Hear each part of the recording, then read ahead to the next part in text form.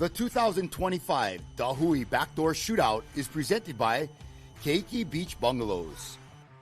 Special mahalos to the members of the Hui o He'enalu and these great sponsors: North Shore Club, White Claw, Hawaii Volcanic Water, Haleiwa Distillery, Saltwater Society, Na Menihuni Umi Kumaono, and Excel Haleiwa. This live broadcast is produced by Zone Media, creators of Ocean Paddler TV, Hawaiian Extreme Sports TV, and In the Zone.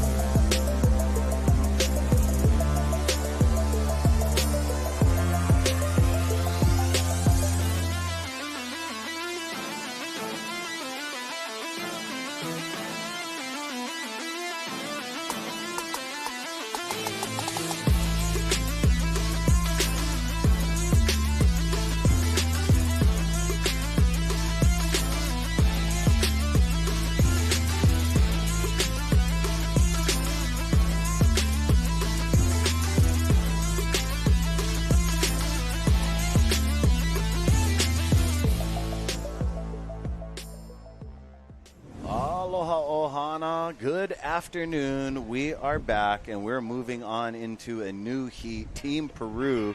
My name is Ezra Rodriguez. Next to me is Isaiah Walker. We're going to see some amazing clips of CMC Media with Brother Chance Oz, Eli Visions, Tomo McPhoto, and T. Tapasoa, along with Brother Blaze. Check it out, gang. But yeah, right now we have the team in the lineup. And Team Peru, Isaiah, Alonso Correa, Joaquin Del Castillo, Crystal Baldical, Gabriel Villarin, Alvaro Maltpartida, and these guys after Sunday, Isaiah, with some big surf, last heat of the day. These guys are looking to get some scores today. Yeah, day one and day two was awesome. It was a little death-defying, though, and pretty rugged. Yeah. And these guys had to battle some rugged conditions, but today we got more calm but beautiful. There they go. Still treacherous to the normal human being. Yeah. And great surf action happening right now.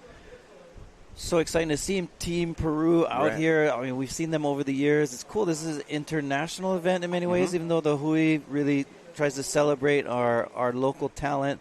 We also have, as you saw this morning, Team Japan. They put in their time. Team Peru. So here we go. Got a rider paddling.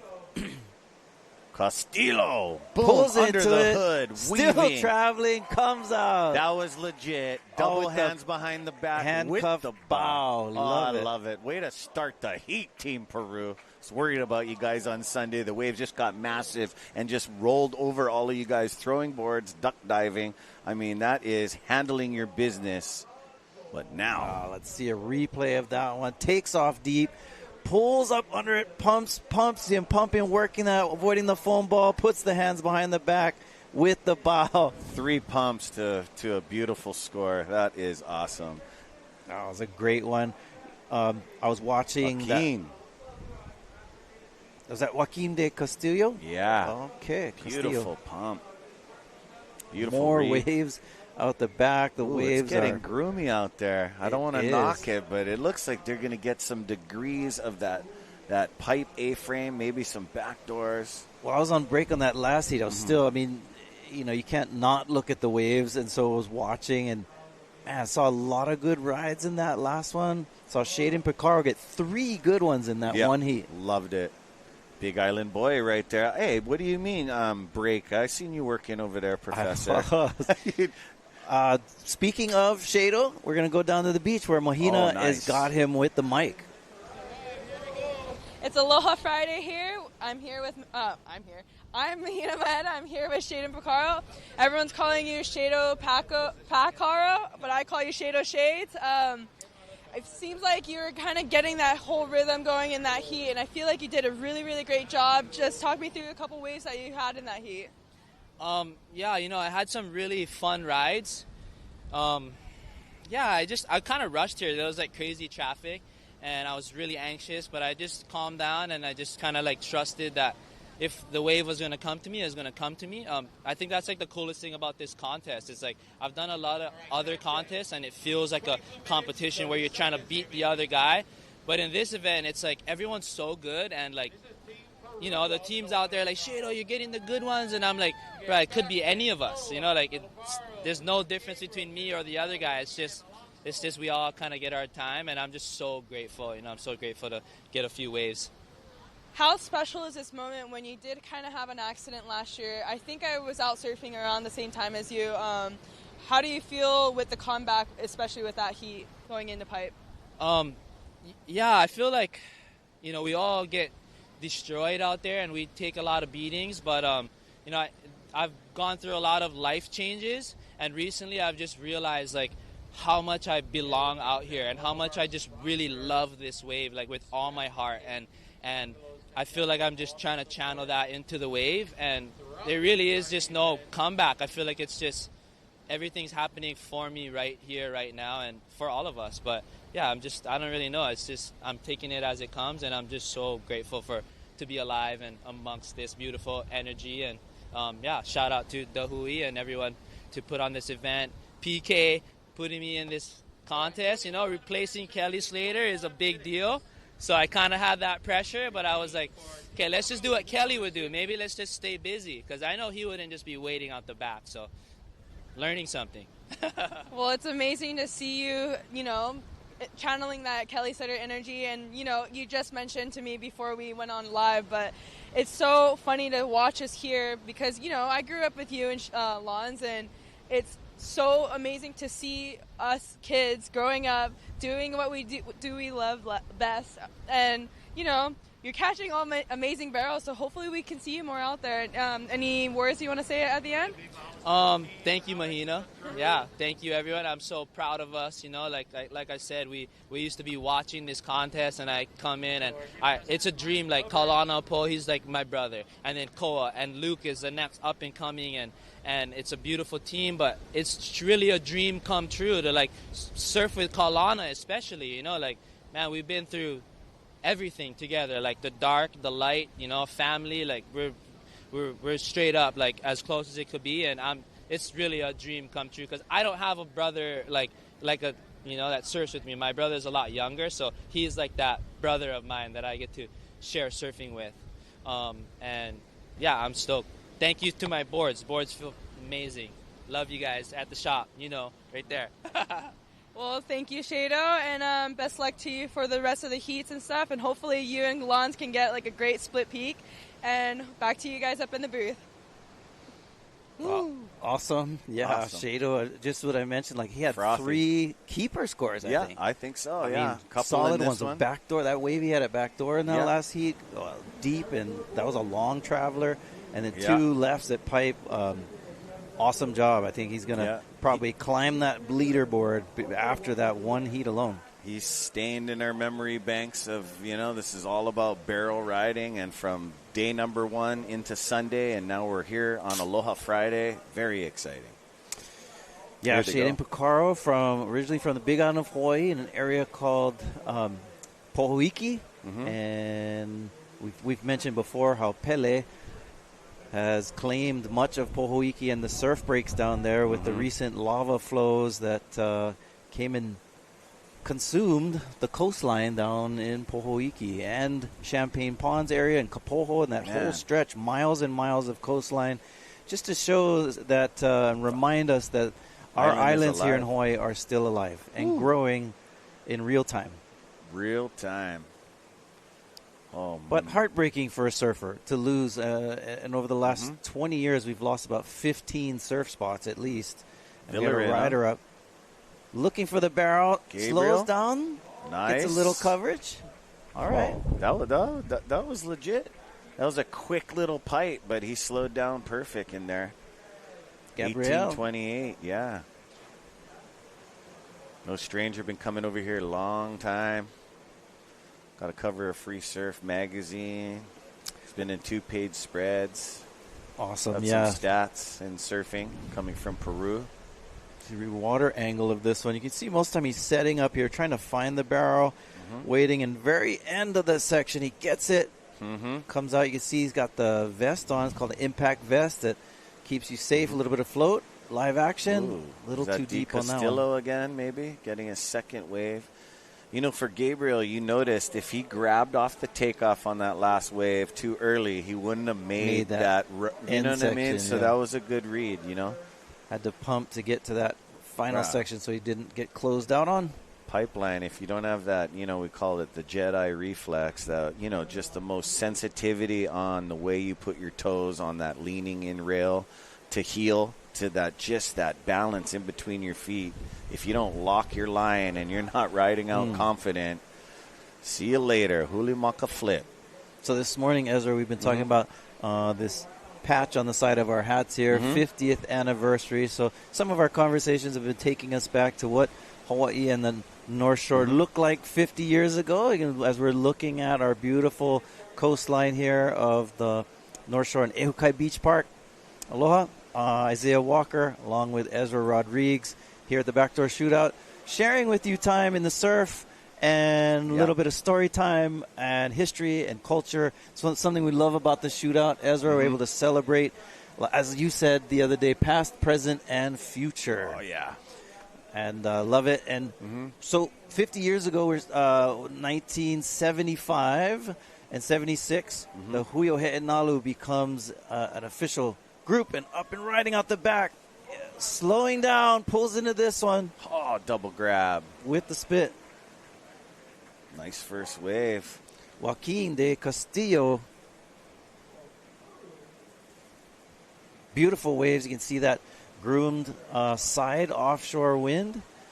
The Kamua'e wind's blowing from the east-northeast. Got a paddler here looking at this. So you see that boil. Sometimes people reference the boiling. It's essentially these, you have the contours at the bottom of the ocean have like these caves and stuff, and oftentimes that air will get pushed up through it and create a boil effect looking. You hear people talking about taking off either on it, behind it, or next to it. There's a few of them, but there's the main one. Yep. And, I mean, people talk about different places as well. See a replay of that last one. Trying to slow down. A little bit of shoulder there. Unable to get super deep, but still making it look easy. Oh, his kick out looked really Tamayo Perry-ish. I was just having a moment. Shout out to Tamayo Perry. I know you're watching over us. This is, you love this wave, and we'll never forget. As these guys let this little inside one go. It's got a foam chamber. Not much scoring capability, but still that beautiful mist. Here we go out the back. Taking off. Looking for a barrel ride. Ends up kicking out. Not much to offer on the end there. Alonzo Correa. Alonzo did have one when we last ran that was a real legit pipe wave. So he has something under his scorecard. But these guys are already Team Peru with their third surf. This is now their fourth. They're looking to, get some big scores on the scorecard. And the way they're getting scored is from a 1 through a 10, 5 being an average score. Anything going above a 5 into the 7s and 8s are going into the good range. And then we have room for 11 and 12. There's their brother from Peru. I believe he's a stand-up athlete from our stand-up Duke specialty event. As you can see, down towards off the wall. So you can see some wind. Interestingly, the flag was blowing downside, so we call that side shore. So it's blowing off the side. But Pipeline it handles that. As you can see right here. If there was any more north in that angle, it would ruin the ruined the surf. The flag looks worse off than the surf. Right. You know what I mean? Sorry, Maui, when it's, windy over here, you guys are laughing at us. Oh, here's a bomb. 1343. These guys would usually spin, but it's steep and tall, and sometimes these guys want to slow down, and they want to cosmetically go underneath the hood of the wave and ride inside the barrel, we call it, the tube, the cavern. Sometimes the cavern of love or the cavern of doom. Pipeline and backdoor is just something amazing, even without the surfers, Isaiah, out there. Just watching it, mind surfing. People come from all around the world and just watch it when nobody's out as well. So 50 years ago, not to just jump right back into the historical timeline here, but 50 years ago was when we were talking a lot about like the advent of the Hui Nalu, voyaging and other things, and what some have termed the Hawaiian Renaissance. But interestingly, surfing was really there was a period called some would call the Hawaiian Renaissance of surfing, took place 70 years earlier. So by the 1970s, when we have this Hawaiian cultural renaissance, surfing is very thriving and popular, and there's a lot of activity. However, at the turn of the 20th century, in the end of the in the early 1900s, some would say that surfing experienced a revitalization. I'm careful with my terminology on this because some have erroneously suggested that surfing died and that it disappeared, in the late 1800s. But we know that's incorrect. But there were definitely fewer people surfing in the early, late 1800s than there were, say, 100 years earlier. So when Captain James Cook arrived in Hawaii in 1778, 1779, he noted that surfing was everywhere, rampant. People on surfboards was everywhere. Was it frowned upon, Australia? No, right? I think. It was. Well, what happens in Hawaii? The reason why there are fewer people surfing in the 1800s than there were in the mid 1800s, primarily because Hawaii was battling with rampant disease, you have the decline of Hawaiian population due to introduced diseases, smallpox, a variety of other ailments, including sexually transmitted diseases and others. So it's a real tough time in Hawaii for the population to be able to recover from a lot of those ailments, health ailments. But nonetheless, people are still surfing. And especially in the early 1900s, you have a group of surfers in Waikiki that start to really popularize the sport. And that's where people would refer to that time period as this revitalization of surfing culture and surfing activity. And with the likes of the Kahanamoku brothers, the Kaupiko brothers and family, there were several others. George Freeth, who was Hapa Haole, meaning he was part Hawaiian, a mix of Hawaiian and Haole, was one of the early surfers at that time. Duty Miller, the Keawe Mahis, and the Kahanamokus, and all these Hawaiians in Waikiki started to really, revitalize the culture of surfing in Waikiki. And from there, it kind of grew into this really famous, popular sport. And now we have, famous, popular surfers right here. Billy Kemper from Maui. Last year's champion. He's getting ready, checking in with my second dad, Manny DeSoto, right there from Makaha Beach. Make sure you guys check in with him. This is a jerseyless contest, but you must check in. Make sure you guys are there. So there he goes down the infamous Chandler Legacy steps. Yeah, Billy Kemper does good in all sizes of surf. I mean, he's won events at Peahi on Maui. He's accomplished surfer in the big waves and in the smaller stuff, and has definitely had a strong showing at Pipeline over the years at the Backdoor Shootout. So then this group of Hawaiian surfers, some of them were, they had clubs that they would refer to themselves as the Moana Gang or the Hui Nalu Club. Oh, they were right in front of the Moana. Right in this front of is the like Moana. The just of becoming the Waikiki Beach Boys. Right. Yep. And Duke Hanamoku is a young man, a teenager in this time period. 1905, 1906. You have these group of people I'm referring to that started to really thrive in Waikiki with canoe surfing, surfing and tandem, and starting to hang out and have a good time. And right around that time, you have an increase of visitors coming to the islands on these steamships. One of the more popular ones called the Lure Line, and others. And they'll come to Hawaii and hang out in Waikiki. And these surfers put basically surfing on the map as visitors would come, and then you'd get photographs and eventually video clips, and then they became these local celebrities, like these icons, and the likes of Duka Hanamoku, who went out and really taught us how it's done. Now this man here, JOB, has taught us how it's done at Pipeline, both lefts and rights. Staying psyched. Always a fun character to watch. Woo.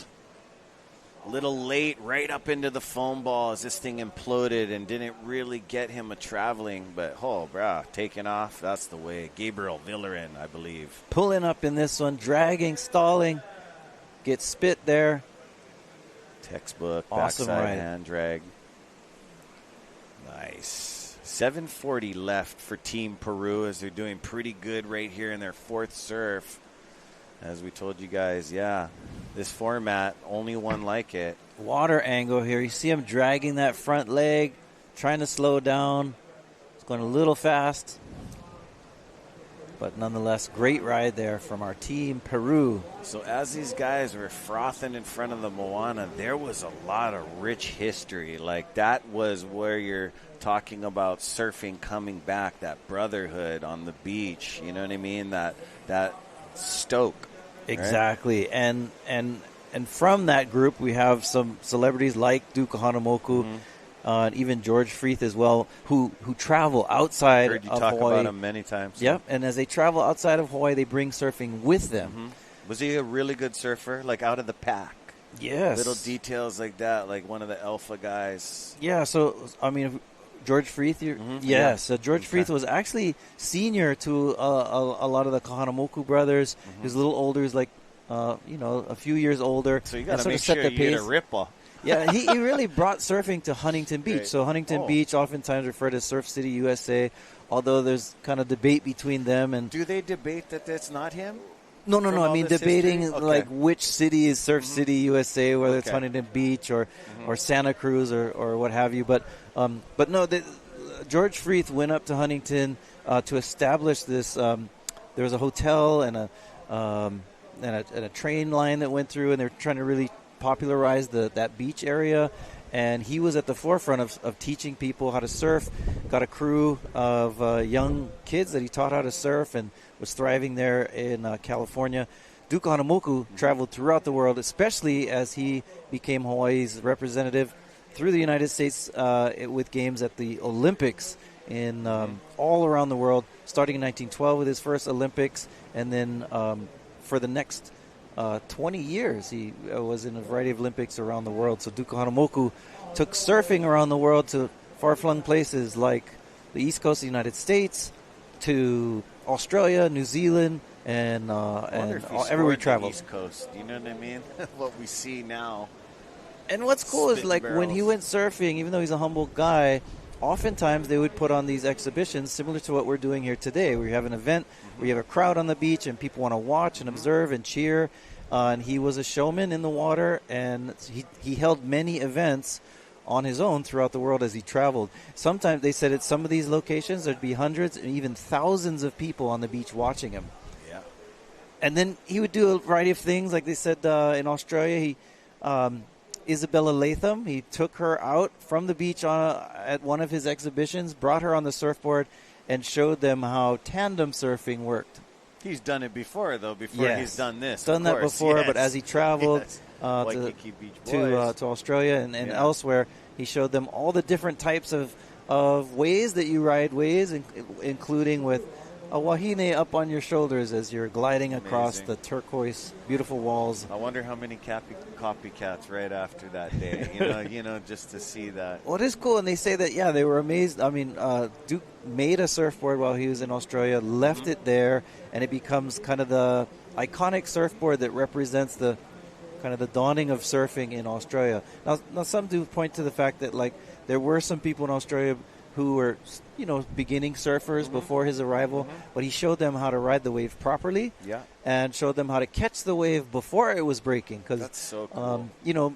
When you don't know how to surf it, and maybe when you're first learning, you ride what's called the whitewash, where when what we're looking at here on the screen, this white water is foaming, you try and like jump into it and let it push you. But as we know, the better way of catching waves is as it's breaking, as we're seeing our professionals out here today at the Backdoor Shootout, catching the waves as and right before it breaks, so you can ride much faster and control your speed and glide and flow on what we call the face of the wave. Oh, they're getting some sets too now. I mean, one set coming in particular, maybe a 4-pack. We also have a squall coming through. There's going to manage this wind and rain in the barrel. Gets covered. Joaquin, I believe. Alonso Correa. Okay, Alonso got the helmet. He's already got 3 waves. That one's not going to be a keeper. Here's another one. Stalling, dragging, pulling in, staying in it. Oh, that was legit. Comes out. That's Joaquin de Castello. Oh, Cristobal.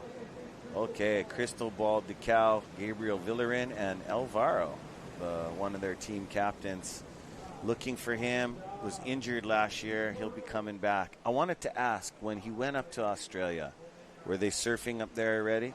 That's what I was saying.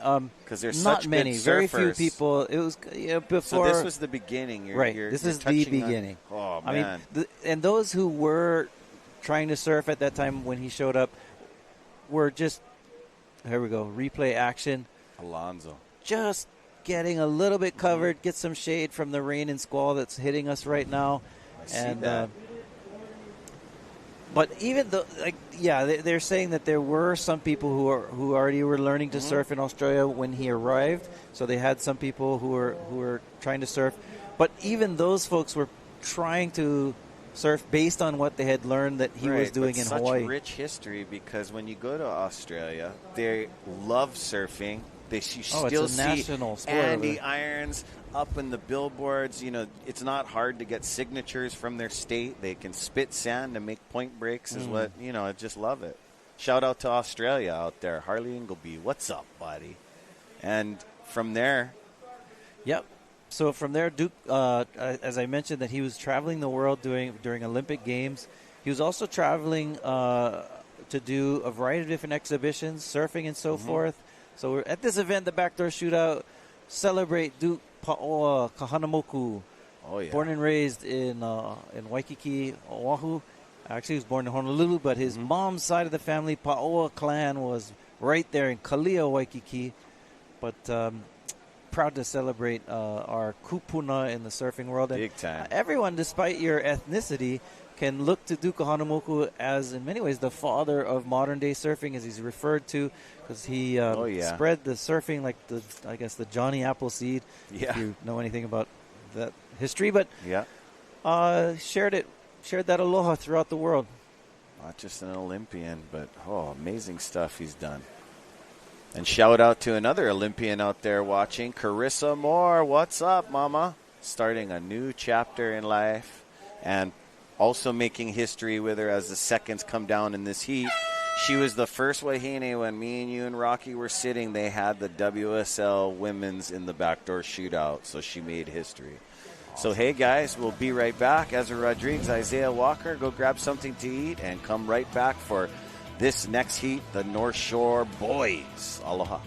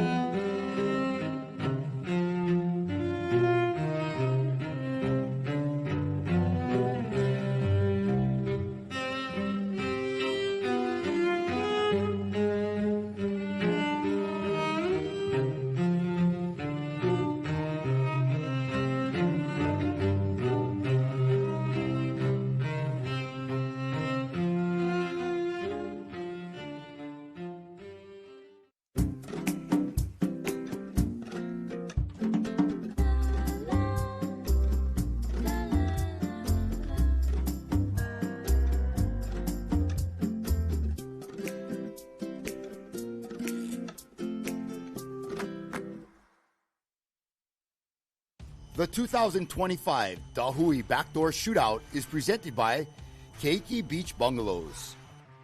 Special mahalos to the members of the Hui Oahu and these great sponsors: North Shore Club, White Claw, Hawaii Volcanic Water, Haleiwa Distillery, Saltwater Society, Na Menihuni Umi Kumaono, and Excel Haleiwa. This live broadcast is produced by Zone Media, creators of Ocean Paddler TV, Hawaiian Extreme Sports TV, and In the Zone.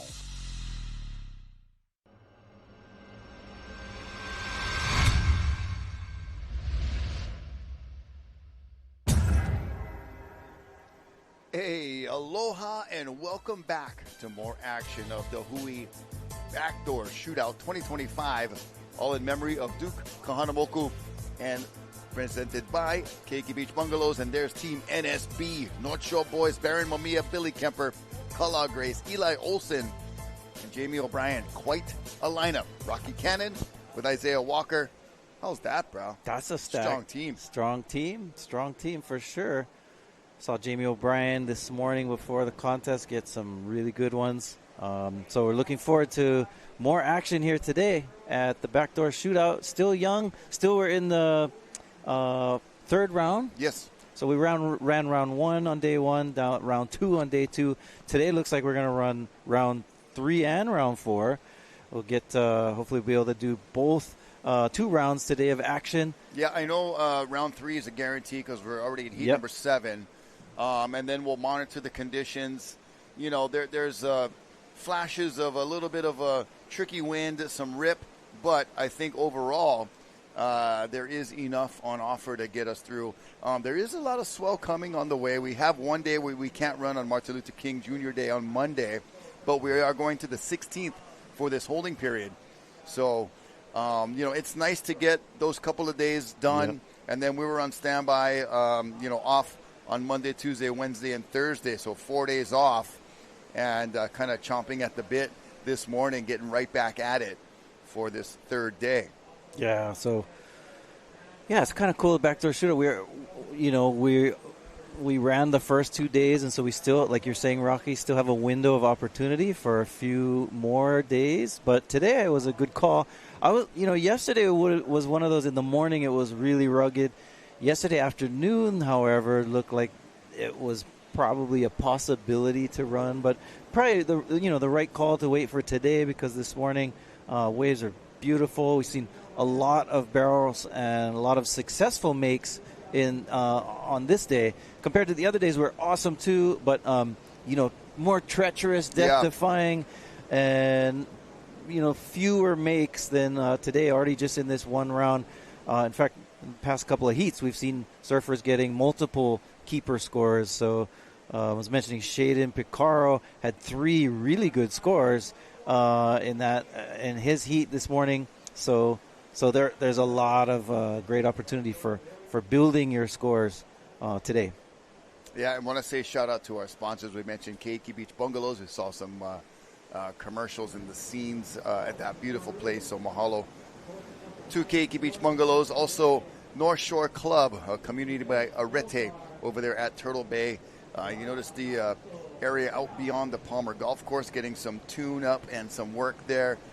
They're removing a lot of invasive species and going to replace them with native plants. I got to give a shout-out to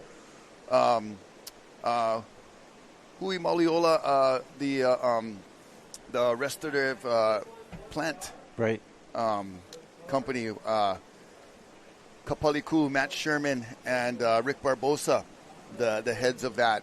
And they've done a really good job at Turtle Bay as a whole, replacing, when you do projects these days, you have a quota now. You need to replace with native plants. And they went above and beyond that number. So Rick and Matt, you guys, mahalo. And they're doing lots of good work over there for the North Shore Club. No, it's cool. And, I've learned a lot lately that as you restore certain ecosystems, then it becomes a synergy amongst the different endangered and endemic plants, and as they like to thrive together, And so it's cool to see, especially, and our coastline needs it too, because oftentimes when you rip the coastline of the, native species of plant life and stuff, it contributes to erosion and other types of things. Yeah. So right on. And mahalo to White Claw.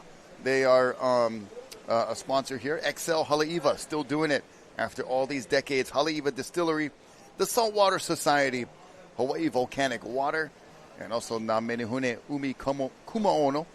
And Hawaiian Water Patrol, obviously, always involved. And Dr. Leland Dow and our folks on the beach, our medical team. And Brother Jeremy Rice, owner of Flow Performance Medicine and athletic trainer. He's on site right downstairs here at the Volcom House, providing some care as well. So thank you to all of our supporters and sponsors. Zone Media, of course, bringing you this epic broadcast along with Spectrum Surf Channel.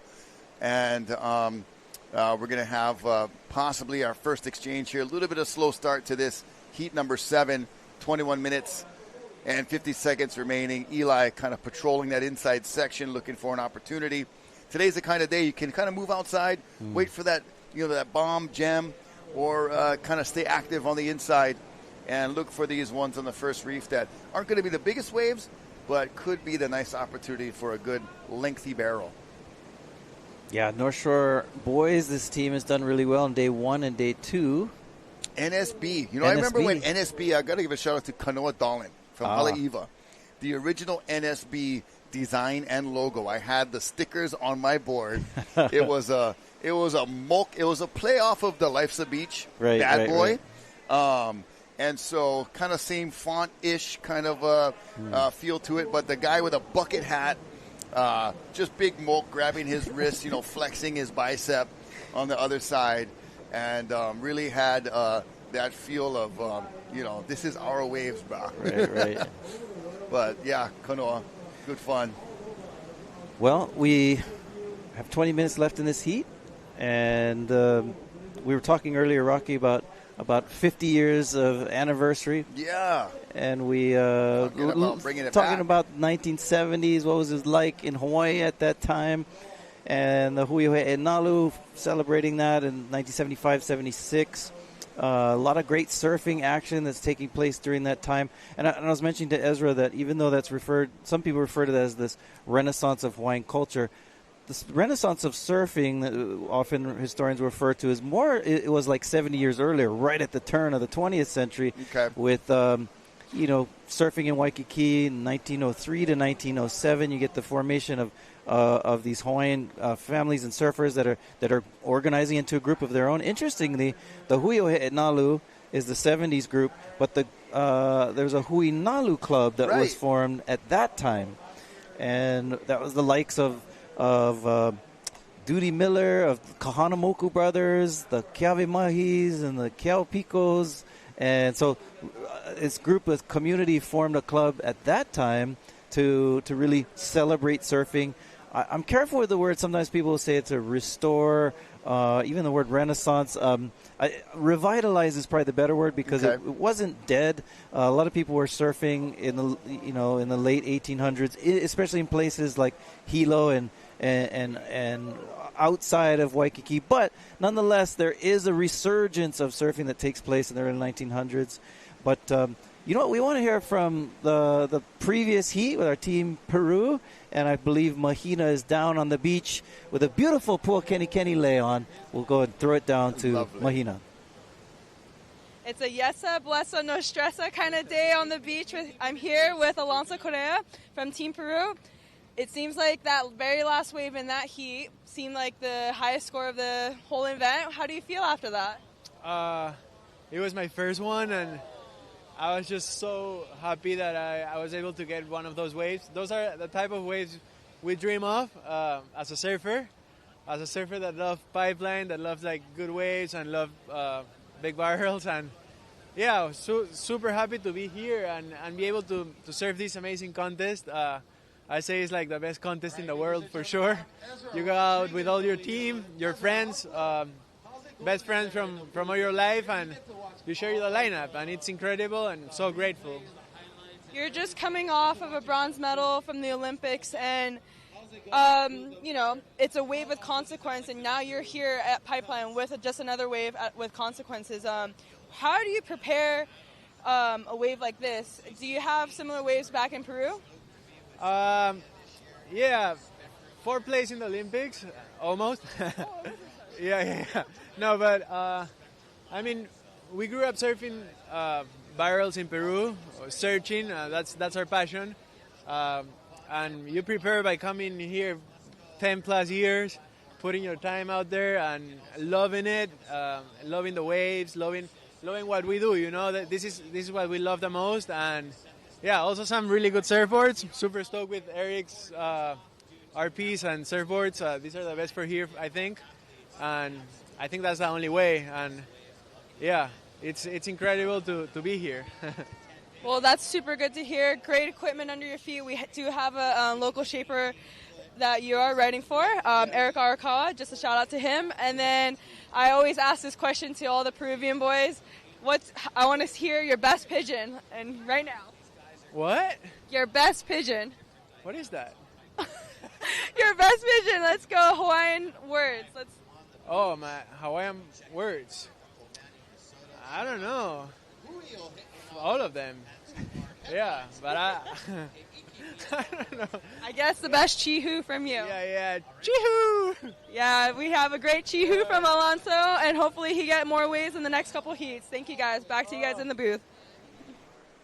All right, thank you, Mahina. Mahalo, Mahina. And Alonso Correa, my nickname for him, could be maybe pick your Peruvian adult beverage of choice, but a shot of Zoco. Zoco. Man, that's like almost like So Glow. But Alonso Correa, Zoco, that was a shot of a nice pipe barrel. Good job. Well done. And Peru has lineage or has some kind of a connection as we watch Billy Kemper connecting with this pipe wave, defending champion. Beautiful work. And he does it well. Woo. A little backwash speed bump coming out, too, and hangs on. What a great ride for Billy Kemper. But there's, these crafts that they used to ride in Peru, I believe, that were kind of sometimes maybe historians were debating who the first surfers were, but J.O.B. we get no doubt and no debate of who that surfer is. That's J.O.B. All right. Well, that heat was kind of slow to start, but we just kicked off the fireworks in that set. Yeah, that was fuse was just waiting to be lit, and popping off was Billy Kemper and Jamie O'Brien. But you were talking about as we watch the replay of Billy. I like his ability to come around, be patient. The ability right there, ability. Billy Kemper with the ability. Oh, J.O.B. riding that rodeo down the face, then pulls in the spit, like makes him disappear and reemerges. It's like the bucking bronco bucks you off and then spits on you after. Like, oh, thanks a lot. But that was a great ride from Jamie. Not as deep as we're used to seeing him get, but that wave just had just a really nasty, thick lip on it that looked almost impossible to make as far as the drop. Yeah, which he pulled no problem. And we know he's one of the best at like taking off under the lip and falling, literally free falling onto the wave, like body surf almost. Your whole body's on the water and then it bounces him back up, and he's able to slow down and be right in the right spot. So he's the best of the best. Yeah. Jamie O'Brien is respected as one who's definitely a master here at Pipeline. So much so that he lives right here, right behind his house, right here on the beach. And he is one of our kind of pipe trifecta. Triple pipe winners when you talk about the Masters, the Pro, and the Shootout. Right. So one of those surfers being able to accomplish that. And it would be cool at some point to get, just the folks who have been able to do that. Of course, the Shootout starting in 96. So a lot of our, surfers prior wouldn't have that opportunity. But I believe Slater's done it. I believe John has done it. J.O.B., of course. And, Yeah, probably more. Speaking of trifecta, John, J.O.B., and Kelly Slater definitely have the accolades for this wave to show for sure. And then getting back to our discussion prior to the interview with Zoko was the different clubs, and how surfing was still practiced. I know I read in some history books, and you even reference a book by Ben Finney with a little bit of a misleading title, but more of a catchy title. So watch Billy Kemper now at backdoor, so BK going backdoor just for a quick, slightly underneath, not really barreled, but just to feel out kind of backdoor wave. That, there were times surfboards were like converted to like school tables, and like how they would, outlaw certain things or frown upon certain things. But surfing was always being performed, but maybe just not at the same levels all the time. Yeah, so it did. There wasn't. I was talking with Ezra. A lot of it had to do with the struggles in the Hawaiian community in the mid 1800s of disease that was running rampant throughout the islands and the depopulation, and that contributed, of course. Like I always talk about, one of the reasons why surfing was thriving in ancient times was because the Ahupua'a system. You had a healthy ecosystem, but during the 1800s, things weren't so healthy as far as a lot of the introduced diseases and ailments that made it difficult for society to be thriving enough for everyone to be hanging out, spending time in the ocean.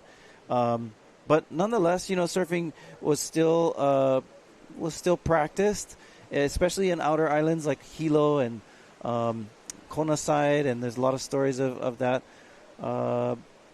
But yeah, certainly and also, as you referenced to, there was some frowning on it. I mentioned earlier how when the first Westerners came to Hawaii, they'd noted that Hawaiian women were very active in sports and in society and things of that sort. But eventually, Hawaii starts to adopt a bit more new cultural norms with the advent of Christianity and other Western norms and social customs. So you definitely saw fewer women surfing at that point. Although in the early 1900s with the Hui Club, and you can see photos of them, there were women surfing in their clubs at that time. Yeah. So you did have quite a bit of change, and in that time period. We do have highlights from Team NSB that was from day one and day two, and we'll check those out while we wait for live action. And that looked like Billy Kemper straight off the grab and getting a nice one. Oh, sorry, that's Eli Olsen. That was amazing double up. I've seen that one on a lot of the replays and Instagrams. Yeah, Kala Grace getting some action and almost able to make it out of that one, but not quite. There's Billy on a beautiful grab. Sometimes in a flash of a moment, Eli and Billy have similar styles with a high five action there from the second reef. J.O.B. just playing with it. There's Eli Olsen, and there's a nice technique there, getting under the hook. And then this wave was the one he did everything right. There was just so much going on. This one didn't allow him to stand up until at the bottom of the wave to still have the wherewithal and skill to get in a meaningful position. Was just a very impressive in itself. Could your body do that? No. Yeah.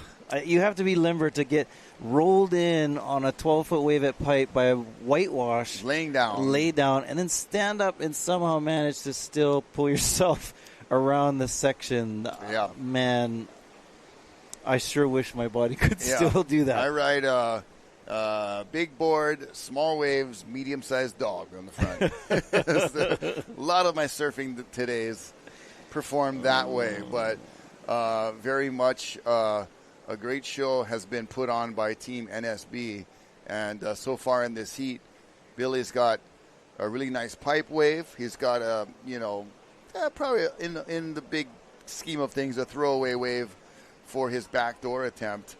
But have yet to see from the other. Saw Jamie O'Brien on a pretty sick pipe wave, just not as deep as he's used to getting. Plenty of time. 8 minutes for this to happen for Team NSB. You know, you were talking earlier about Arete, and the coastal, projects of restoring native plants and protecting our coastline. I want to, take us back to even before 1970, 1960s. You had a group of surfers that were doing similar things where they're protecting Hawaii's coastline and preserving surf spots. And this group was called Save Our Surf, formed by a Juilliard graduate. Juilliard is one of the top musical schools in the world. And he was the son of famous artists in Honolulu, and a guy named boy, my mind is just had a long morning already. I'll remember it in a second. John Kelly, excuse me. Okay. Yep. So John Kelly grows up in Waikiki and in town, and ends up surfing with a lot of Waikiki Beach Boys as a young man, and has a love for surfing, and then goes on to school at Juilliard. He was also worked as a lifeguard on December 7, 1941, when Pearl Harbor was bombed.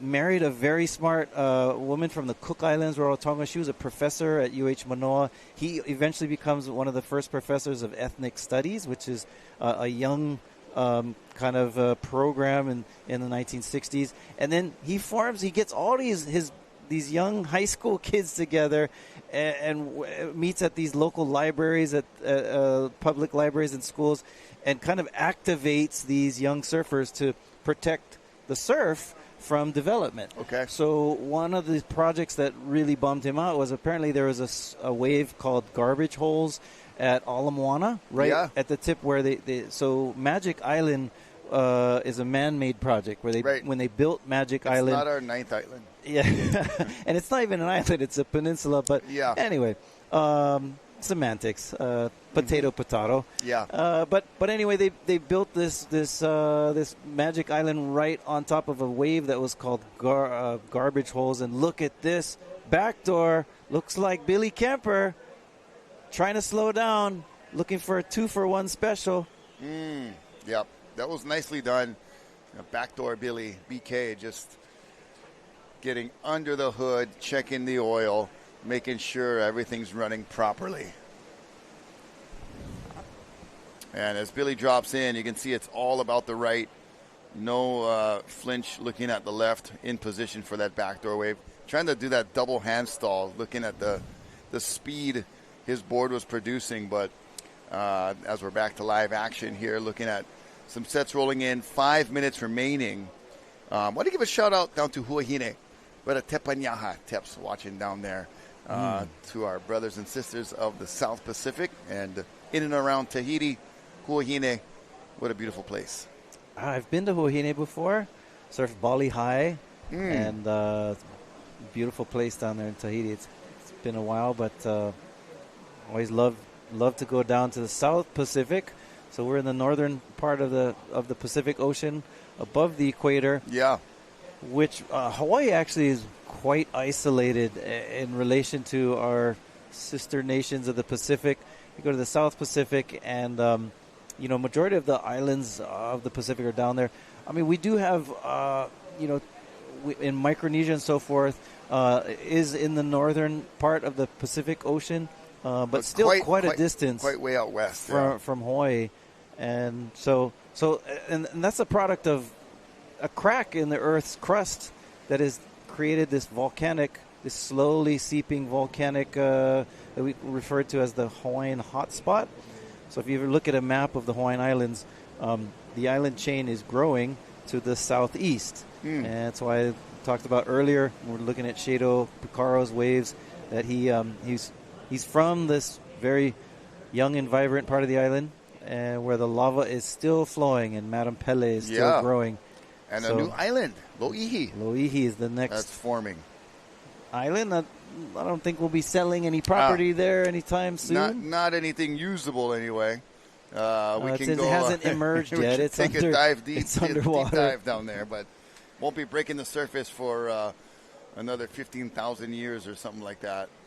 And but it's beautiful to go to Volcanoes National Park Yeah. and check out Halemaumau and Kilauea Crater. And if you haven't had a chance to check out those spots, I encourage you to do so. It's a beautiful place, and show some respect while you're there. It's a very sacred area for a lot of our native populations. I know a lot of, I think of Kekuhi and some of the halau there that perform a lot of their hula that recognizes the mana and the power of that part of the island, and the pele and the lava that emerges on the southern part of Big Island.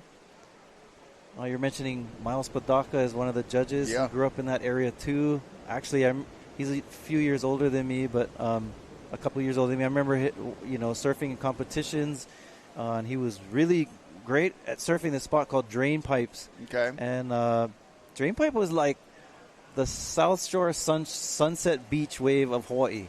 Okay. It didn't get as big as Sunset, but nonetheless, it'd be 6'8", sometimes bigger surf with the south swell. It definitely, if Oahu was 6 feet on a south swell, it was bigger there. It was the first place to get the brunt of the swell, and it was a beautiful place. I was fortunate and blessed to be able to surf Kalapana and Pohoiki as a young man, because today neither of those places exist as far as waves concerned. The new flow of lava has covered and changed the topography a lot. Cliff Capono did a special with weird waves. You've checked that one out, where it shows you, and it gives kind of the story there of Kalapana, or not of of Pohoiki. Kalapana was taken a decade before, right? So our surf options on the Big Island have diminished. As the island grows, the surf options diminish. Go juggle me, riddle me that. But nonetheless, fascinating things to learn from each and every one of our islands. And, of course, if you come here to Oahu, make sure you book a stay either at Keiki Beach Bungalows right here down the road, which is a beautiful place. And that will be your first choice, because it is just like staying at a friend's house.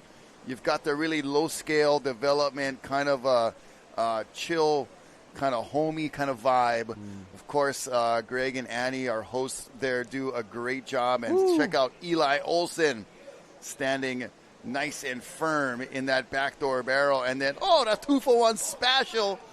The second one, not as big of a helping of a serving as the first, but it's kind of like, Thanksgiving time, you go at everything on your plate for that opening barrel, and then you come out, you whack down, and then you go back in. The turkey was good, maybe some stuffing, and only small kind gravy. We're going to take a short commercial break as we watch Eli come in from his third round heat. We'll be right back with more the Hui BackDoor Shootout action after these messages. Stay tuned.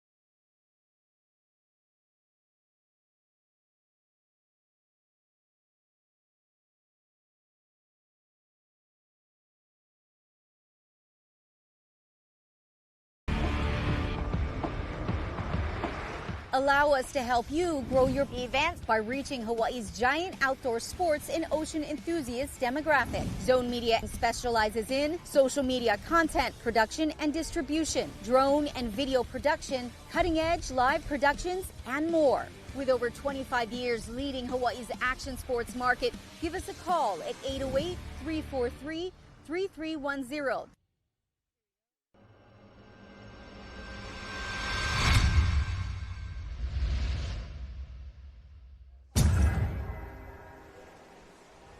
And just like that, We are back, giving you drone footage flying over Kamehameha Highway and over JOB's house right there. Nice solar panels, getting the sun energy, and snapped 5, trying to just harness this last heat energy right here of round number 3. Mason Ho, Benji Brandt, Josh Moniz, Clay Marzo, and Parker Coffin. Rounding out Team Snapped 5. Shout-outs to Logan, Chucky, Julian. Been doing it for decades, my brother. And another star-studded cast of players to round out Team Snap 5. This is our last heat of round 3, Isaiah. And we were just peeking over our shoulder. We're at the second story of the Volcom House. Impossible not to enjoy the view behind us, but we're focused on the screen that you all are watching, whether it's a Spectrum Surf channel, on the YouTube channel of Zone Media and Island Paddler TV, or on thehui.com, wherever you might be tuning in and watching from. We welcome and say mahalo to you as we're just in the first moments of this Heat 8 of round 3. But the wind, trade winds was the forecast. I saw a report of east, northeast, but this wind, as it looks now, has a little more hint of north than we would expect. But as we see, pipeline still very resilient with Benji Brandt opening up. That is true. It's got a little northeast angle to it, but it's weird because when I stand up and I look, and even with these camera shots where you're looking out on the North Shore, it looks kind of windy and choppy, but every wave that you're seeing ridden here looks pretty smooth. Right. So we'll see a replay here. I believe this was Clay Marzo, actually. Excuse me. Yep, I stand corrected. And Captain Clay pulls in, pulls out, and man, this team snapped 5. They've won this event before. Yeah. They've got a bunch of characters on their team, from Mason Ho to, as we just saw, Clay Marzo and so many others who have such personality. Now, my wife always is surprised. She's like, we'll watch somebody surf, like, how do you know who that is? Like, you can't see their face. Yeah. Like, how do you know? Every surfer has, a unique approach and style, the way their posture is, their hands are held and so forth, but some more than others. Some have, this is my own personal philosophy, but I believe that some of the best surfers are ones that people imitate rather than they're trying to imitate someone else. Yeah. So there's some people that definitely have a distinctive style. Right. And a lot of these are Mason Ho, for example, and the whole family has definitely this certain style. But anyway, speaking of style, we've got a stylish surfer down on the beach with Mahina. Again, notice the beautiful Puakeni lay on Mahina, and we're going to throw it down to her and Billy Kemper from that last heat. Aloha, guys. Mahina here with Billy Kemper. You just mentioned that this heat was basically the start of the event for you. I know the last couple of days was really tough, so can you kind of just run me down through that last heat? Yeah, I mean, we had a couple wild days, and that's what this event represents. It's not just perfection. It's a waterman event. You got to really earn it, and today we're blessed with some east winds. We got lefts, we got rights. There's plenty of different waves, north swell, west swell, and yeah, I didn't have anything on the board, and last year winning this event, I was so grateful that I just wanted to get to work and get some scores on the board. I found the left, found the low right, and just moving forward. My body feels good, my family's here, and just stoked. Beautiful day, bunch of fans on a tiny eroded beach enjoying a beautiful show. So you are no stranger to big waves, obviously. You have a quite wide range of boards. You are riding guns, you're riding shorter boards, you're riding, those beater boards and stuff with your kids. Can you explain to me what's your equipment for today? Yeah, I've rode 3 totally different boards over the last few days, actually 4 days. I went from chocolates with my kids to Jaws to yesterday, way too big Haleiwa. Today I'm on a 6'8" Glenpang. This is actually a step deck. It's similar to my Jaws boards, but a lot more refined and smaller, and it's not perfect pipeline, and when it's not perfect, I like having a little bit more foam to move around in the lineup, and there's no priority in this event. We are all friends, but when we do go to the lineup, I mean, it's who wants to win it the most, and you got to be hungry, and you got to position yourself for those waves. So went with a little more foam, and it worked great for me. I was stoked, got a few rides on the board, and looking forward to the next round. Well, that's super good to hear, and the board looks amazing. Well, best wishes, and hopefully you get more barrels in the next couple heats. And back to you guys. Thank you. Aloha. Thank you, Mahina. Mahalo. And I can smell that pu'ukene from here. Fragrant, the bugger. Sorry, I keep making reference to it. It's one of my other old man pastimes lately. Is I made that lei, and I'm kind of obsessed with my pu'ukene leis. And we got a taste of your lilikoi butter the other day, bringing bananas from the home garden. Dr. Isaiah Walker, talk about Renaissance man over here. Oh, it just means I'm getting old and picking up old people hobbies.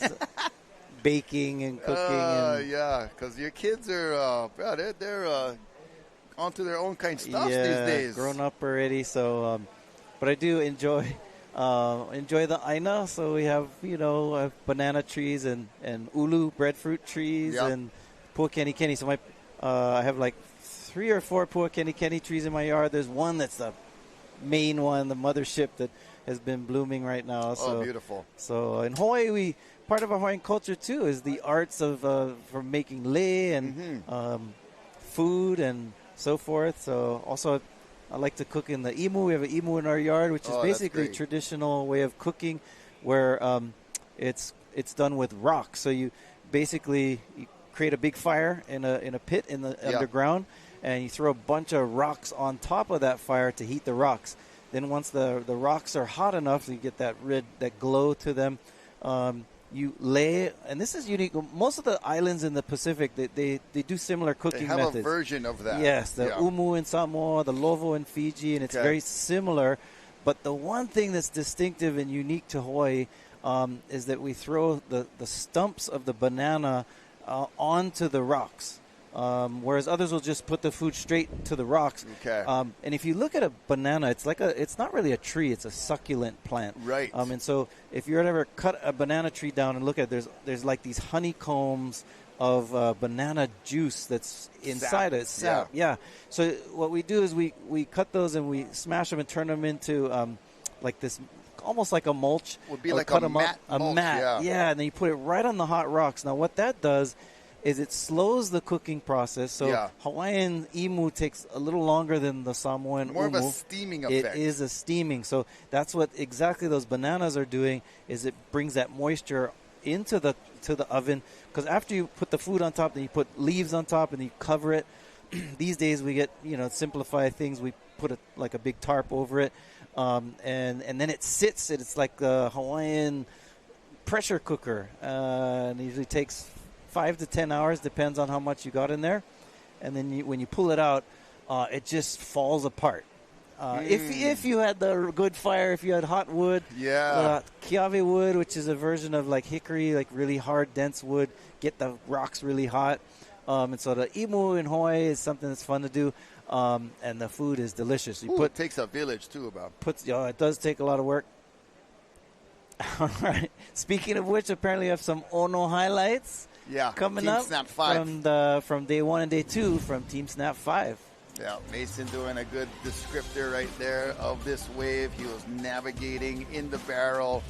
The Mason Ho Fro Show. I love this part. This was day 1 when the surf was rising. And it had these really cool double up sections that we're watching.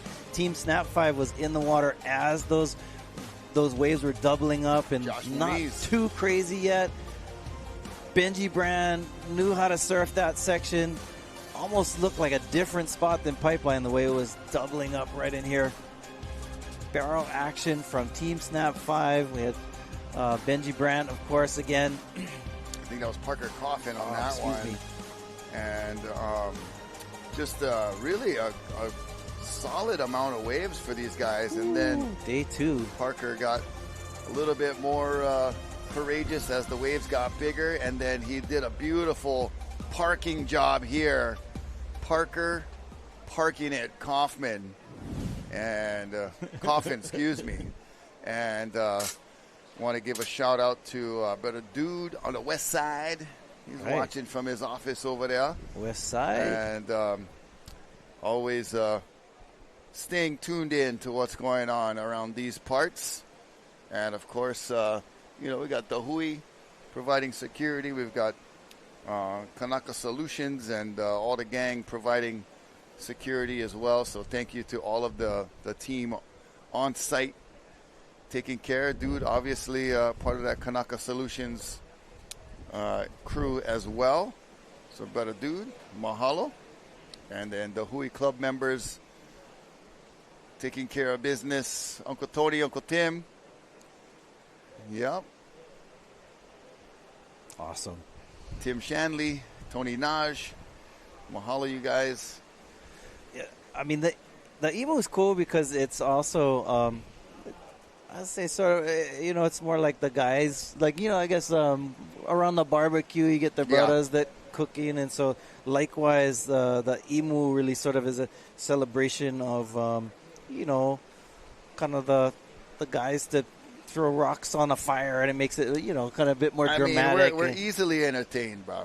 Us Kanakas, us boys, us Kanes, doesn't take much. Ooh, fire! Yeah. Like cavemen still. Yeah, we're totally just cavemen.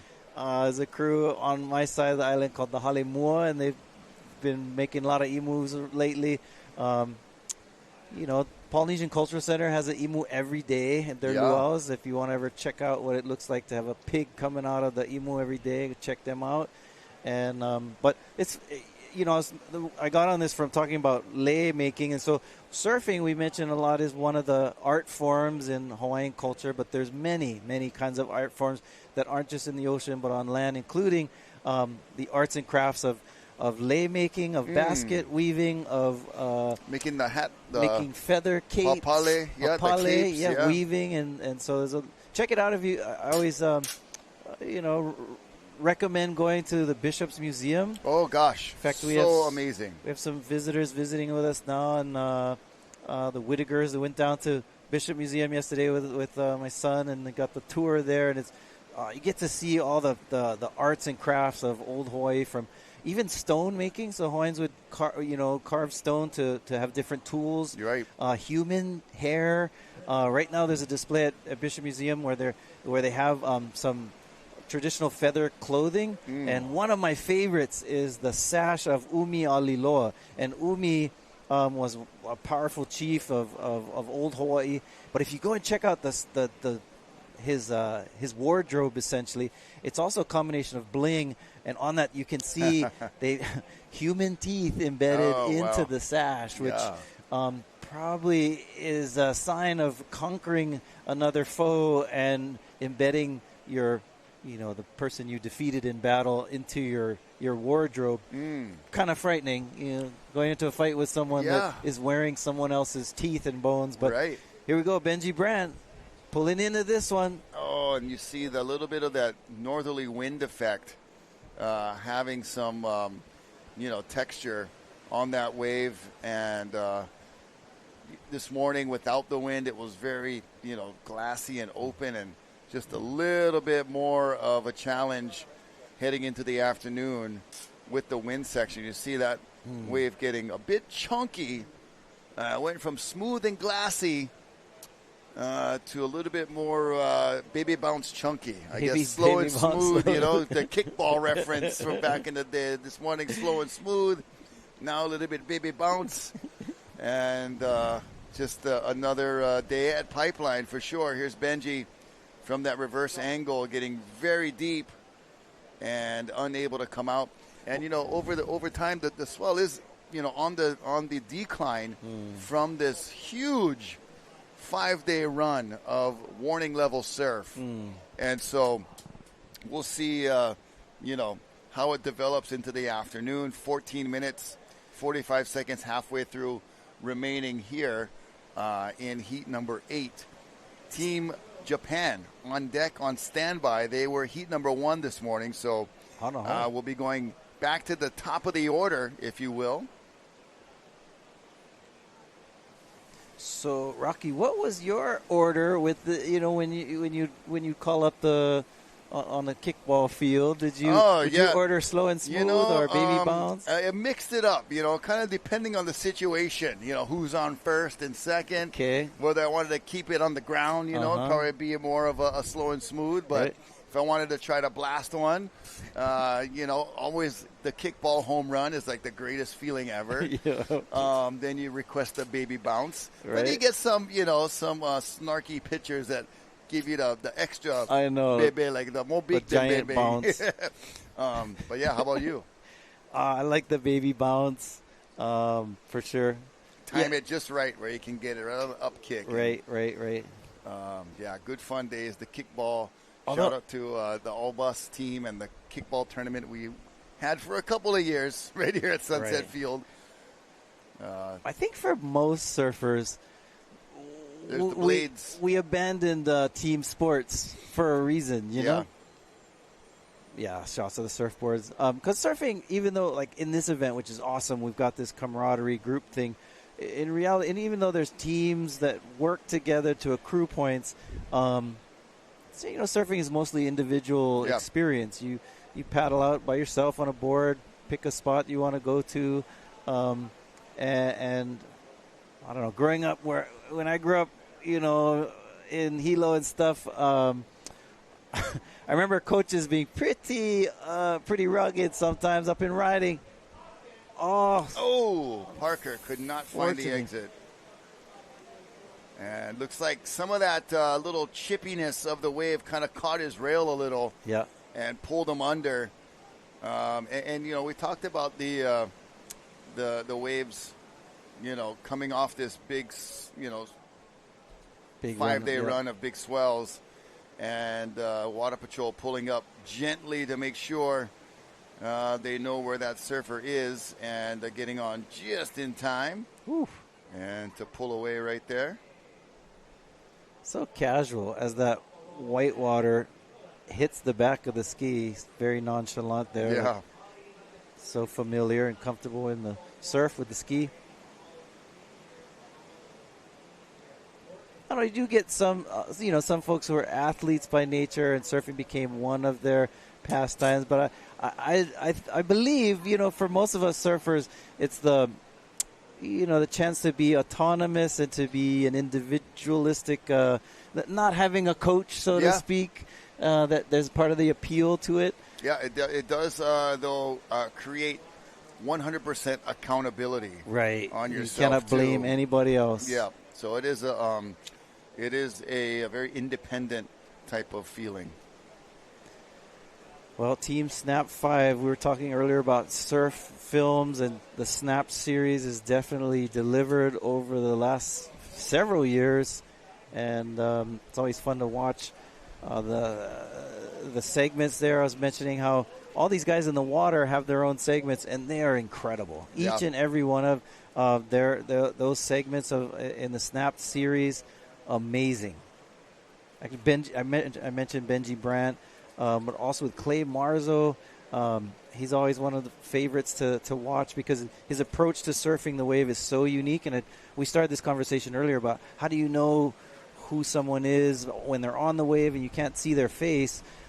These guys, and Clay Marzo is definitely one of them, has such his own technique and style and approach to riding waves that as soon as you see him on the wave, it's clear and apparent that it is Clay Marzo. The way he barrel rides, we talked about how he does a layback on his outside rail while going frontside. How's that body surf camera action right there? That's pretty talented too. Yes, it is. Awesome. We're going to queue up a little love and replay for one of our camera folks. Stroking into a nice little fun body surf wave. Looks like he's got his camera on the end of a stick as his lead, and negotiating that one quite well. I got to say it's a good score. I mean, do you have any? I mean, we talked about Wave Warriors as a surf film series. Yeah. Any other videos or films that you enjoyed? You got to always, give props to the Billabong crew. and the things they were putting out, and then the Taylor Steele, Right. momentum series that really was during a time when you had to hunt for surfing on TV. Yes. 3 in the morning, way after it happened, some contest might be on, and the results have been out for months, so already, but you just want to watch. Yep. But yeah, those kinds of ones are put out, and then I was watching a Liam McNamara production of the Hawaii 9-1, 9-2, Hawaii 0-1 series, and then Jimmy Berlin from Haleiwa used to put out a couple cool videos too that were narrated, and I believe there was so much cool things to be filmed, and then there was a big space for it, and now like the content is just endless, Yes. right? But I find myself nostalgically going back on YouTube to those older stuffs, and just remembering kind of where you were, what you were doing, the age you were when you first saw this wave of Davy Cantrell or Pick Your Name or Spot, Did you? Are you old enough to remember going to the theater and watching surf films? I just remember watching Surfers the movie Right. in the theater, but not before that. So I remember when I was young, went to some of these, was it board stories, and a bunch of these older movies, which was interesting, because it usually had narration, it had a little bit of a story, someone talking through it. But I remember going into the old Hilo High School auditorium, watching my first surf movie as like a 10-year-old, and everyone in the theater was hooting and hollering. Right. No, that's how it was. When you had surfing on a big screen, it was like the stoke just permeated through the screen. Because we're spoiled today, like you said. Like we're overwhelmed almost with so much of the content. But check it out. We got a lot of spectators. Yep, our beach crowd. There's us and the little blacked out deck area of the Volcom House, right above the Derek Ho King of Pipeline poster at the right-of-way.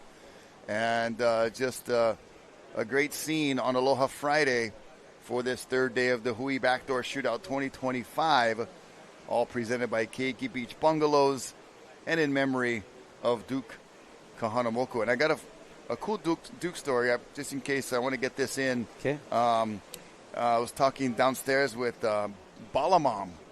Balamom? Wait, is she back? Auntie Mary is here, yeah. And so sharing some stories of Duke visiting New York and Jones State Beach up there. Okay. And spending time with the neighborhood, doing, swimming and surfing and all of that. And actually, one of her neighbors in that time where she grew up has these letters handwritten from Duke. Oh, my gosh. And Duke gave him a pair of shorts, I think, that they still have. Holy cow. Which is so amazing. And her one of her friends remembers, like her dad getting letters from Duke, getting visits, and then they would, all gather around for spaghetti dinner. That was like the main entree of choice way back when. But, this was, early days in New York. So, Auntie Mary, thank you for those cool stories and memoirs that we're, still enjoying and passing around today as we watch Clay Marzo somehow get in there. That was as sneaky as you could be. I mean, talk about sneaking in the back door. Totally. That bugger never make one sound, bro. Mom and Dad don't even have a clue where you was. Yeah. No, that was incredible. And I mentioned earlier how he approaches the wave very differently. We'll watch a replay of this. Look his stance. Like, he's drop kneeing, just gets under there, makes it look so casual, but, man, just almost took his head off. Yeah. Came out of the barrel nice and smooth.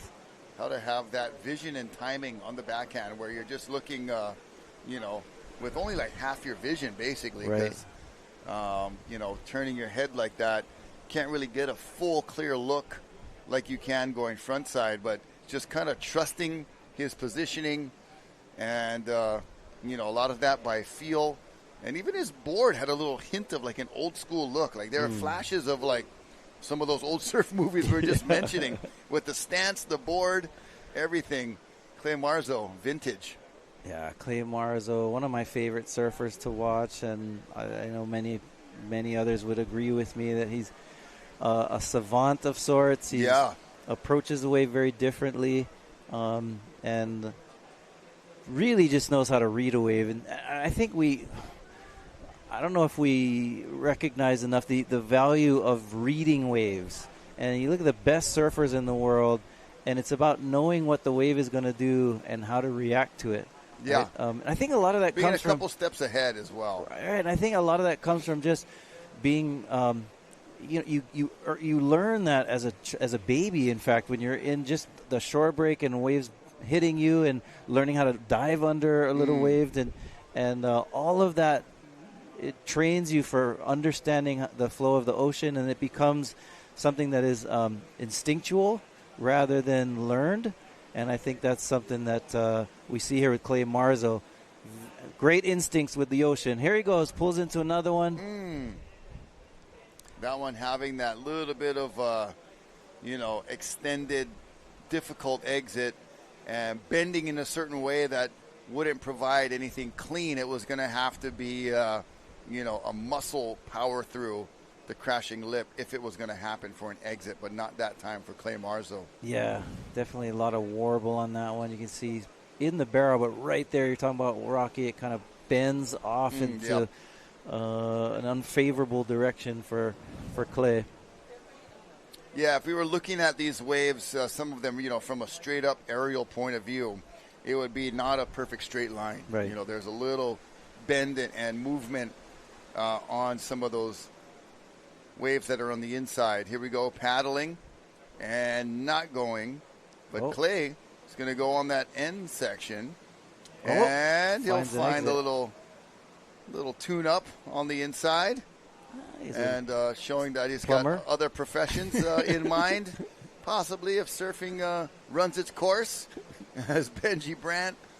It's a lot of Elemu, not local. Yeah, a lot of fun you could have with that shot right there. Get your quarters. 1 minute, 50 seconds remaining. We're just cutting loose a little bit. At the end of round 3, 1 minute, 45 seconds remaining for Team Snaps 5, heat number 8 of round 3. And we have our Team Japan coming up next, and we have one of our surfers that will soon be joining us to help with some spotting. But Clay Marzo surviving some of the chandeliers right there, and live action, staying busy to bugger. And maybe ordered his shorts one size too big on purpose. Who knows? He's the savant in many ways. For sure. We got back-to-back. Clay has been keeping busy here. Now, Clay Marzo is from Maui. Take a shot of the replay of what we missed. The second one. Look at that style, standing tall. Gosh. Not a long barrel, but a fun one. And Clay grew up on Maui, a windy part of the windy island. Yeah. And is no stranger to these types of winds. Yeah, that was the end of heat number 8. So we'll take a short break and be back with potentially the start of round 4. We'll keep you posted. Stay tuned. The Hui BackDoor Shootout, back in a moment.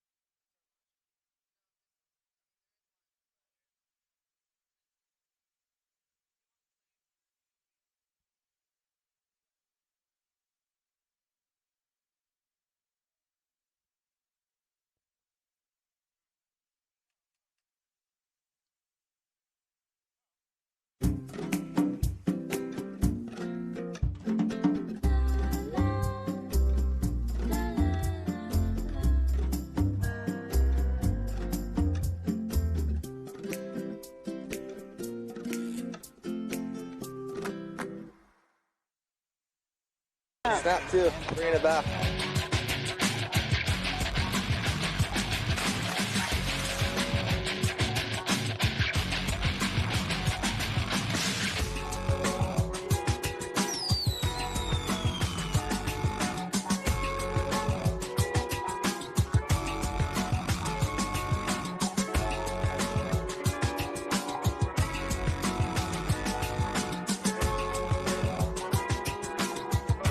The 2025 Hui BackDoor Shootout is presented by Keiki Beach Bungalows.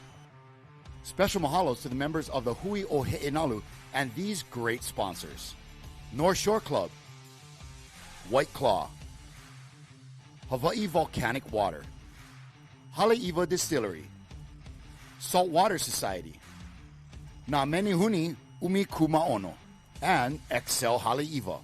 This live broadcast is produced by Zone Media, creators of Ocean Paddler TV, Hawaiian Extreme Sports TV, and In the Zone.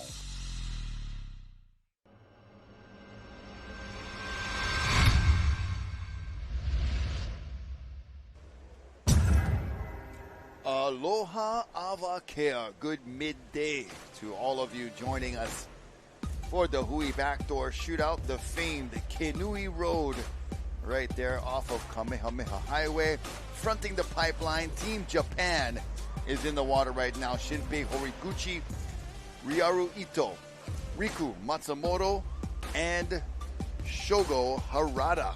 And we have also with us Guy Sato is helping us spot these Japanese surfers to make sure we get the proper ID for the call. Of course, our judges have a spotter up there as well, and as par for the course of the Hui BackDoor Shootout, we go with no jersey colors so surfers can display their own sponsors. Rocky Cannon, Isaiah Walker, and we've got Guy Sato up in the booth with us. Guy is without a mic.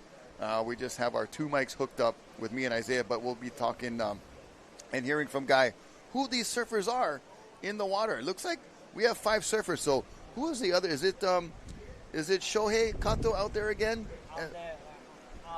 Oh, he's not out. Is Kenshin Matsunaga in the heat? Yeah. Okay. So we're replacing Shohei with Kenshin. Okay, got it. So we have Kenshin Matsunaga in this heat, along with Shinpei, with Shogo, and Riku and Ryaru.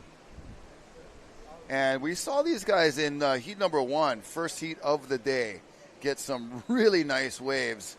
Starting to see that really nice, clean drone shot with the reef below, giving you an idea of just how shallow and treacherous, dangerous. Yeah, Ryaru had one of the. Can be. Ryaru had like a 8.3 this morning. Yeah, that really backdoor wave, really good. And speaking of really good beach interview, it'll be Mahina Maeda taking us downstairs. Let's hear it. Aloha guys, Mahina here on the beach with Clay Marzo. This is the Snap T5 team. Obviously, we've been seeing a lot of waves going by through each team. This heat kind of was a little bit slower on the slower side, but you managed to get like a couple sneaky pipe waves and stuff. Just talk me through some of the waves that you caught. Yeah, just trying to pick and choose and look around and and found a few little one corners, but it was slow heat. Good fun.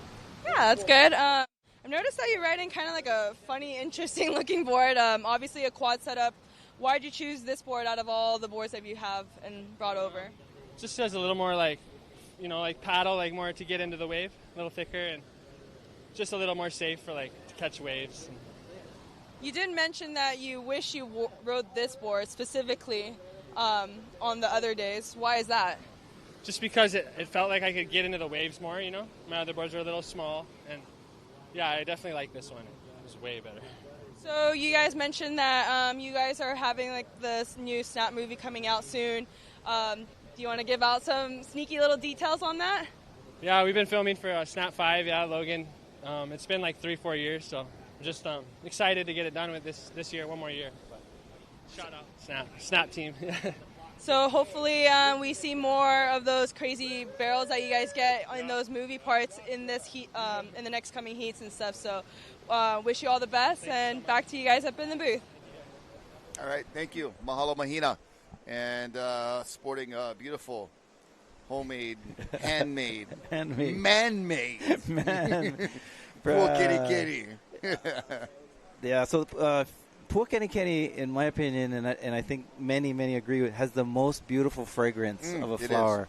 And it's related to the gardenia plant, so it has a little hint of gardenia-ish. There's some variations of Puakenikeni. There are. As you see, the flowers on my tree are a little bigger than, so there's different varieties, small, medium, and extra large. Mine is kind of like the, there we go. Oh, beautiful. Awesome.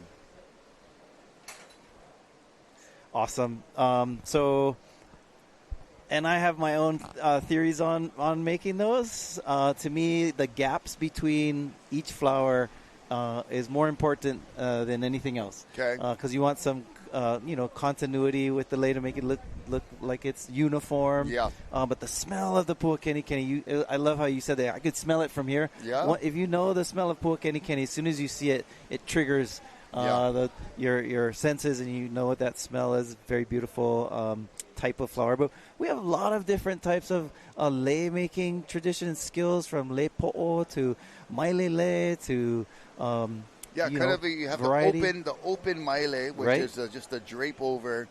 Then any significance with connecting into a full circle. Theories on that. So typically, when there's kind of a, I don't know if it's a superstition we'd call, but when women are hapai or pregnant, typically they would not have a closed lei on. Okay. So, and that's, I say superstition because oftentimes it may reference like the umbilical cord, don't want it getting wrapped around. Got it. And so having an open lei, usually most pregnant women will have a lei that's open. Okay. So otherwise, like with the maile, it's sort of a preference, I think. Maile are leaves, really, not flowers. Correct. But they're fragrant leaves of a vine that grow up in the mountains, and they're pretty rare, increasingly rare and hard to find. A beautiful, fragrant smell, and those are the priciest leis that I think you find at the maile. Yeah. And they're usually reserved for very special occasions like weddings. Usually a groom would wear a maile lei for a wedding. Okay.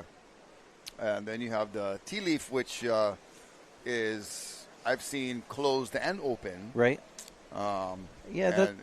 You just have preference on that. Yeah. So tea leaf lei, basically, it's woven almost like a braid but twisted. Okay. And you'll get some really cool varieties of tea leaf lei. There's different color tea leaf. There's the ula ula, the red tea leaf leis.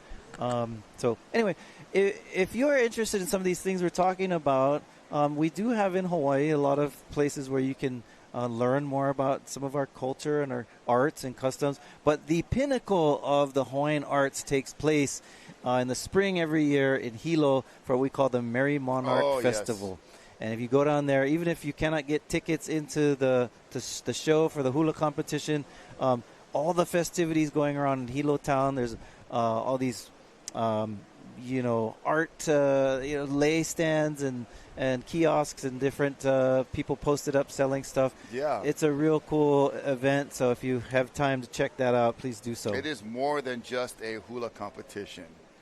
And I have one question, take it how you'd like, but I'm just so curious of, everything in there is so amazingly beautiful.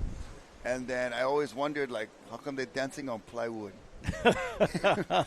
I think but the way they tape it and it's marked, maybe it's for the squares and referencing your spacing.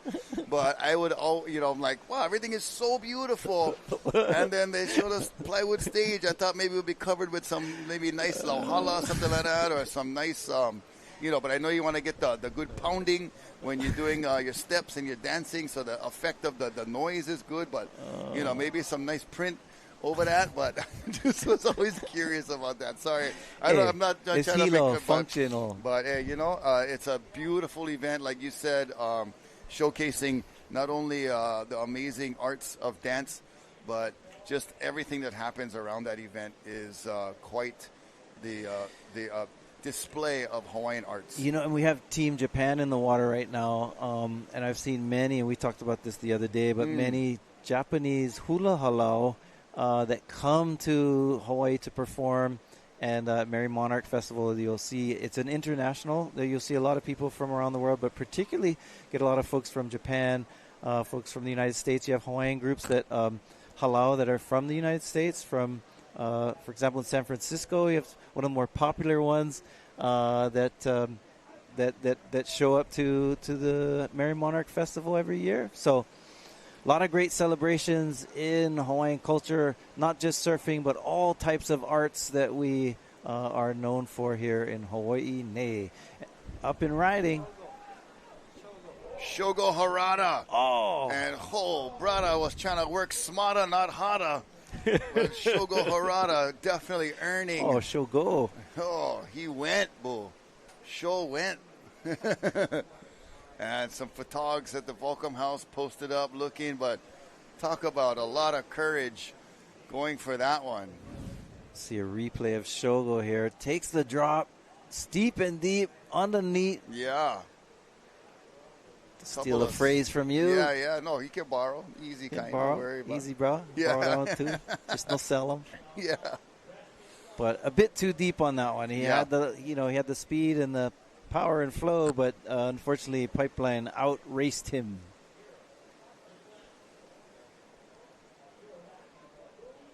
Yeah, there's the paddle back out with our Zone Media photographer on board with Hawaiian Water Patrol and our other swimming photographers that are kind of battling a little bit of that current on the end bowl right there, and our safety ski standing by.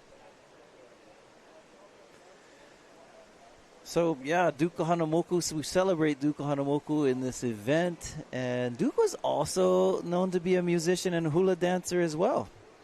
If you go to YouTube, you'll find there's a special where he's honored on his TV show called This Is Your Life.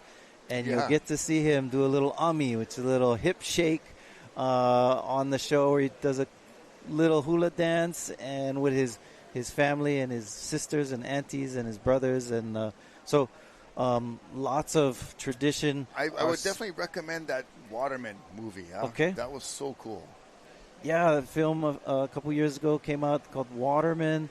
Showed a lot of that This Is Your Life footage. It did. So lots of arts and culture. We talked about the 50 years ago on the North Shore and this sometimes this phrase Hawaiian Renaissance.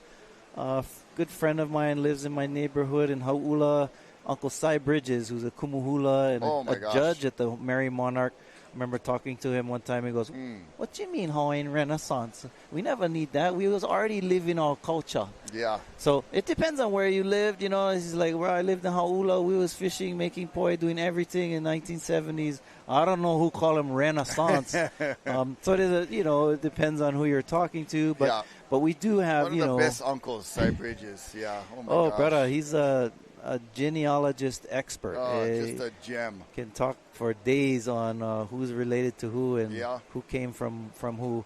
But yeah, so this idea of of Renaissance is important. But I agree to some degree with him because there were a lot of, like I mentioned, surfing didn't really need a renaissance in 1970s, although the Hui Ohe'enalu was there to preserve and protect waves and particularly on the North Shore as the surf scene got increasingly more prevalent and surfing competitions started to, and some of them exclude some of the local community. Right. So the brothers got together and was like, I don't think so. In fact, some stories I've interviewed guys like Tom Pohaku and others, and they say like, bro, we would paddle out.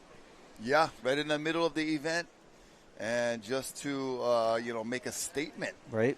You didn't invite us, but we are here because you guys are in a certain territory that at least invite us or hire us to be water safety and or involve us in some capacity. Right, and then full circle. Well, because in the early events it was invite only, similar to this event. You have to be invited to be a part of it. But when they were inviting only out of island, off island people. Yeah. In fact, when the first Duke events, there was only one native Hawaiian that was invited into the entire event, and so guys like Eddie Aikau and Ben Aipa were trying to make their way in, and they did. The very next year, Eddie and Ben Aipa were included, but you could sense a little bit of frustration from the local brothers who were known as experts on the North Shore. You had the Kimo Hollingers and the Kealoha Ka'ios and a variety of other Hawaiian surfers that had been surfing on the North Shore through the 70s and the 60s, in fact. And here we go. Got a paddler. Shinpei. Oh, our Uncle Shinpei. Oh, yeah. Going for it. Ooh. Got a little high on that end section.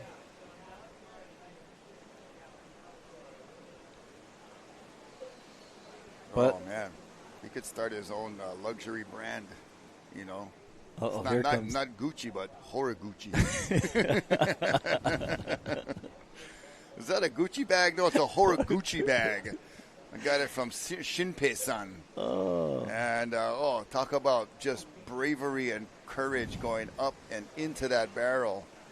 After, his wipeout that was played multi times over, there's Cliff Botello. He was helping us with some MC and announcing over the last couple of days, and now called up into the ski, into the action on the ski. Good job, that a Cliff, and the rest of the gang, Hawaiian Water Patrol. That was a real treat. Actually, I was excited to have Cliff in here because we could get kind of first account of primary source of him and what it's like being in the on the water ski and on the out there in the Hawaiian Water Patrol.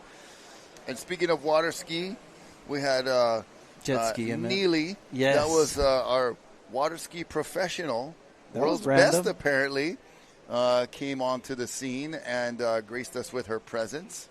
And I was, really hoping we would get a tow rope out there with her water skis to put on some pipeline display. But it is such a fun event to mix everything in and talk about a variety of subjects that you don't always get to hear at all surf events, So but why not? We run the gamut. We are Relevant Tangents is our new nickname. Oh, yeah. It's a new band name. Dude likes the Horiguchi. Yeah. Oh, dude. Thanks, dude. Actually, Duty Miller was one of the original Waikiki Hui Nalu surfers from the club. Actually, he was known as the captain of the Hui Nalu Surf Club. We're talking earlier about 50 years ago at the Hui Ohe Nalu, but don't get them confused with the Hui Nalu, which was from 1906, the early 1900s. The Hui Nalu gang were some of our Hawaiian surfers down there in Waikiki were holding it down, became the local celebrities in Waikiki for also known as Beach Boys, Waikiki Beach Boys. But that was their monetized name of their club because the Waikiki Beach Boys would make money teaching people surf lessons and also quite the entertainers. I mentioned Auduka Hanamoku also was a singer and a dancer, which is kind of cool that this kind of tradition of surfers being rounded artists. Eddie Aikau himself was like a slack key guitar expert. Wow. And loved to play music. There's a lot of images of him holding a guitar that you see from the past. You know what's cool? I saw the same thing when I was doing my project interviewing folks for the book Waves of Resistance. I had a similar experience where I interviewed Kealoha Ka'i'o, who's passed, and he was one of the Hawaiian surfers who charged the waves alongside Greg Knoll and others in the 60s. And he had a guitar under his arm. And what I realized, for some folks, when they get some soft-spoken individuals, especially Hawaiians that maybe a little self-conscious with their English, and the thick pidgin and the Hawaiian language may feel like a barrier for them behind a camera or an interview. Anytime he would feel a little overwhelmed, he would just start playing his guitar. Yeah, and we're talking about Renaissance, something that I've always been fascinated with, and I hope some researcher will spend more time exploring as we see all our folks on the beach exploring this short beach. Yeah, I like the kind of the steep berm gives them that stadium tiered type of seating, Stadium seating. Nobody blocking Only anybody. bummers that get sand in the pants when you sit on the hill like that. Yeah, the little small kind avalanche coming down. But where I was going with this is Hawaiian music has been a place to preserve history, stories, and culture. It was one of those things, and I argue similar with surfing, that it was a cultural tradition that didn't die out, that persevered during, the mid and early 1900s. Was kind of a rough time for culture in Hawaii because there was a lot of change and kind of a sentiment of feeling, again, insecure, or like there's something inherently not smart about your culture. Up and riding, grabbing a rail. Shogo again. Keeping busy. But Hawaiian music is a place where that also doesn't really stop. And so a lot of the traditions and legends and stories and histories are preserved in music. In song, yep, in mele. And, that is something else that our Japanese brethren have adopted a lot into is the music scene. I know Jake Shimabukuro, being of Japanese descent, but growing up here, has taken the ukulele to Japan and has made, many cool appearances in Japan. And, there's a lot of Japanese ukulele players that really enjoy the instrument and adopting into the Hawaiian culture. And we talked before of, Hawaiians going to Japan and then 3 very famous sumo wrestlers from Hawaii being in Japan. So there's always been a really, really fun, interesting cultural exchange. And then we talked about food. Some of my favorite things to eat come from the Japanese culture. And such a great blend of brotherhood and surfing. And then we go back to, as we watch, there's some Team Japan footage right there. You see the poster, the banner in the background with Japanese writing. I've been to Japan, and I was blown away with 7-Eleven in Japan. Yeah. The food is so good there. Yeah. Surprisingly, we have 7-Eleven here, but over there, bro, it's like, all the different sushis and sandwiches, and it's incredible. It's very upscale takeout for sure. But on the topic of music, talked about how Duke Hanamoku was a musician, the Beach Boys, the Waikiki Beach Boys, the Hui Nalu guys were musicians. Music is a cool place that did perpetuate culture. Actually, I come from a family of musicians. My grandfather and my aunties and uncles that were part of my grandpa's family were Hawaiian musicians that traveled around. And I'm so proud. I'm going to shout out here my daughter who plays the stand-up bass in a Hawaiian group. There's a trio called Kilia, Kilia. Okay. So Kilia Music, check them out. Actually, I'm so proud. They're going to be playing at the Atherton Studio next month in February, and the tickets go on sale. Hawaii Public Radio has a studio in town right across from Don Quixote, which is a Japanese store there.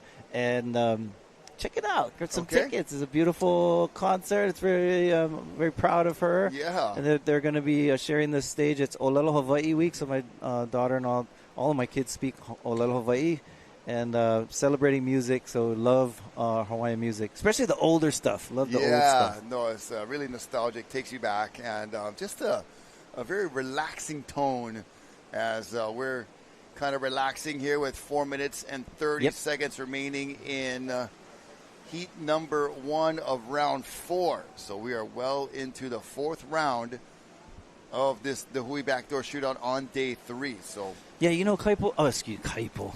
Rocky. Whoa, that was a slip there. Wow. Sorry. Rocky Cannon, Isaiah Walker, just off camera here. We got Guy Sato, guy get in Come here, on man. in here. There's been a guy helping us with the spotting of our surfers, but I'll take that as a compliment. Sorry. Good, I don't know where that came from. Slip. Hopefully not a Freudian slip. But we were talking earlier, Rocky, and we were a little concerned about the winds. Looks smooth now. Yeah, it's kind of coming and going, and clocking maybe a little more easterly, too, as we speak. So we'll see how the conditions hold up. Sporting the Oahu Golf apparel. Mahalo, guys. Keeping us nice and comfy and smooth. And, forgot to show you guys. Next time we'll get you guys get one more shot here of our Hui BackDoor Shootout gear, because this year is from artist Jack Soren. Check that out. That's the back of the shirt right there with the Duka Hanamoku and then the front logo you've been seeing on the screens and on the intros and outros. But just want to say mahalo to all of our supporters. 3 minutes to go. You see the clock right there and the beautiful view behind us. Brad, and look at that drone shot. It's let me epic. check out that shirt again. Oh, yeah, bro. Check the shirt. Check them. So, Jack Soren is a amazing artist. Look at this rider up. Surfer backdoor getting crunched. But I love how he integrates the stories into it. We have Duka Hanamoku in this shot. We've been talking about leis today. Yeah. So on the shirt, you got the lei. You also talk about the maile, which we have in this. We talk about petroglyphs or the ki'i that the Hui Ohe'enalu logo is on here. So there's a lot of meaning to this art here. Appreciate it. So go check it out. Actually, these shirts are hard to find. They sold out right away. And Jack Soren is a great artist, does mural work and a variety of other things. Go check out what he does. But Backdoor Shootout, love the imagery. Duka Hanamoku, also the coloring, right? So you got the red and yellow. We've talked about this before. I mentioned how my son took his friends down to the Bishop Museum yesterday. I know there's these feather capes. Most of those colors of red and yellow are colors of the li'i. And hundreds of thousands of these feathers required to make a cape, a Hawaiian cape. One of the most prized capes you'll see at the Bishop Museum is King Kamehameha's yellow cape. Yellow flowers were the hardest to come by. Oftentimes a bird was partly yellow, and you'd have to just pick the feathers off the bird that was yellow. Now, there's a lot of different talk of like whether the Hawaiians over-hunted these birds, but according to our traditions, they would capture and release a lot of these birds. So capture them, pluck the feathers, and then release. Take what you need has always been a Hawaiian concept, I believe. Right. And so make sure we're sustainable. Again, we live on an island. You have to treat it like an island. I mentioned on day one, I think, talked about Olelo no Eau. He wa'a, he moku, he moku, he wa'a. An island is a canoe, and a canoe is like your island. So in other words, you have to, when you're on a canoe, you have limited resources. Make the most of it and be sustainable. That is a great point as we're looking at the island right now from that beautiful drone shot. And Shinpei Horiguchi gets out of a barrel nicely. So much like he finished the last heat, deja vu right now for Team Japan and Shinpei Horiguchi, because it was with just about 30 or 20 seconds left in Heat 1 early this morning. He finished with a nice little backdoor drainer and does the same here for Heat number 2 for Team Japan. Round 4, not as active as this morning. So, Guy Sato, thank you very much for being here. Appreciate it. Volcom team rider and all-around Japan shredder, Guy Sato, helping us with some spotting. And we're going to take a short break here. We'll be right back with our next heat of Round 4, North Shore Surf Shop Ohana, coming up next.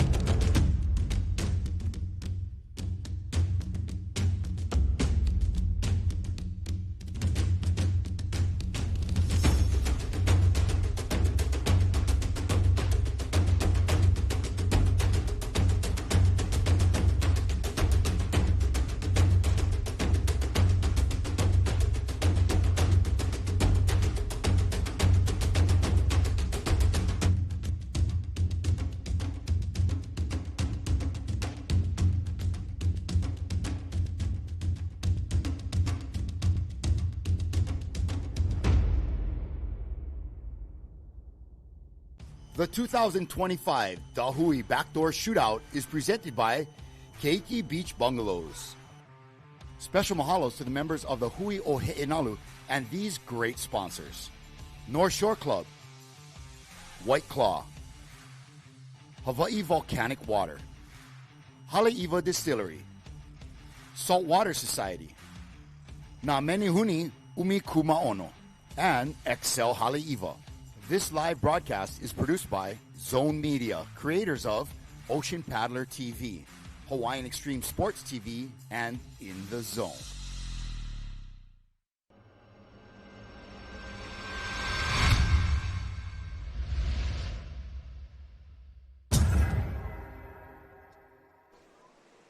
Hey, welcome back. Here we are at the Hui BackDoor Shootout. This is the 50th anniversary of the Hui O'He'enalu, celebrating this event since 1996 as the BackDoor Shootout. North Shore Surf Shop Ohana. The lineup right there, Ayala, Makai, Landon, Steve, and looks like Legend in there. So nice. It'll be the McNamara brothers with their Hanai brother, Ayala Stewart. And then also Legend Chandler, who has made great strides in the last couple of years as a young man here at Pipeline. And then Stevie Robes, coming over from Maui, part of that lineage of great surfing in the Roberson Ohana. And excited to see what these guys have in store for round 4. Rocky Cannon, Isaiah Walker, and we are just strolling on through right into round 4.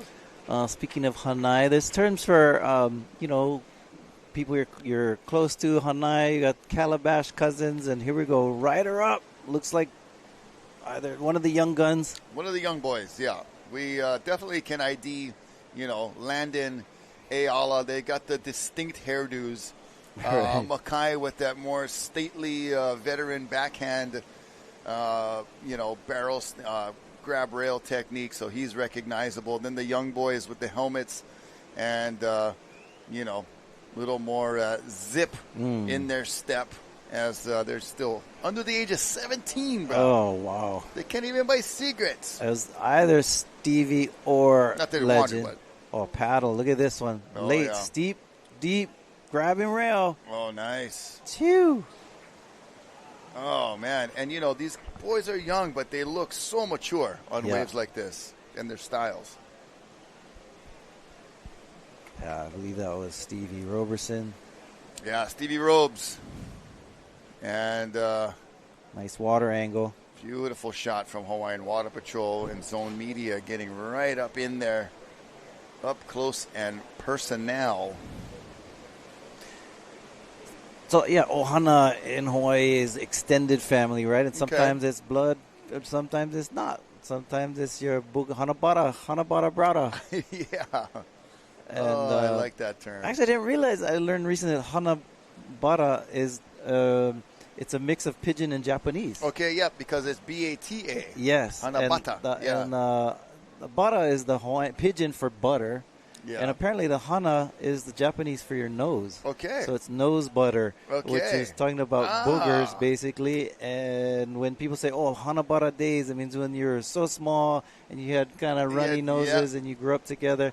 I have a hana bara brother who's shouting me out here, and brother Merv Kohivi Nui. He's also brother Merv from HIC Surf Shop in Haleiwa. Yeah, bro, Merv. The bugger control sprayer, bro.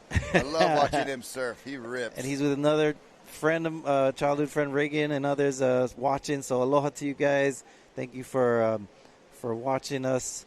And but this concept of wahana is really cool because extended takes a village to raise a child. Hanabara, calabash. That was one I always thought was a haole term because it's an English word. Till I learned recently that it's not. It's unique to Hawaii.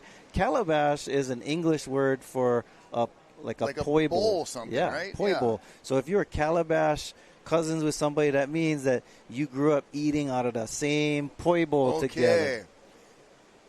And we've got Mahina Maeda. She is downstairs on the beach with an interview. Go ahead, Mahina. Aloha guys, Mahina here down on the beach with Ryaru Ito from Team Japan.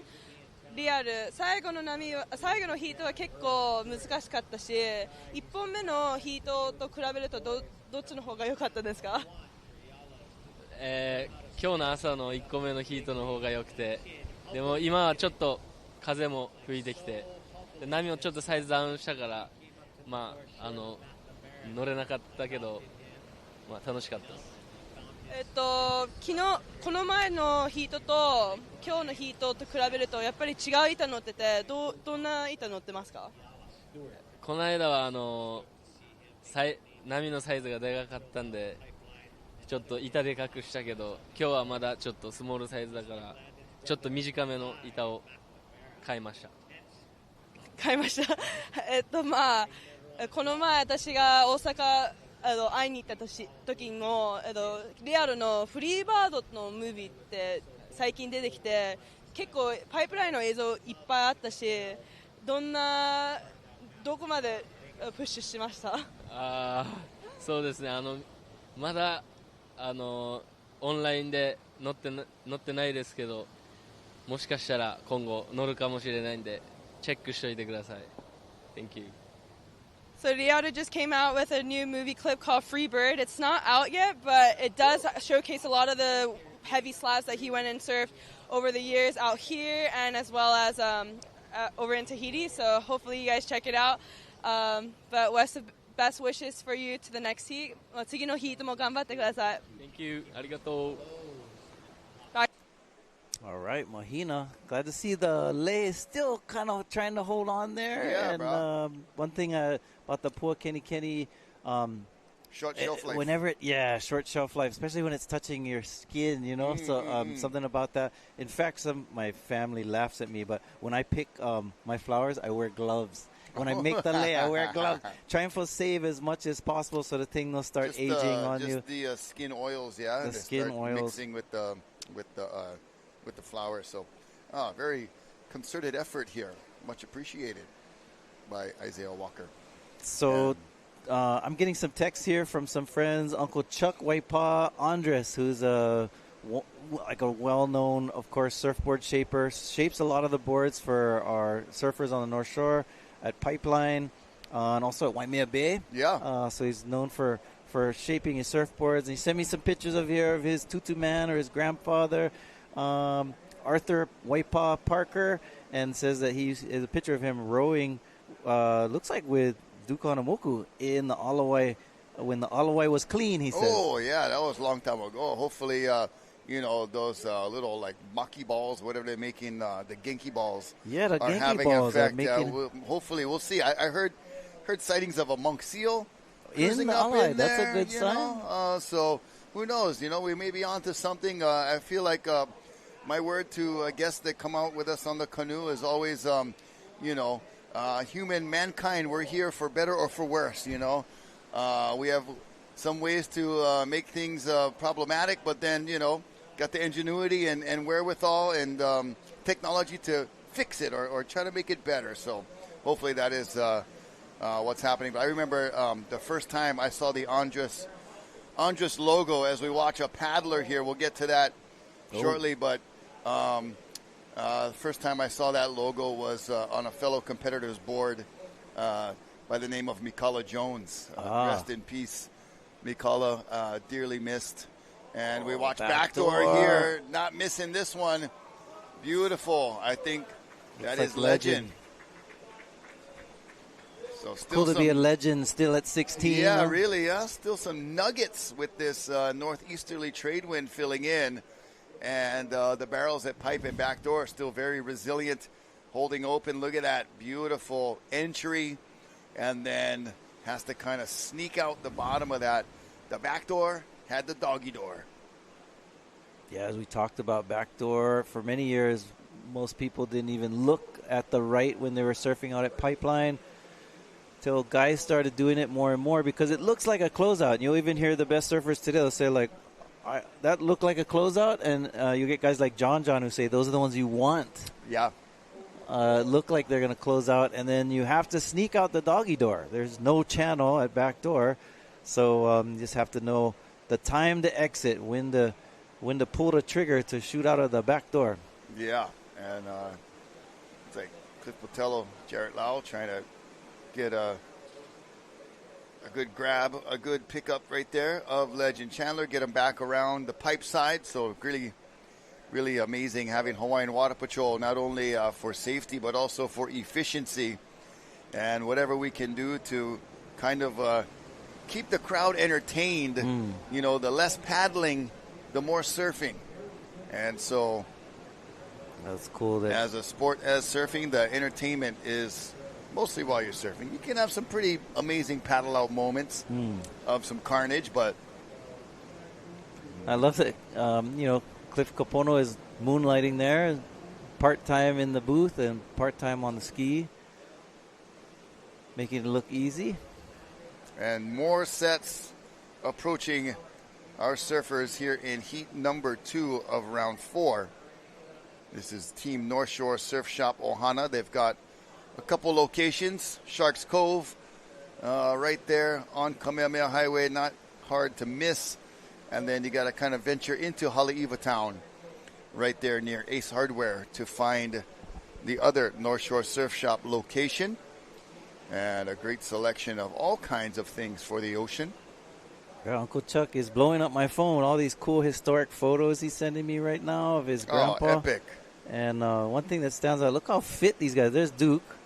Oh, yeah. Just ripped, you know. These guys, I don't know, like this is before, you know, I don't think they had gym memberships at that time. No, but it was all natural. All natural, just going out surfing every day. Never have and McDonald's swimming. either, that's why. Great pictures. Thank you, Uncle Chuck, for sharing of your always, tutu.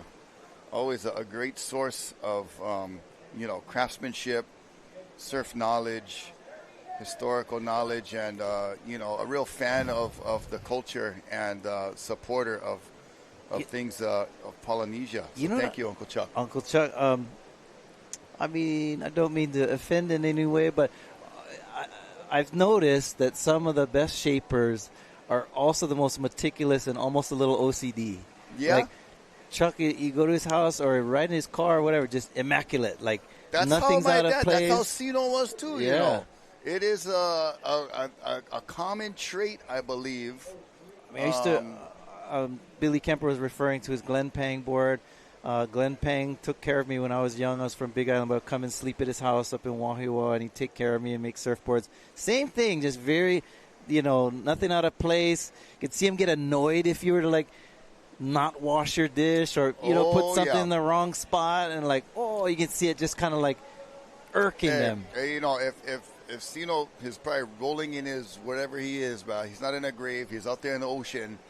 But if he's seen my truck these days, how much sand I got in the truck as we watch Legend Chandler. Get catapulted to the exit. Looked like he was, you know, at a circus stunt show with the helmet on, getting shot out of a cannon. Right there, a pipeline cannon. But, oh my gosh, I am not that meticulous in the way I keep things. So you're not going to have a career shaping boards. And so I will not be a shaper. Launched out of the cannon. But it is that is an interesting common thread that you bring up there. Speaking of reference to circus, I went to Awana recently. It's the Cirque du Soleil in Waikiki. Oh, I've been thinking about that. Bro, my that daughters show is awesome. Have been kind of poking me to get two things, Moana 2 and Awana the show. My daughters really want to get me. Yeah. Now, Awana will run you a bit more than the Moana tickets. Okay. Because I was like, bro, movie theater is expensive these days. But yeah. Awana is about $100. Yeah. But it doesn't disappoint. I mean, and they've done a really good job the way they're combining Hawaiian culture and like these acrobatic acts. Okay. And they have a surf one in there, which is cool. Like their interpretation of they take He'inalu and there's they integrate it into this acrobatic. I don't want to give it away. Okay. But it's jaw dropping where you're watching on the edge of your seat. You just think somebody's going to fall or get deathly injured at any given moment. But yeah, it was a really cool show. It's cool. They brought in, you know, I think Manaola did the costuming for them, which Manaola is one of our top. You know, like Polynesian fashion. Fashion, there we go. Designer, thank you, designer. Yeah. And also, you know, you have culture and hula and language. You got a lot of language advice from from some of our language experts out there. So it's a good show. I highly recommend it. Okay, well, that settles it. We'll start saving up now. 13 minutes and 45 seconds remaining here for Team North Shore Surf Shop Ohana. And we have been kind of giving you some insights on the origins of the word Ohana and kind of the different subtle meanings and things like that. And, if you have a family member or someone extended that you've known for a long, long time, I guess you can blend it in Ohana Bara days.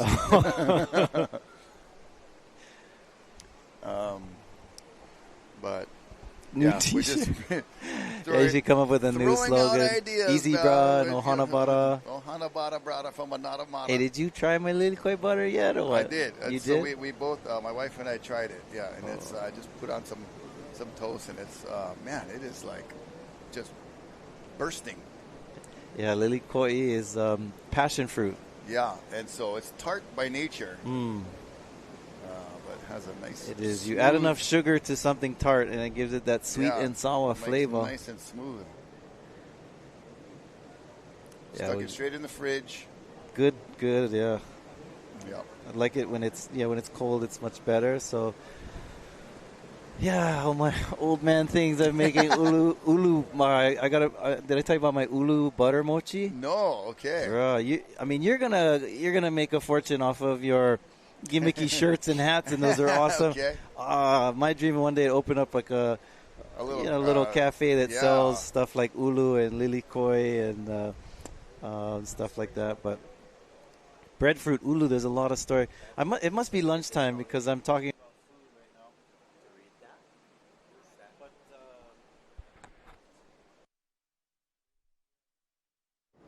12 minutes left. So, ulu or breadfruit is interesting because it's a starch, but it's a fruit. Okay. And you can do a lot of cool things with it. A lot of people have been using it for making flour out of it. It's an alternative. It's a gluten-free alternative. The best and the quickest and the most favored version of making ulu is ulu chips. Okay. So you fry them up in, I prefer coconut oil, and then you fry up ulu chips, and it's awesome. Better than potato chips. Hey, so back to our New York story with Duke. Came to Long Island, New York, the same year as the East Coast Surfing Championship, 1964. And this is coming from Beth, so thank you for the stories. Just at 9 years old, in June, it was June 29th, visited Gilgo Beach, and Dick Bolton was a surf contest judge and coach, and Duke came to Jones Beach, where he was a lifeguard as well. And they would all bring the neighborhood kids to hang out and hang out at the Hannon Beach Surf Shack there. And they were all blessed to meet Duke. I mean, you can imagine this scene. You know, there's this Hawaiian out at New York, and he was an Olympic champion by that time, and you know, always marveling how tall he was, beautifully bronze skin, and made such an impression on all the kids there. And then this drove Beth to become a competitive pool swimmer. Wow. So that was really inspirational. And surfing and swimming became a national or a favorite pastime, and she passed it on to her 4 sons. There's a beautiful shot of the poster. That's crazy because Duke. it shows a direct connection from Duke to Balaram Stack. Yeah. From his family, his mom. Yeah, and so this is Mom's friend, and they're all cheering for Balaram. And thank you so much for the story, and just an incredible, range of reach that Duke had, across the world, even as far away from Hawaii as New York. So great to see. And then the connection with Balaram surfing for Team Volcom, becoming a pipe master a couple of years ago. And just always all-around classic character and great person, Balaram. And thank you for sharing the stories. Beautiful. Auntie Mary, Auntie Beth, you guys. Love from New York. We really appreciate it. In 1964, Duke was an old man. He passed away in 1968. And I always think that's interesting because we, as surfers, we talk a lot about Duke often, but He was born in 1890 and passed away in 1968, where he was 78 years old. There's a poster there honoring Duke Pa'oa Kahanamoku, and he's such a mainstay and figurehead in our surfing community that I think we sometimes forget. 1968, he passed away at 78 years old. Pretty cool. So, but a lot of the guys that are around here, some older folks knew him, surfed with him. Yeah. And so it's cool that legacy lives on. Talked about how Eddie Aikau crossed paths with Duke on many occasions, and particularly at the Duke Invitational Competition, 1966, I believe, where Duke Kahanamoku gave a trophy to Eddie Aikau. Yeah. He didn't win that one. Eddie Aikau eventually won that event. He was trying to win it every year for many years. Interestingly, in 1973, his younger brother, Clyde, won it. Right. They surfed in the finals against each other. Eddie made the finals almost every year, but it seemed to just elude him. His final year competing, or he kind of came back from doing other stuff and ended up winning. Finally ended up winning, and he was very proud of that moment. And then after doing that, he really dedicated his time in life to Hokulea.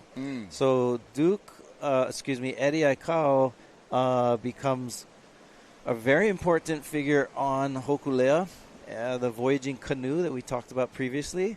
So we're kind of connecting these generations, right? We're talking about Duke's era, and then also the Hui's era, which is also Eddie Aikau's era, 50 years ago. And, so there's a lot of connections, right? Yeah. And it's so cool.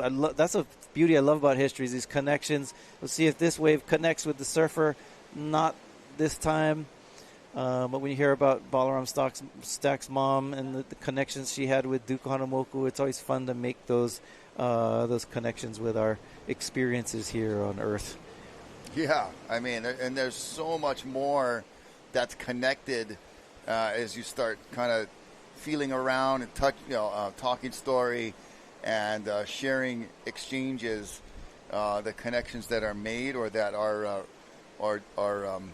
revealed sometimes are so incredibly moving and powerful, and just thankful that you're able to know that or found that out or things like that. And just hearing those stories of Duke, in his travels around, and still how those things are still relevant to today. And we watch Ella Stewart trying to be relevant in this round 4, and just is going to hope to come up unscathed. There he is above water, so he's okay. That was a short but vigorous ride. Yes.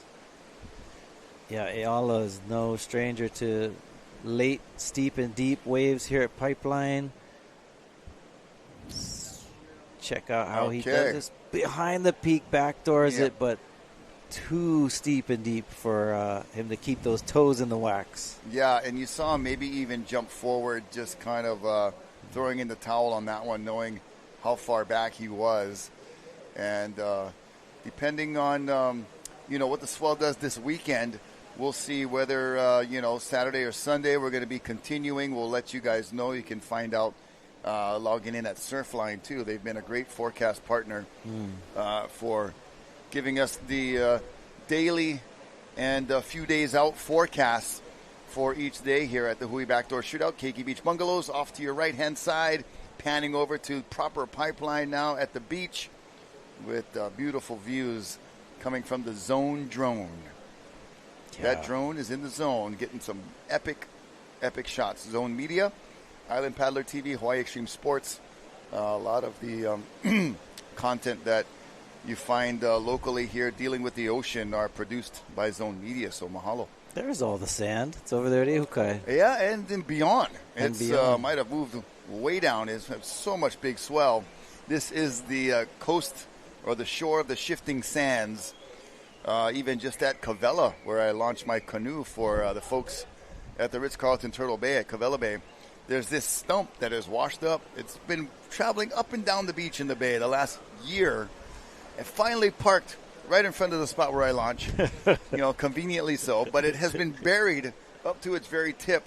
And I'm telling you, it's like solid like 3 feet of sand. Wow. So that's tons of sand that has shifted around. Here we go. Check it out. Some paddlers. It's a split peak, maybe. Backdoor, maybe. No, just one rider. Mackay McNamara. Can tell by the confident approach. Mackay. Nice work there.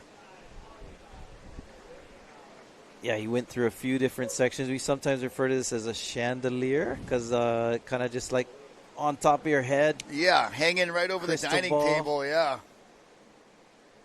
And, Little bunny hop. Nicely done.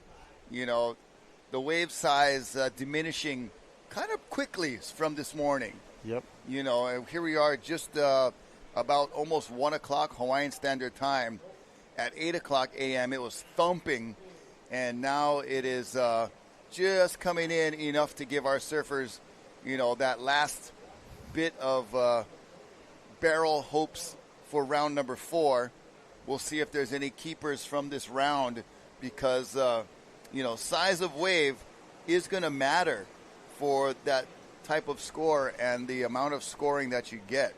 You can get a big bomb that is, not as deep and get a good score, or get a small runner, 4 foot, but just deep, doubtful. And we've talked about that variable, and I will take credit for coming up with DOD, degree of doubt, when you're judging barrel surfing.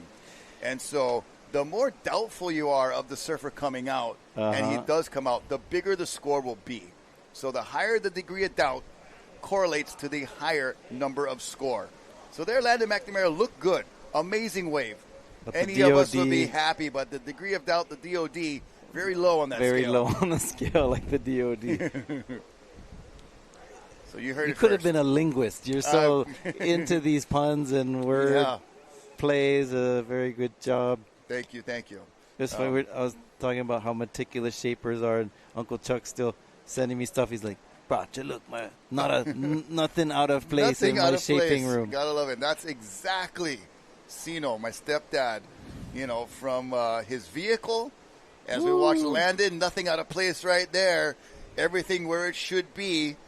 Board, elemu, okole, head, po'o, everything in the barrel and coming out. So right on cue right there. 1 minute, 20 seconds remaining. And, you get in Sino's car. His truck was just spotless, even though it was, not like, the fanciest vehicle. And then when we got our minivan, it was like, we're a surfing family. We go to the beach every day. How can you expect no sand to be in the car? But he had little brooms everywhere. To like when you step in, broom here, broom there. Everywhere we went surf. If we never was at one beach park, like we had to shower, we'd go like renegade somebody's fence and hose and just go borrow fast kind all the time. Like, no, we're just my friend. Like, oh, bro, I can tell already. Somebody come out. We got to run. Sino, man. Rest in peace. And all the Mags Ohana, we're just coming up on I think it's 5 years of the passing. So speaking of passing, we're passing from this heat to the next heat. And we're going to pass you guys on to a short commercial break. We'll be back with more 2025, the Hui BackDoor Shootout. On the other side, stay tuned.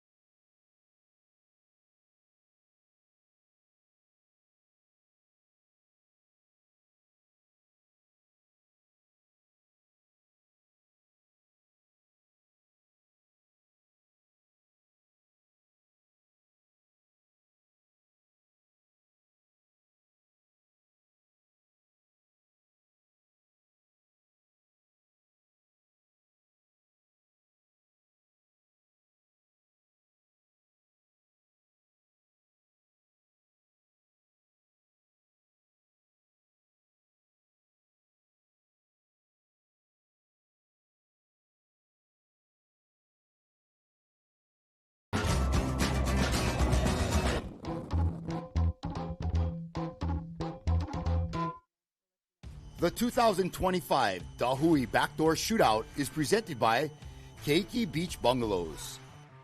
Special mahalos to the members of the Hui Oahu and these great sponsors: North Shore Club, White Claw, Hawaii Volcanic Water, Haleiwa Distillery, Saltwater Society, Na Menihuni Umi Kumaono, and Excel Haleiwa.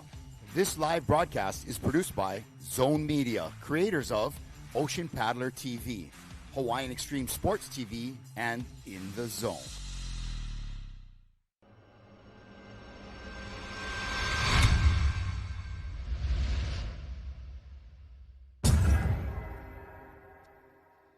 Oh, yes. Look at the beautiful scene. And welcome back.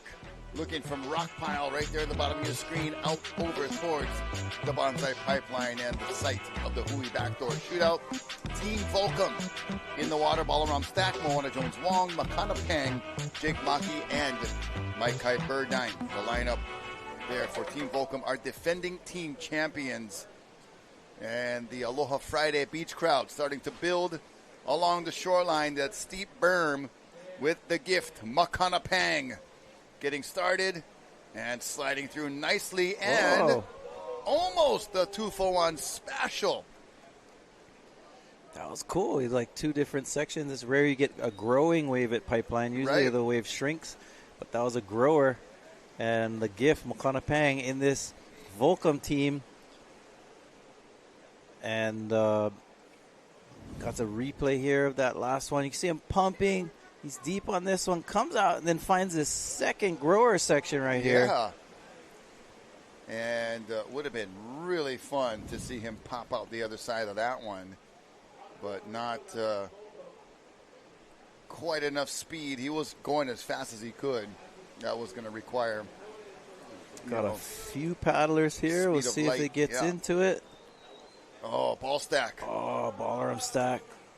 Yeah, comes in air. Drop. Oh, and, no. Yeah, it looked good, just in our narrow peripheral. Good from far from good. Straight up, yep. Classic cartoon T-shirts from Town and Country way back in the day. That was so funny, those shirts.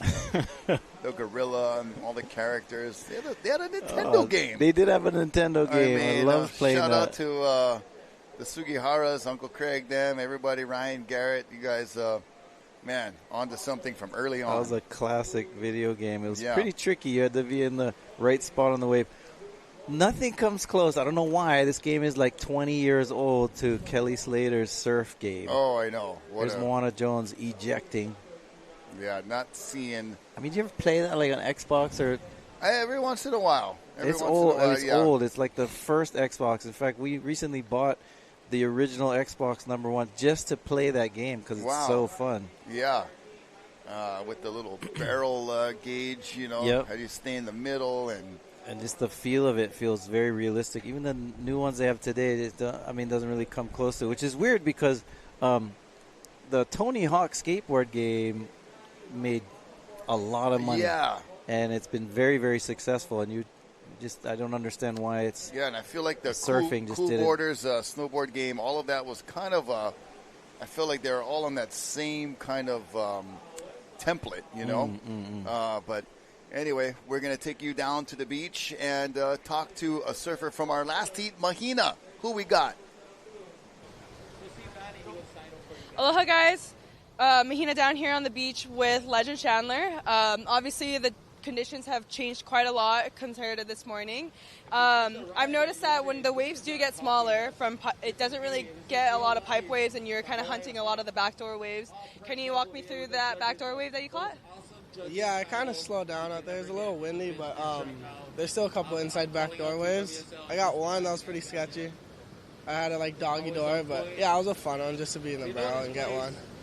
How do you feel, your guys are so blessed to be able to spend your guys' winter the last couple years right on the beach, right in front of pipe, you and your brother.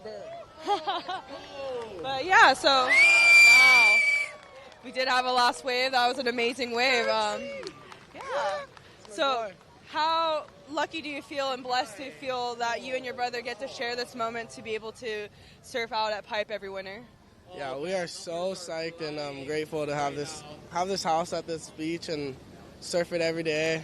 And to be in like events like this is just such an honor. So yeah, we're just psyched and grateful. That's super good to hear. You and your brother are just well-rounded surfers and stuff, and hopefully we find more opportunities for you in the next coming days, and then wish you all the best, and back to you guys in the booth. Oh, my gosh. Oh, wow. Oh, during the interview, you guys saw it, heard it, everything. Here's the replay. This is why you enjoy watching from home or office, wherever you might be, comfortably situated. Maikai Burdine in the barrel with him at Pipeline, pumping and making it out. Burdine at Pipeline. The bird is the word from Maikai. You know what? We were just talking about how the waves seem to get smaller and stuff, but that was one of the best barrel rides we've seen. Yeah, that was had all the ingredients. The DOD factor? Yeah, degree of doubt. It was looking pretty doubtful 3/4 of the way, and then you almost kind of like either write them off or, turn to say something to your friend, and then out comes Maikai. So degree of doubt definitely high on that one, which will translate to a higher score. Plus the technical barrel riding that he had to, he's pumping. I love that we get the water angle, because looking straight forward, it's like, oh, is he going to come out or not? But when you look into the barrel, you see all the work that's putting into getting out, and he was putting his pedal to the metal. Yeah. Check out another replay of this. So we'll look at the angle from the pipe side. And right there, you're thinking, oh, that's way deep. And then you see a glimmer of his board, but we've seen so many guys get clipped at that end section. And Maikai able to kind of squeeze out of that shrinking exit point, almost like, oh, man, I've compared it so many times, Independence Day. Will Smith and Jeff Goldblum are flying the alien ship, and the thing's closing, trying to get out. And it's like, when he gets out, it's like, and Elvis has left the building. And right there, Maikai has left the barrel. So Burdine at Pipeline, get used to that, because that kid is not only up and coming, he is here and ready to go. I would think of the Millennium Falcon, right, getting out of the Death Star right after they blow it up. There's many movies like that. Yep.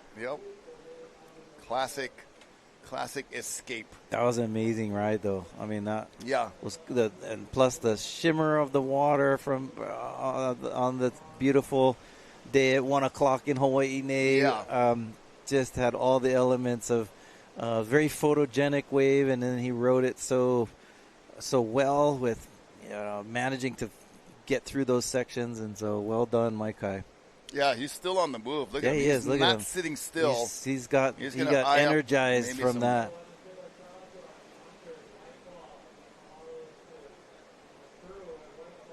Definitely, like we gave the basketball analogy, when you make the shot, you're the first guy down the court to play defense. He came out of that barrel. Even running backwards, you're still running faster than everyone. You are just blazing down.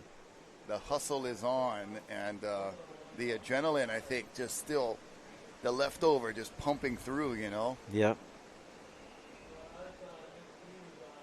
So there's still a lot of great waves out there, and Maikai's wave just confirmed that. Yeah. I mean, it was looking, marginal at best in some points, but that is a pipe in a nutshell. It's going to have its on and off moments, kind of mid-grade to high grade. Here we go. Everything in between. Makana. Oh, wow. He's steep and deep, He's coming out. Oh, my gosh. See right there, that clip. Oh. Guillotined. I thought he had a chance, and that was another good steep one. Super deep. And then what happened there, Makana and Maikai going to get those tongue twisted, I'm sure, over the next 18 minutes or so. But, that was a threat of what could have happened to Maikai at the end, Yeah. And I thought Makana was going to duplicate Maikai's exit. Yeah. But unfortunately for Makana, That'll go as probably one of his throwaway scores. He's got some great waves on the board already, but definitely wanted to keep that one. Shucks, yeah. Had a high DOD number there, too. So do you think Maikai's name is intended to be Maikai, which is the Hawaiian word for good? Or is there a word like Maikai that is, I know Mai seemingly sometimes to like come to a person towards, and Kai, obviously the ocean, which I believe that name has gotten around quite a bit, to different folks on the mainland, Australians, the word Kai, and then we got, different versions of it around, but just a thinking out loud kind of moment for Maikai Birdine. It depends. Like with Hawaiian names, there's what you call kauna. In other words, it may have a deeper meaning depending on what the family intended. Mm-hmm. You are right. Sometimes people will pronounce a name, I don't want to say incorrectly, but I've heard people, for example, I knew this girl who lived in California. She said, "My name is Naya." Right. And it means dolphin. I was like, I don't mean to correct you, right. But Naya is the, well, I didn't like the way that sounded. That's a different word. But, right. So maybe Maikai, but Maikai, you're right, break up those, Maikai, you'd have to ask the family their intentions on that. Right. Even in the island of Molokai, right. Have heard two different explanations that, I guess maybe both are correct in a sense. There's Hawaiian songs that say Molokai, and then there's, folks that are living there or that tell stories of, Molokai. what the pronunciation is to them. Yeah, and what you don't ever want to do is correct uncle or auntie. Yeah, for sure. Just to be respectful.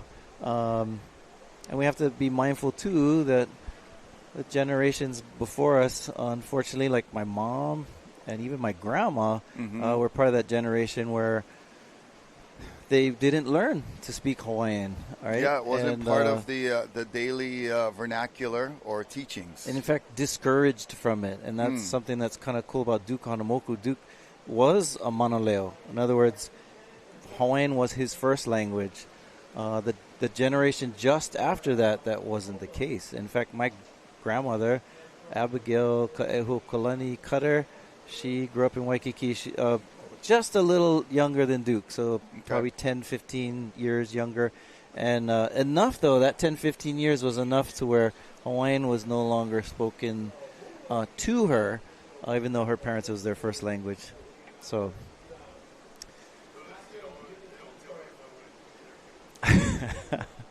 We're about halfway through this Team Volcom heat, and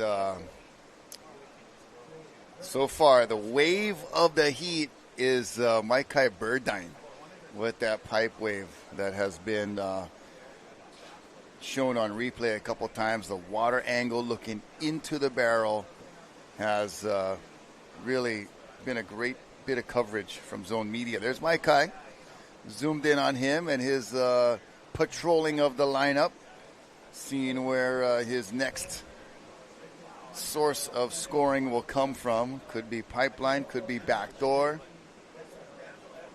And we'll check it out again just because it was so lovely. And cavernous, too, right there, bouncing over the foam ball, dodging the spit. And he was like, now you see me, now you don't. Just a pure magic trick.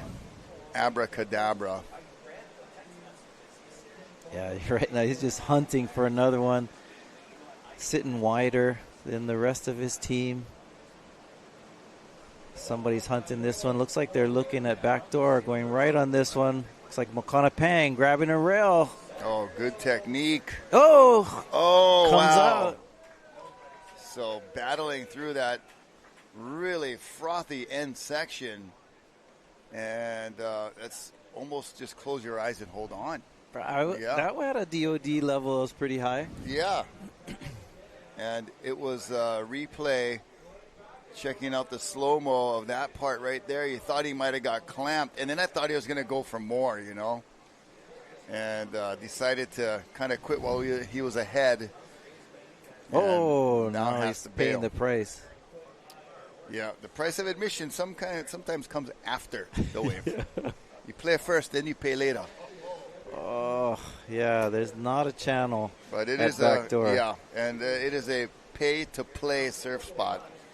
No matter, when it demands your payment, it's coming soon or at any moment. But you do get your play card and enjoy for a while. But then when it's time to pay the piper, pay the pipeline, it is going to be a hefty, deep pocket reaching. Makana is more likely to go left at pipeline. Right. So it's cool to watch his backhand attack because it's not every day that you see him going backdoor. Right. At least in the events where, the shootout where we've been watching him over the last several days. Granted, the day 1, day 2, no one was going right. Yeah. But over the years, even, it seems like Makana's really dialed into going left, but did an amazing job on that right, going backdoor. Yeah, we saw Jake Maki having a look right there. He would like to get something meaningful if he can. We saw Balaram take off on one that didn't quite produce the wall that he was hoping for. Moana caught one that she had to bail off on. So right now, Makana and Maikai carrying the load for Team Volcom. But here is a chance. We'll see who's in the spot. Unfortunately, no one in the spot for that one. That was interesting. Earlier in the day, Shaden Picaro was talking about how the pipeline chooses you. Yeah. And we've heard that a lot, you never know who's going to get the waves.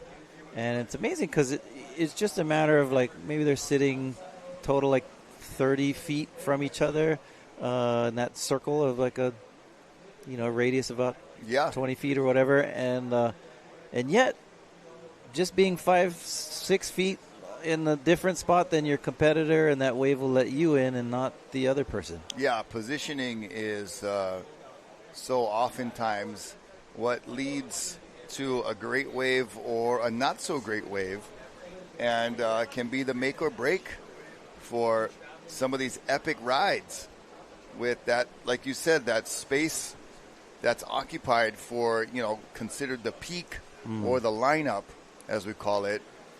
There's not a lot of moving around, and it's this very small area, but even within that small zone, there are these little spots that are better for other directions or angles of the swell. Here we go. And grabbing a rail. Oh, going switch stance. I was like, that's Maikai, and then he stood up regular foot, and I was like, no, it's not. Yeah, right? Who was that? And then does a little switcheroo. Fun switcheroo, and comes out goofy, goes in regular, comes out goofy, goes in normal, comes out goofy. That takes some skill. Yeah, it does. On Instagram, I follow a Nalu TV, which shows all these old surf clips and footage, and they had a kind of an homage to the Keolanas, and so they're showing some clips of the Keolanas. All of them switched foot master. They didn't realize Uncle Buff was like a switch. I knew everybody knows that, Rusty Keolana is so good at switching stance when he surfs. You honestly can't tell which one he naturally favors, is. But old footage of Buffalo doing the same thing. Yeah. Switching stance. Here we go. That's Jake. And Jake looking solid until the end right there. Gets a little shaky jakey on that last section. Good positioning, did everything correct. The wave just wasn't going to cooperate. And looking from the water cam from Hawaiian Water Patrol, looking pretty solid right there, and then it just gets a little bumpy. Finally, the board gets too low. The wave crashes. Moana Jones-Wong. MJ Dubs trying to bring the mojo, almost taking out a couple fellow competitors, maybe photographers, but not a barrel for her to be on offer. That was a photographer right there. And I think Jake was there too. And Jake Maki, so a couple of obstacles. Traffic on the highway. Here we go, Makana. Stroking. Oh, my goodness. Come on. Pulls in deep. Let's make it. Oh, that one just got too crazy in there. Oh, man, he had a really good chance. I like the switch to the water cam looking in. And he got kind of picked up and tossed around. So close. It was not going to be an easy one. He knew from the start. That one would have topped Maikai's, too, because it was bigger. Yeah, it had a little more size. And the lip kind of a little bit more thick. So he was definitely up against a difficult situation. And Jake swinging his board around, just trying not to get it away. There it is. And then what Makana, happens here? He just gets upended. Oh. You know, the wave, so much power. And, like, you know, before. Threw him up to the roof. Well, before the wave blows out all that spit, I feel like it takes a big inhale. A breath, huh? And it sucks in a little bit. So the force is going against you for a second. If you can power through that, you get the extra, you get the wave on the exhale. That one breathed in, and then Makana got sucked up the face a little bit with that, and was not able to push through that last part. Maikai again on a hole, pulls into this one. Nice and smooth. He's in the zone. He is. You know, and a baseball player just sees the ball, you know, just coming 100-mile-an-hour pitch. Looks like it's 5 miles an hour. The ball's bigger than anything, like a grapefruit. And Maikai right now, pipeline just is like the Matrix for him. Everything's slowing down. He's seeing everything really nicely and feeling in a good flow and in the zone with 5:45 remaining. Yeah, it wasn't a long barrel, but especially when he first pulled into it, it had some size to it. Yeah, and just for him to kind of work on his comfortability, build the relationship with Pipeline. I mean, it's going to be an up and down roller coaster relationship if you surf this place long enough.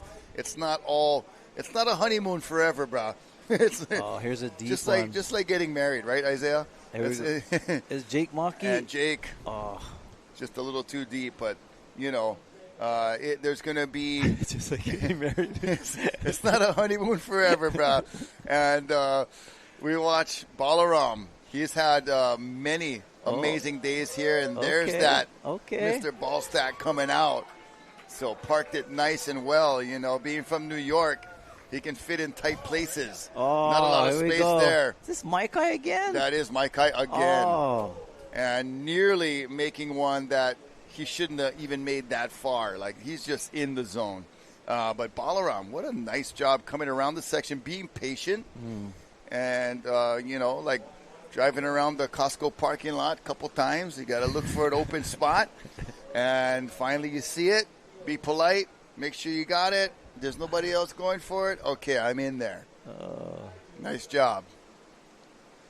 No, it's interesting. And Moana did the same thing where normally when you're surfing a wave, you would go out to the shoulder and do a turn or something. But look how he's intentionally just staying as close as possible to the whitewash, waiting for that moment to take place. Degree of difficulty kicked in right there in the end and ends up riding out of it. Yeah, here's Maikai. They almost came out of. I did come out of. Just his board didn't. Yeah, he just got clipped by that little chandelier, kind of highline, pinchy exit. 3 minutes, 45 seconds remaining.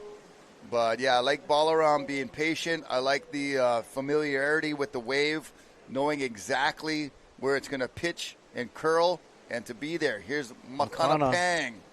And Makana had the right pump. Was right there at the exit. But it is getting a little stingy right now. Right. I'm feeling for Makana because he's gotten so many good waves in this heat, but the same result on each one of them is just not quite coming out of that end section that keeps clamping on him. So hopefully he'll get a chance in the next 3 minutes to make one out. Beautiful day in Hawaii. We were earlier a little nervous about the winds, but it's cleaned up quite nicely. Yeah, and the swell's holding some juice still, just enough to still produce some really great scores. Maikai Burdine, I mean, he's going to walk away with a keeper, something really nice that will stay in his score line. Makana may have one of those at backdoor. That was from earlier. And he and Jake, though, were so close to making just amazing barrels, but not quite able to come out. A few of the riders are looking for this one.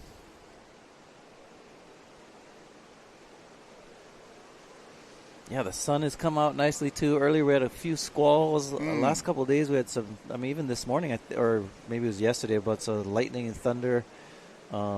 Keeping our Aina nice and refreshed, though. I know a lot of the yards are nice and trees are nice and green right now. Keeping it's it always green. Nice. And one of the beauties of living out on this side of the island, keeping it green. Those those trade winds that blow from the east, northeast, blow onto the east side. We call the windward side. And so we get those rains that come and unload, and then they kind of deflate all their water. And as it moves through to the other side of the island, we have the leeward side, which the leeward sides of our islands are typically much drier than you would see on the windward sides, and it's because of that wind.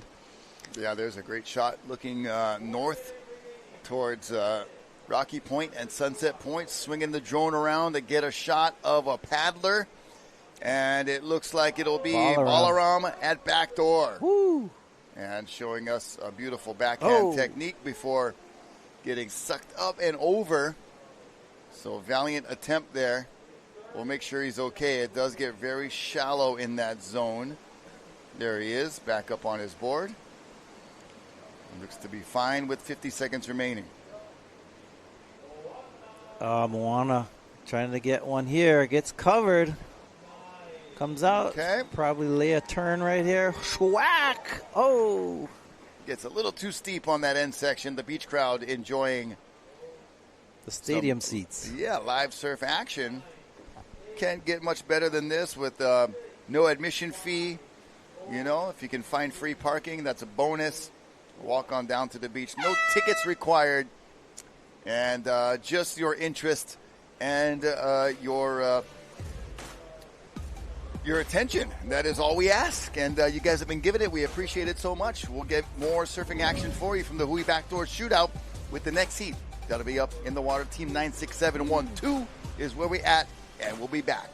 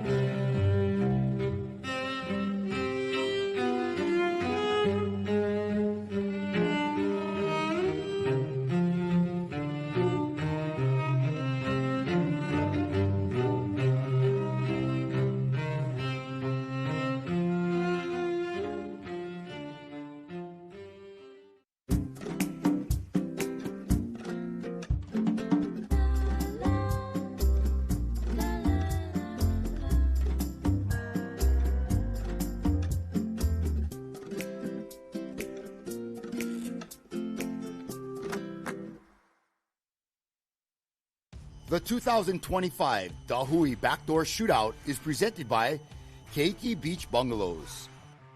Special mahalos to the members of the Hui Ohe'enalu and these great sponsors: North Shore Club, White Claw, Hawaii Volcanic Water, Haleiwa Distillery, Saltwater Society, Na Menehuni Umi Kumaono, and Excel Haleiwa. This live broadcast is produced by Zone Media, creators of Ocean Paddler TV, Hawaiian Extreme Sports TV, and In the Zone.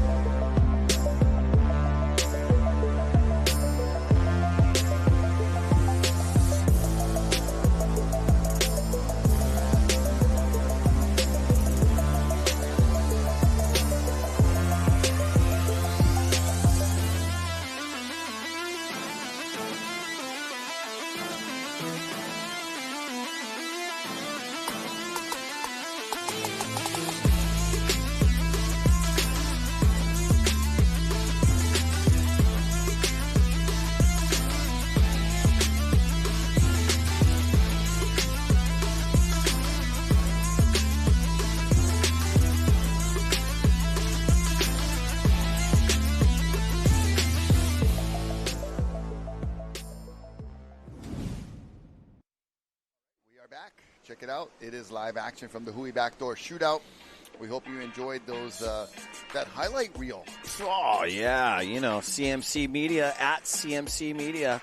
Brother Chance Oz, Eli Visions, and Tomo McPhoto, along with T. Tapasua and Brother Blaze. Yeah, that was a great bit of, healthy dose of highlights. Here we go. We got the Florence brothers with Cora Rothman and Jose Angel Morales, Team 96712. They are in the water right now. This is their fourth round endeavor. And we've seen some productive work from Team Volcom. Big time. And North Shore Surf Shop Ohana before that, a couple of rides. But overall, I think Maikai Burdine has been really putting it to it. And this is Cole Rothman, yep. Yeah, squared out stance. And there's Ivan Florence.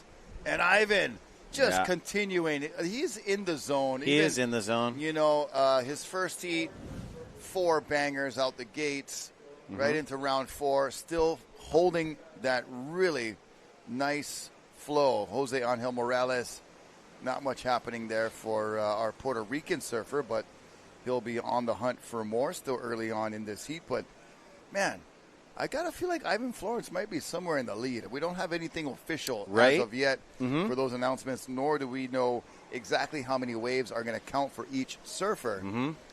We've seen it go up to 6 waves, I think, before. Okay. So, but before we get to any of those particulars, we'd like to take you down to the beach with Mahina Maeda standing by with a surfer from the last heat. It's Aloha Friday here down on the beach at Pipeline. My name's Mahina. I'm here down with Maikai Burdine. He's a local boy of the North Shore. I feel like he had the best opportunity out of the last 3 heats, and especially with this format. Do you think that with your last wave you kind of got the best score? Yeah, it's been kind of hard the last few days. There's been a couple really, really good waves and heats, and then a lot of paddling. So I'm just kind of been paddling out. I don't want to catch too many waves. I know need big scores if I want to place in this contest because everyone in this comp is so good. So I kind of just am going out there waiting for the best wave that I think comes to me, and hopefully it works out. How does this format suit you in this particular event? Why is it so different and so special? Oh, well, you get to surf. I mean, I don't know exactly how many heats we're surfing this year, but it's something around like maybe 6 heats. So you get to surf. You don't have to worry about losing. You have no pressure on you. I'm on Team Volcom, so I'm pretty much surfing with my family, friends, teammates. So it's like, makes it really easy, less stressful. You're kind of just watching your friends get barreled, and couldn't really ask for much more. Well, that's super great to hear. I definitely noticed the family vibe. Obviously, you're spending half of your time here in North Shore and then the other half in Bali. Yeah. So do you feel like you kind of travel around the world spending the same people? Yeah, I try to travel as much as possible because it gets pretty slow over here in the summertime. So spend half the year in Indo and just try to keep on getting barreled all summer long, and helps out a little bit out here. Nothing really to compare pipe to, but just keep getting barreled and it kind of figures it out. Well, that's Maikai Burdine for you guys. He had an amazing wave in that last heat, so hopefully we can up all his scores and he can get in the top 3. So back to you guys in the booth. All right, thank you, Mahina. I just thought of a new nickname for Maikai, and it's My Kind of Guy. My kind of guy. My kind of guy, Maikai Burdine at Pipeline. He's acting up. That is going to be a lot of name calling there for Maikai. He's like you said, you're just trying to get in the barrel as much as possible. I like the philosophy. Love it. And young guy, been really putting in the time. Great words from Maikai, and his round 4 is in the books. So he's got possibly a couple of keepers, and we'll see where he is. But man, it is really been a up and down round 4. You know, Team Japan started. They got maybe 1 or 2 in there. Shogo Harada has an 8.88 and another high 8, so I heard he's kind of in the top 5 as well. And then, North Shore Surf Shop Ohana, couple of decent opportunities. Yeah. Then, Maikai busted out with that Volcom last round, or last heat with Beach went crazy. Beautiful, beautiful ride. And then we'll see who can jump out. Well, Ivan, man, he has been in the He has zone been. with the flow. The Yes. IV flow. The Ivan IV Florence. flow. Such a talented Florence brother he is. Yeah, and we've been kind of nicknaming him the Pipeline Pirate with that Yep. big old beard he's sporting, and Yep. just has been really, really exciting to watch, and has already a great wave again in this heat. Yeah, so missing Makuakai Rothman. But, yeah, he will be back. There's a lot going on right now as they're ready to drop their album with Wiz Khalifa. But due to the L.A. County fires, it's not the right time. So we're going to move on and set another date. Check it out, paddling on the inside. That's Jose Angel Morales. Yep. He, on the unruly day, Sunday, he was shopping with his teammates, and I think out of the team, Koa Rothman got a couple packed bombs, and then Ivan, right off the get-go this morning, in and out of tubes.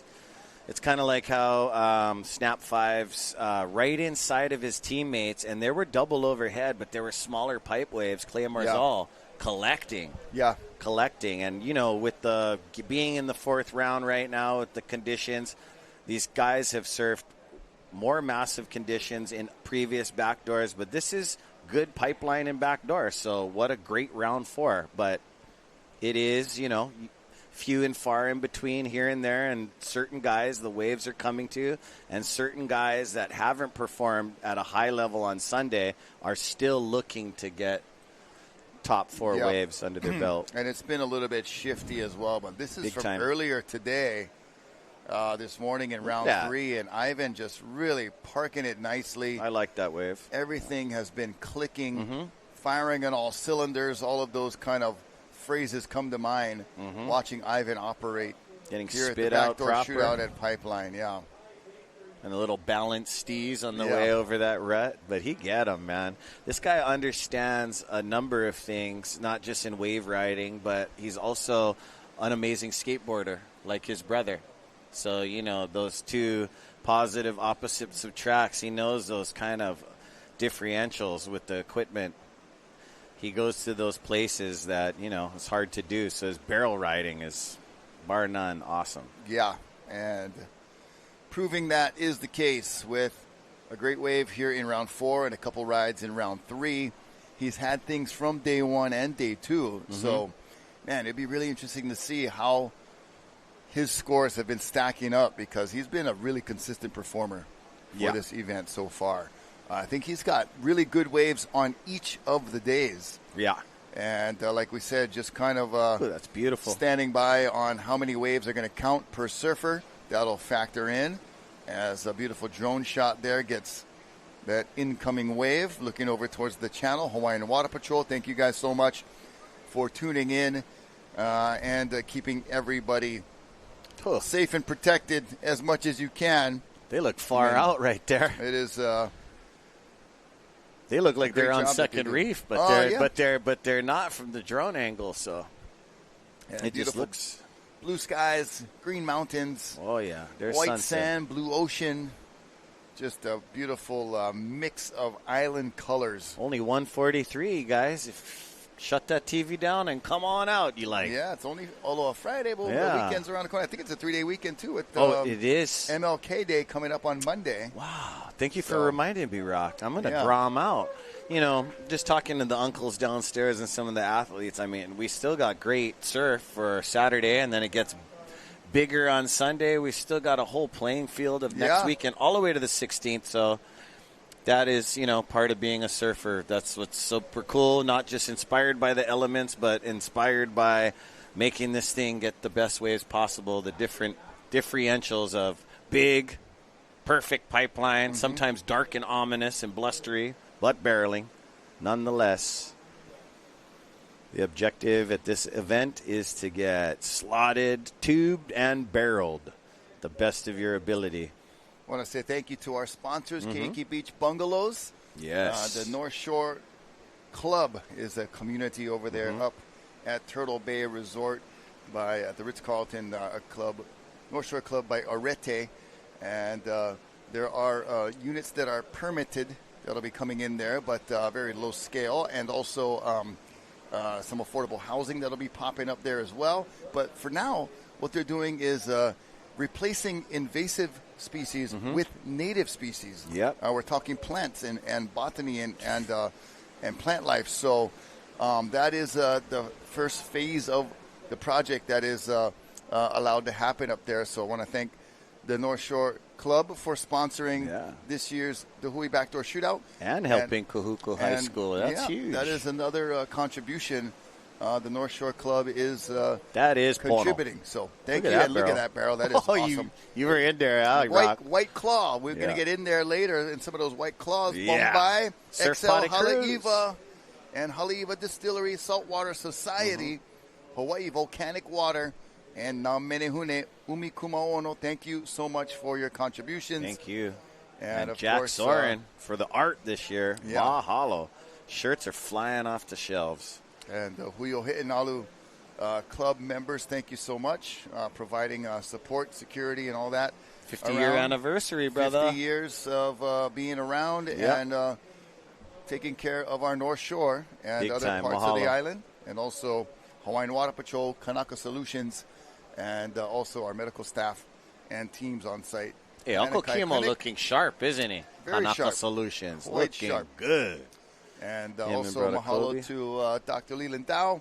Yes. And also Brother Jeremy Rice, the Flow Performance Medicine athletic trainer, and providing some services too. So thank you guys. And Thank you.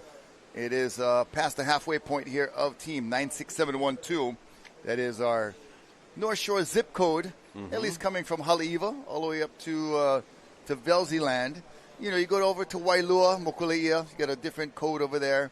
Wrap around to Kahuku, it's a different code, but majority Once of you the pass entire North Velziland, Shore. it changes right Yep, there. it'll yeah? go. You'll be in Kahuku after that.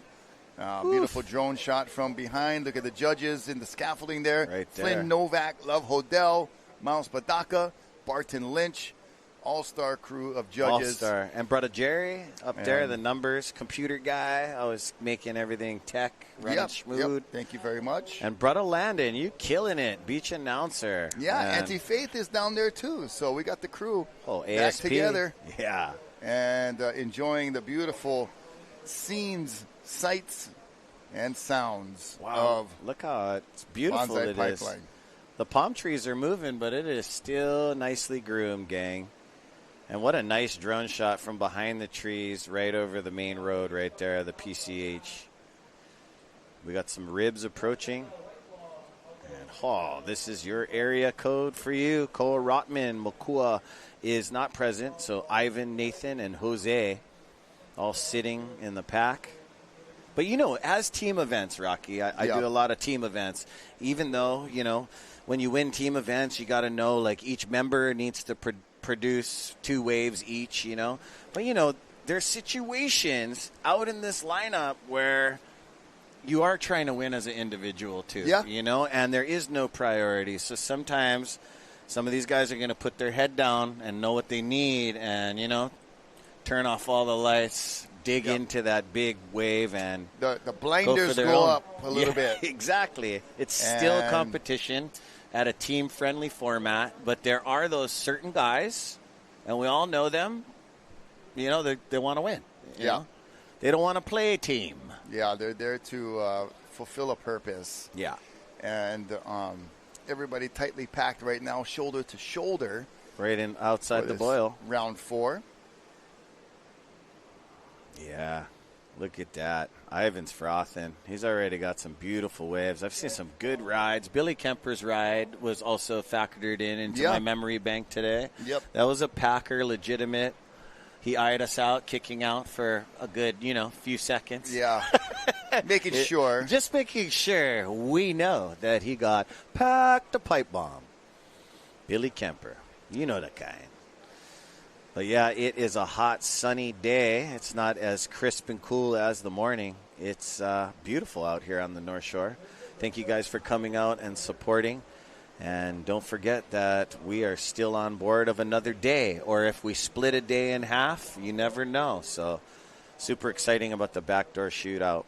surf community working together to just put on a cultural prestige event for our local surfers and our surfers that come from around the world that put in their time and respect and love for the art of barrel riding. Yeah, it is a chosen, selected few that get Big the time. invite. There is Billy There he Kemper, is. talking story, and some Grom.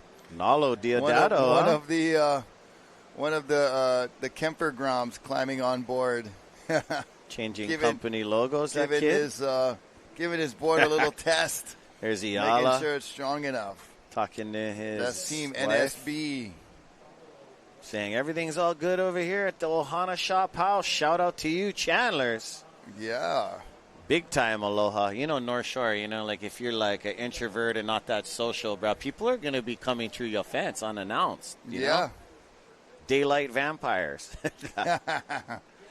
But yeah, Ohana Shop, those Chandlers, amazing stuff.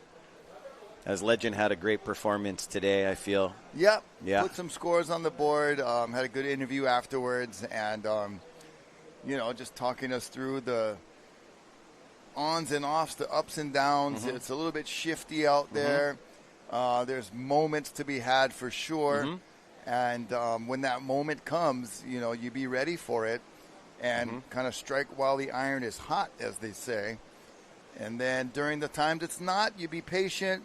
Kind of pick your lines accordingly, but definitely still some servings. Super Ono out there. Look at our four guys. It's like groomed, pristine conditions. They are cruising. I feel that there's a sense of they're not relaxed, but they're on to round 4. The waves aren't just second reefing over their head where there's a lot of board bailing and duck diving. They get to stay out past that boil as a team and just kind of take turns, gentlemen, if you will, like how the Duke Kahanamoku would surf. But yeah, beautiful drone footage. As the drone can also be an illusion sometimes. As the drone drops low, you can see the size of the waves. Some of these bumps coming in aren't as small as they look. They'll be breaking on the inside of our surfers. 9 minutes left. And if you guys didn't check out our logo to the top left of the screen, that is done by the Jack Sorin Legacy. The Sorin's part of the club, Hui Nalu, and since 1975, a lot of roots and culture and rich history. The Black Shorts gang, Hui Nalu. Some waves approaching, but nothing what we've seen in that last heat.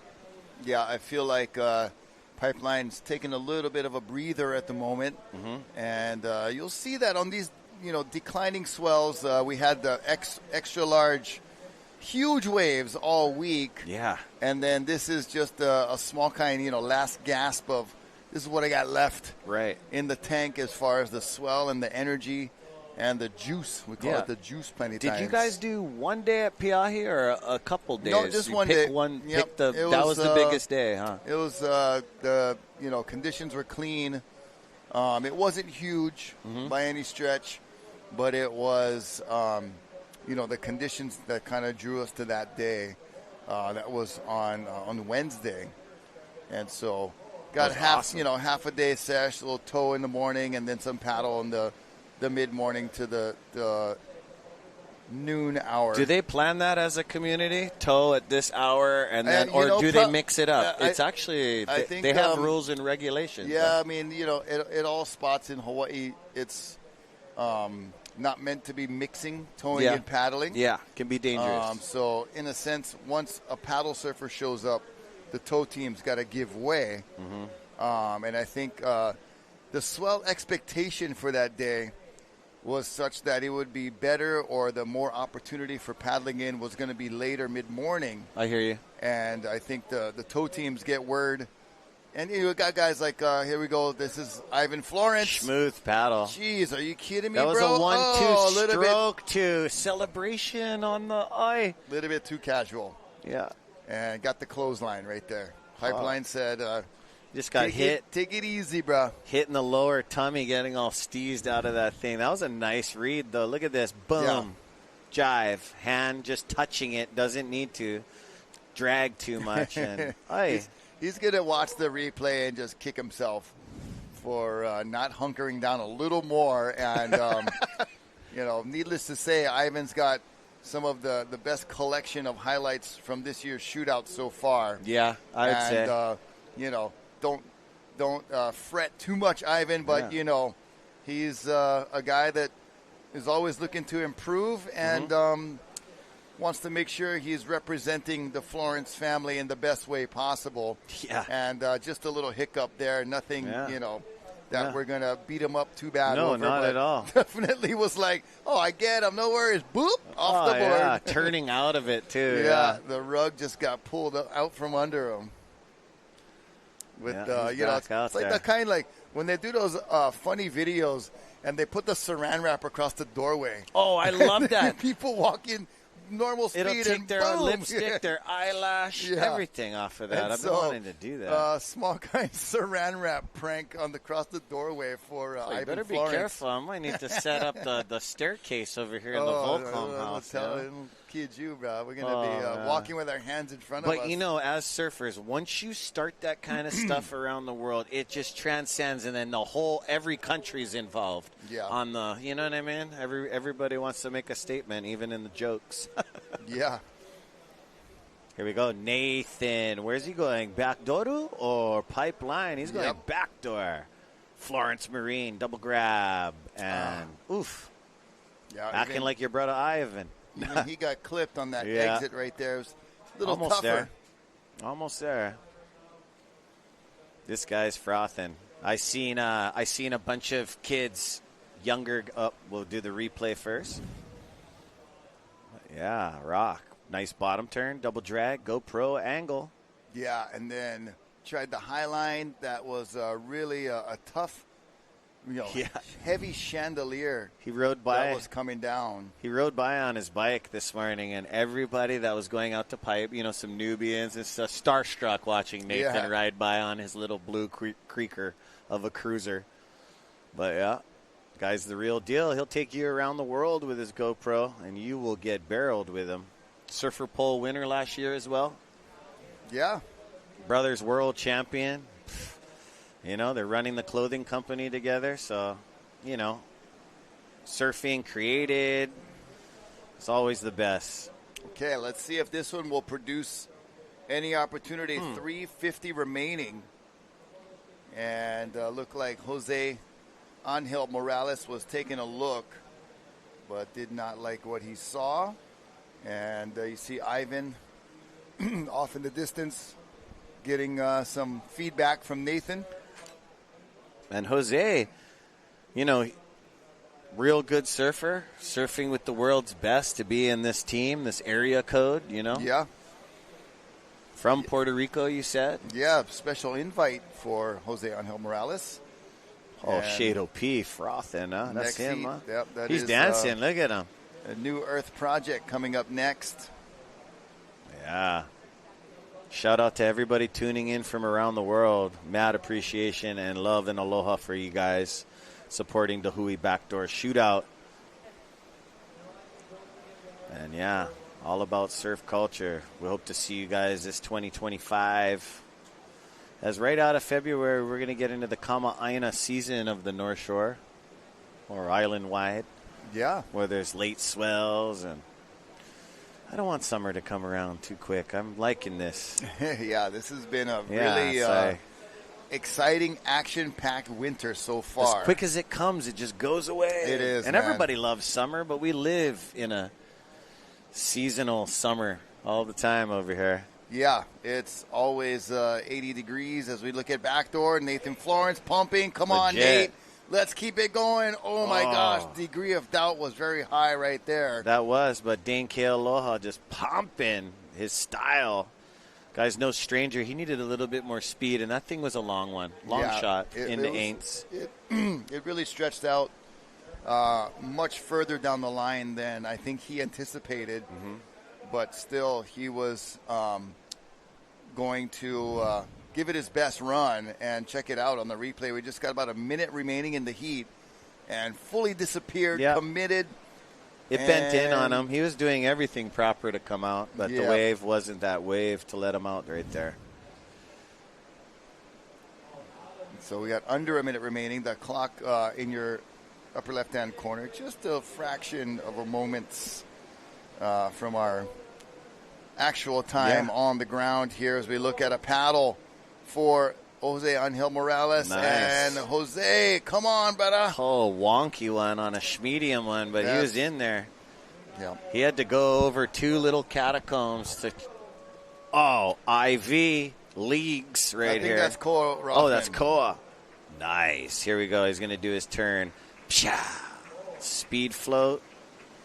Koa Rothman has about 3 waves under his belt. Probably looking for a significant 4th wave. You know? Yeah. The other day he got a really nice one. Mm-hmm. And day 1 had 30 one as seconds. well. And then, was able to pick a couple today. Not anything like his one that was really the gem. Gotcha. I think from day 2, snuck into one that was really deep, had all the ingredients for a good score. And surfing team 96712 is coming down to the end of their round 4. 5 seconds for these guys, Rock. And New Earth Project up next, gang. So with that end of heat number 4 of this round 4, we're going to come up with heat 5 next after a short commercial break. We'll be back with more action from the Hui BackDoor Shootout after this. Aloha.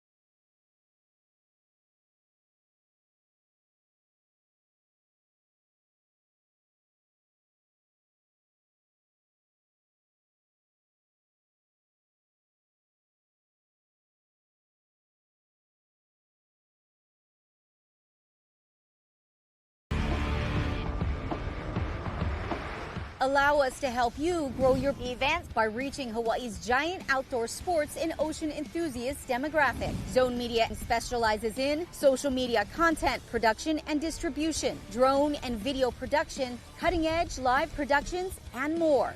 With over 25 years leading Hawaii's action sports market, give us a call at 808-343-3310.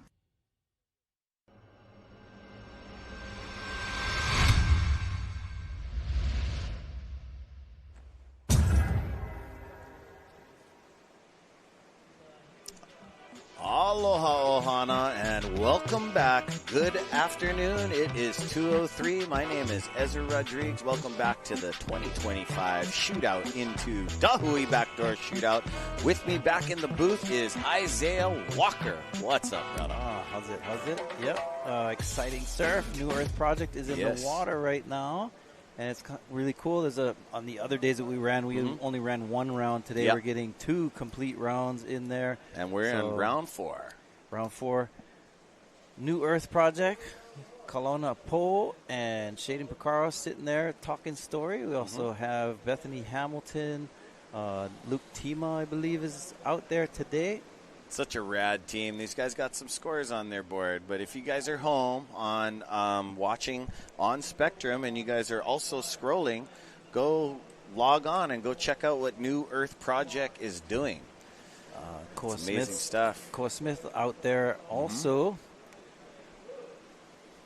Yeah, Koa Smith, he's definitely one of those guys to watch for. It's just he's packed some significant bombs, no exit. Still get awarded, but not into that high excellent range. There's Bethany Hamilton in the yellow helmet right there.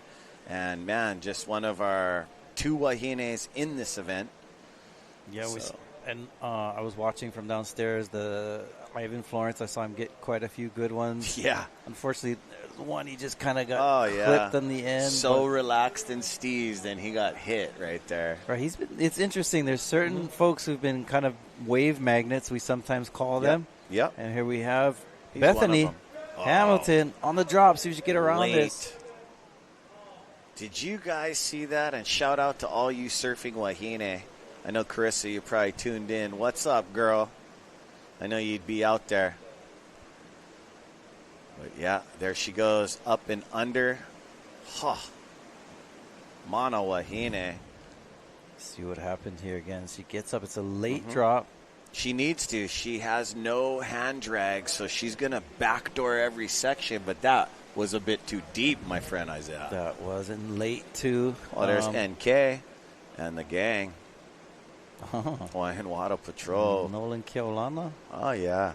We're talking about some old surf films and stuff. And saw on there's an Instagram site they follow. Nalu. That was good. I watched that. You see the Keolana one? Oh, I love it. Uncle Buffalo. Switch stance. He shreds it. You seen that backside snap? How big of a web he threw? That's where his boys get it from. I know. And I didn't realize. I mean, I knew Rusty was like the switch stance master, but it was and cool don't forget about Brian. Brian's got action. You know, Waterman's good. Still innovating and creating risk assessment. But he was ripping in that video, yeah. You know it. Good times. Keolanas are mainstays, of course, in Hawaii, and particularly out there on the west side, Makaha. Everything ocean, from ocean safety to ocean surfing to this guy wants this so one. Forth. It's a hard paddle. Strokes in there. Looks like Luke Tima. Tima, beautiful. Some Uncle Jamie Stees. You seen that confidence when he stuck his knee in the wall? He extended his neck. He was proud in the barrel, and he came out. So, Tima, impressive, buddy. This morning in his earlier heat, he was getting most of the good ones on his team too. So here we go, Bethany Hamilton looking to this one. We all hate getting old, but there's something about being young. You know what I mean? And then you can be young and.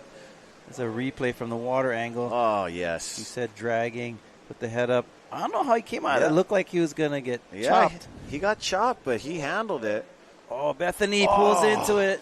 Textbook pull in. I'm telling you, we call backdoor, but Bethany, when she takes off, for her to get barreled, she takes off slow, late, under the hood, very critical section. If you see what she is doing, her dynamic is next level. And that whitewater is, nothing to be playing around with. Would take somebody 50 yards in.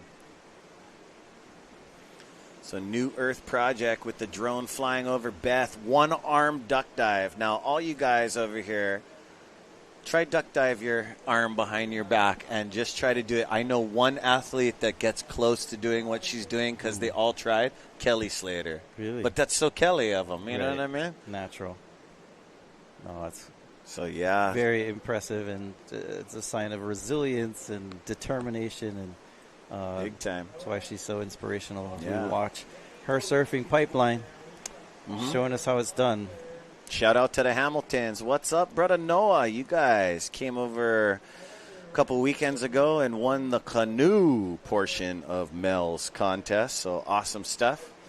He also wrote to me and said, when you guys are talking about boards and how, length, I like when Kelly's riding it at 6'0", 6'2". He's like, I've been telling her she should be riding a little bit more foam like Mason, but look at her. She doesn't do that. Yeah, it's a pretty small It's board. amazing what she does. Oh, she's bringing the diamond tip back. Now I want a diamond tip. You know what I'm saying? Yeah. I haven't seen a nose guard in a while. Me neither. That's usually when you get a ding, you suck it up and go, okay, I'm going to put this nose guard on. To hide them. Right? I tell you, surfing has come such a long way. There is oversaturation, but if you know how to play chess in the lineup, everything is okay. Well, let's all remember is to, use water etiquette in the lineup and respect our elders and kapuna and people that have just given their life to the surfing lifestyle. Yeah, for sure. You wouldn't want a surfer to come in your office, mess up all your papers, would you? Huh? Sacre bleu.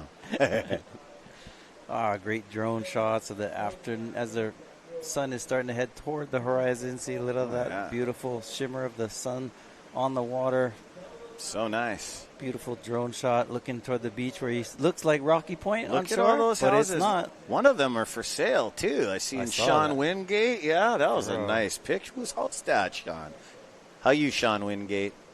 No, you're probably joining us online or on Channel 1020. Mahalo, you guys, for tuning in around the world. Mad appreciation and love for you guys.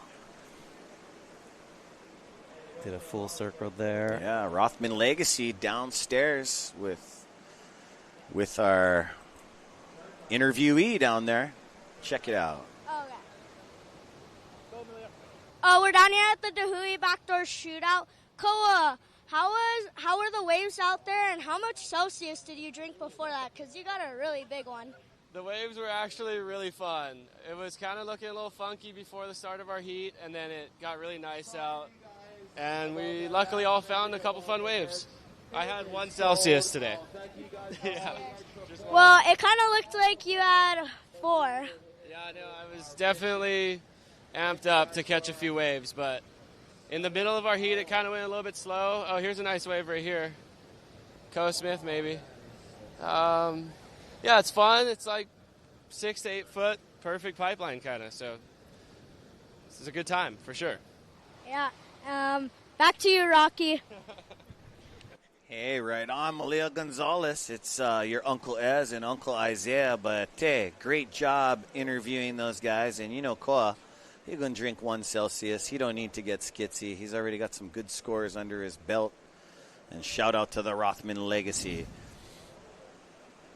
Awesome. Here we go. Into the tube, Koa, during the interview. And that's what this young man has been looking for. He's packed some mean no-makes, and then he's got one under his belt. And the way this 8-team format and to win individually is done, now he can just all of a sudden, late in the contest, in the 4th round, you never know. He's going to start getting his wheels turning, and the next surf, we don't know if it's going to happen day 4 towards the week, Monday, Tuesday, maybe tomorrow.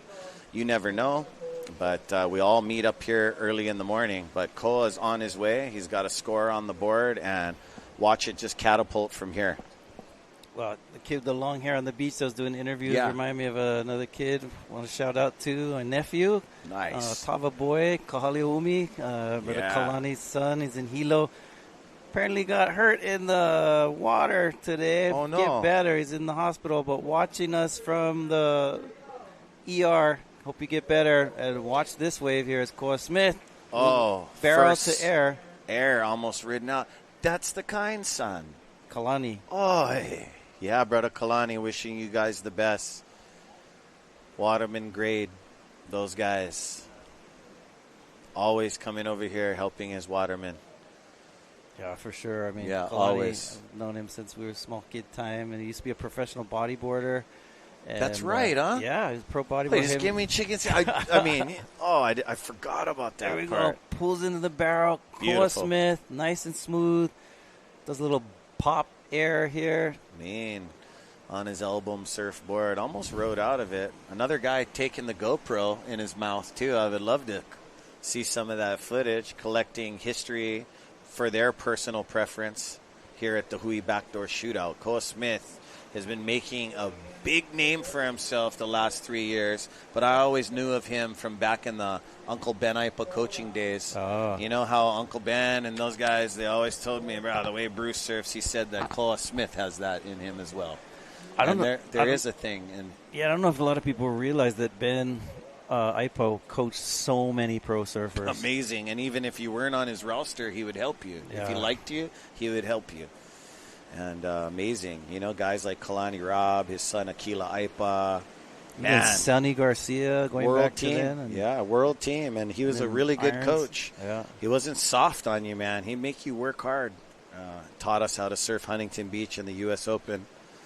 I remember the first time seeing Ben Ipa, flew up to surf on Oahu when I was probably 12 and surfed at Alamoana Bowls and watched him on a longboard just 12 o'clock, just hitting the lip every turn. And, Ben Ipa Stinger big brother too, Yep. but whipped that tail around and threw it straight up 12 o'clock. We got to keep all these guys in memory, man, and just keep talking about their legacy like old Coconut Wireless days because, these guys were a force to be reckoned with, let me tell you. I'll tell you, it's cool. Also at that time, probably that first session I ever surfed out at Bowls when I was a kid and coming up from Hilo. Who was out? Everybody. Larry Intensity. Rios. Oh, bro, he's one of the best Which out is there, so cool too, because I've been seeing Larry a lot lately. Larry Boy Surf School Bro, now. he's ripping Back. it. Yeah. Saw him working with my friend Matt Kester as a show. Oh, yeah. Rescue High Surf. And I like Matt. I met him at Tamayos and Memorial. the 4th of July. The guy's a really good rider. Dig it. Really cool, a good friend. But yeah, that's where I've seen Larry hanging out there, and it's nice to see him surfing and staying young. And again, I really encourage those of you that, especially from our Hawaiian and Pacific communities, the ocean is your friend when it comes to your health. So the more you can stay in the water, the more it extends your life. Whilst we're in the 1800s, last I was sitting with you in the booth talking about Duke and his crew, the Moana, things were starting to captivate iconically. Like there was history being made and they didn't even know it. It was just that kind, frothy surf guys, right? Like how was the Hawaiian diet and stuff back then? Where everything just trucking, everything was good? Well, I know we touch on so much of our culture, but those guys were solid, huh? Yeah, maybe for they sure. didn't eat enough. Actually, Uncle Chuck Andres has been texting me photos of his kupuna. Here we go, live action. Luke Tima. Tima has got something in him. He's been watching. He's been absorbing knowledge, and this guy looks like the world's best. Just dropping in, and this is his first backdoor shootout. Kalana Apo. Standing tall. Apo. Smooth. Let me see that. Oh, Larry Lay to re-divert, lost the fins, and then that pipe section right there, rebound, it's hard to ride out of. But that was Kaulana Apo Steez. Yeah, I love let me see this photo. Yeah, this photo from Uncle Chuck. I mean, this looks his like grandpa, Waipa Parker, his last name, and then he's with Duke Hanamoku. These guys look like they're training for Sparta. I know. Look at how fit. You put a Hawaiian helmet on them. And that's the thing. I mean, it wasn't like they had membership to 24-hour fitness or taking steroids or anything. But, the healthy lifestyle, living on the ocean, eating healthy foods out of the ocean. And, Hawaiian diet involved a lot of taro, kalo we call it, and a variety of other things. But here comes some replays. Yeah, Tima. Oh, good negotiation. He reached for that pump. Kaulana in this one. Wow. Lays this turn. Wham. And there's something about to happen because I seen our crew paddling out to the lineup. So we'll see. Ooh, Tima taking another look on a hole, but that barrel's too small for you, kid. No, it's fun to see the different generations of surfers in this event. We were watching earlier the Team Volcom, pretty young team, and watching them get all frothy. Mike Hai's on was just like scorecard on a roll. And then, to watch Luke Tima out here staying busy. Koa Smith being more patient. Yeah, he's been patient the whole event, but now he's he packed some bombs, but then he's been shopping. And Shado had a lot of waves in the round this morning, so maybe he's giving way to his team members to have some waves. He's a little quiet right now. But cruising. Good balance, though. You know what I mean? One on, one off, but you never know. If it's a regular contest and you're just being greedy and catching all the waves, by the time you make the final, what happens? Mother Ocean just dissipates and it goes to luck. So you can never control a heat or the ocean, but you can know how to play with it. Shaden's also rocking a beard. He's got that castaway look right now. Yeah. He'd be frustrated if he couldn't make the connection. So there's still a lot of waves out there. And I know, we have a waning swell, but nonetheless, there's still a lot of energy in the water. And, there was a moment there where we thought the winds were turning a little unfavorable, but that didn't last too long. So winds have been good for us. Wind a little bit more down. And there's a current rip, too, right off the wall. These drone shots are great. Get to see the bird's eye view and perspective looking towards the land. Yeah. And this is their fourth round, and this is the fourth heat to the last heat, as Snap is going to wrap up the day with their fourth surf. Koa Smith, furthest out, taking a look on his pink board. They're going to take a half a knot paddle, just kind of negotiate, get over this wave, see what's going to start forming in front of them. We have a few Koas in this event, right? Yeah, Koa Smith, Koa Rothman. Yeah. And Koa is typically word referring to a warrior. So Koa, you hear that name commonly. Koa is also a wood, a really hard wood that is also sometimes used for weapons because it's a heavy wood. So in Hawaiian history, we got a lot of stories of Nakoa, or warriors. And I guess most famous among them would be Kamehameha. Yes. And the Kamehameha becomes a dynasty, meaning like Kamehameha the First, after he conquers all of the island chains, institutes a monarchy based off of actually with some influence from the British, in fact. Yes. After Kamehameha becomes king, there is a slow increase of folks coming to Hawaii from England, and so some of the constitutions Hawaii was a constitutional monarchy, and so there were some things that, and in fact Hawaii was a protectorate, even though it was independent as a monarchy. It was a protectorate for a while with the British, and so even if you look at the Hawaiian flag, it has British the Jack, the Union Jack, and so there were some similarities and exchanges with that, but it becomes a dynasty. So Kamehameha the First, all the way down through the second, the third, fourth, fifth, and then and eventually the kingdom of Hawaii closes out with Lili'uokalani and 1893. So 100-year time period. Again, go check out Bishop Museum. You can walk on the third floor of the Hawaiian Hall, and it walks you through from Kamehameha all the way to Lili'u. I gotta go. Yeah. I gotta check it out. I mean, there should be functions where I walk in there and here we go, Luke Tima. Ooh, no Shinpei Horiguchi. Shinpei, he's body surfing it, so he all good. He got lipped, and then he Mark Cunningham'd up into the mid-face bowl. Split peak here. Split Shado peak. And Koa. Shado throwing out the tail, full extension. Pulls and it. Another one. This guy's sending it. Here going we go. for the Brittany, two buckaloo's. Bethany Hamilton. You seen that? Pull in. Yes. Woo. You seen that? Just her significant takeoff to hand plant to up. Jedi. Jedi-like reflexes, huge smile. Let's go, Beth. She also writes children's books. Go check it out. I always say on all my commentaries, do not forget about reading to your children, reading to yourself. Well, I'm talking to not just a professor, but somebody that writes amazing history and things that you've seen in all your travels. Yeah, I mean, reading is very important for brain development and for intellect, and so, Koa Smith went right, and Hawaiian Water Patrol got him. That is Foster Bloomfield. See what happened here. And Nolan Kilana. Little bit of a twist there. No matter how much you train, you train so hard every day, and then you get fed a different situation at Pipeline. Yeah, you know what I'm saying? Looked like might have broken a leash. Yeah.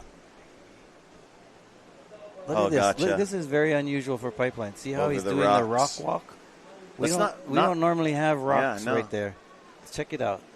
That's how much sand has eroded. Oh my gosh! And that looks like Rocky Point. This is pipeline. And that's why the sandbar is absolute fire if you're above intermediate grade level. There's his second board. Looks like he's dropping down in size. Don't forget, Koa Smith comes from a Smith legacy. They're all models. He's got 2 more brothers. They all shred. Yeah. You know? Kauai, right? Yeah. I've watched them surf. Good performances at Sunset, big Sunset pros, and here we go. But, yeah, he's going to get back out there through Aints.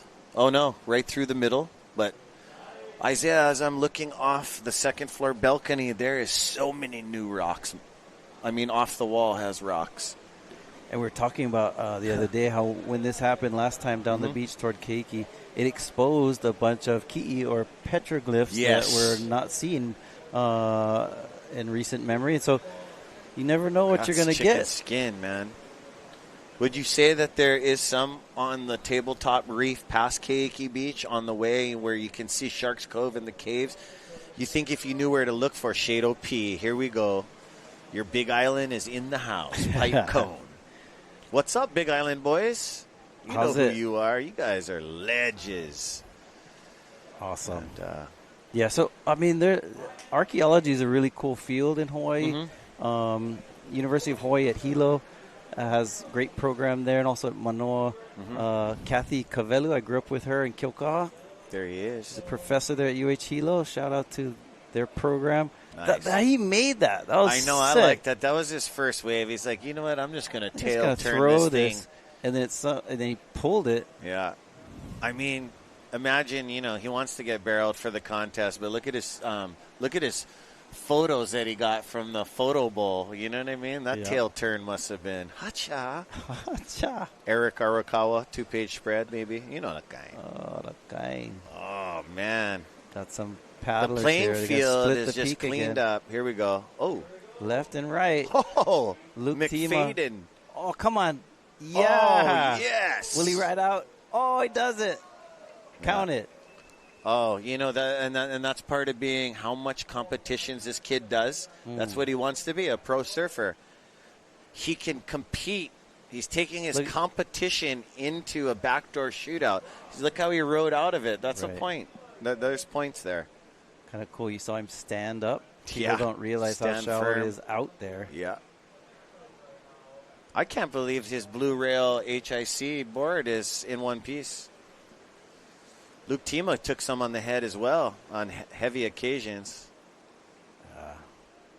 Oh, there's the Nolan Keolana.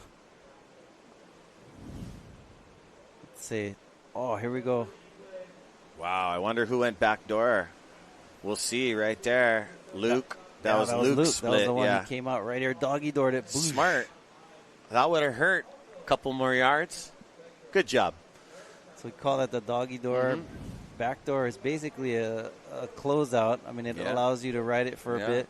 And you got to sneak out usually through what we call the doggy door at backdoor. And that's a beautiful pipe way. Which way is he going? Oh, here we go. Kaulana Apo.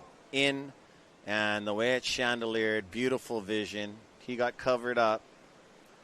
Bethany he did the job. Looking at this one. But, yeah. Bit of a flurry with these waves. Oh, that was a beautiful little mini one just to watch and mind surf. Oh, very exciting. Another replay right here. Kaulana Apo as that thing just went over a rib and had like a backwash flare over it as he exited. So super awesome. 2:22 remaining on the left top of your screen. And don't forget to check us out at dahui.com. Stuff is going really fast. We still also have the Jason Momoa Aloha J collection, where Uncle Eddie Rothman and Jason Momoa collaborated, and all of the proceeds from each item of that on the internet, the Aloha J collection, goes straight to the Maui Lahaina fire victims.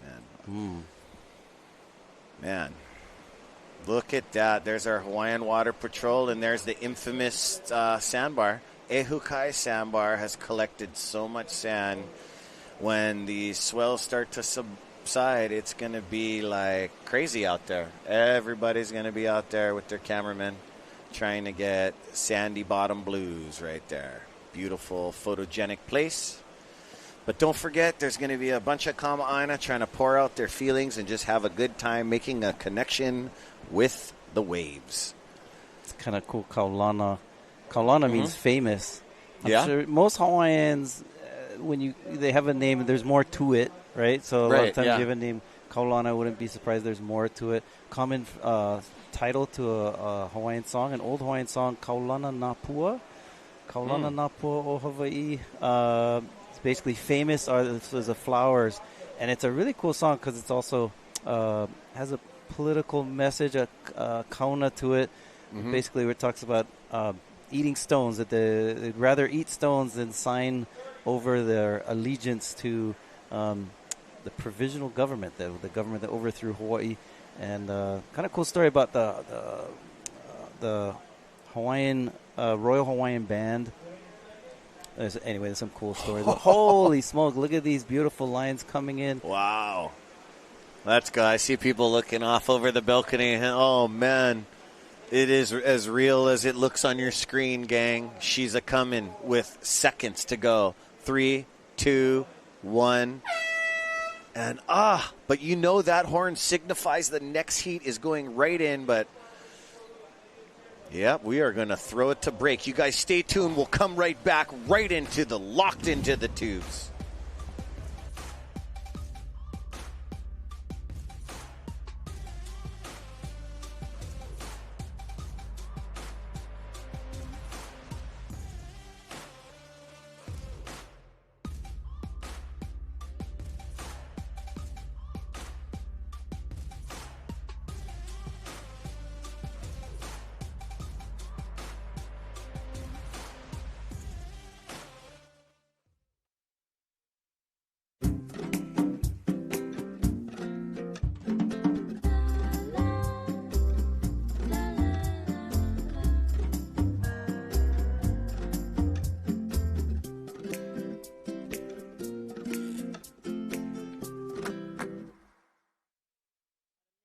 Snap two, bring it back.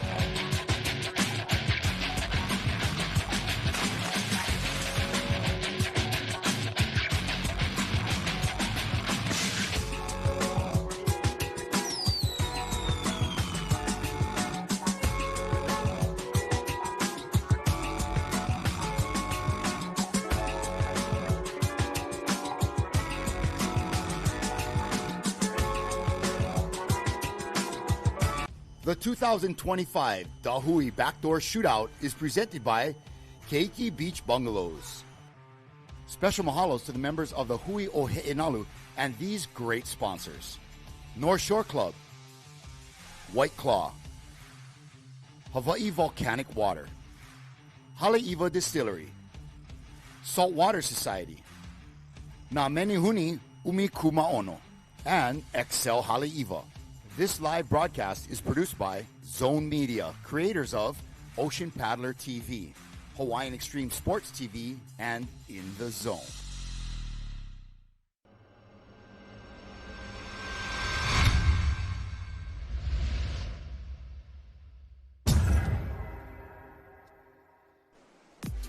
All right, bro, we are back and right back into the action for the Hui BackDoor Shootout. Pipeline is happening right now. And what a great barrel. Sick wave. Opening up for a goofy foot Peruvian. The Cristobal de Cole. All right, Cristobal de Cole rubbing his crystal ball and seeing a beautiful barrel in his future. And that was amazing. A nice shot of Cristobal coming flying out of a pipe barrel. Team Peru, the groovin' Peruvians. Cristobal de Cole in a Crystal not barrel. so crystal No, barrel. not I was so going to crystal. say just a little foam, but well negotiated.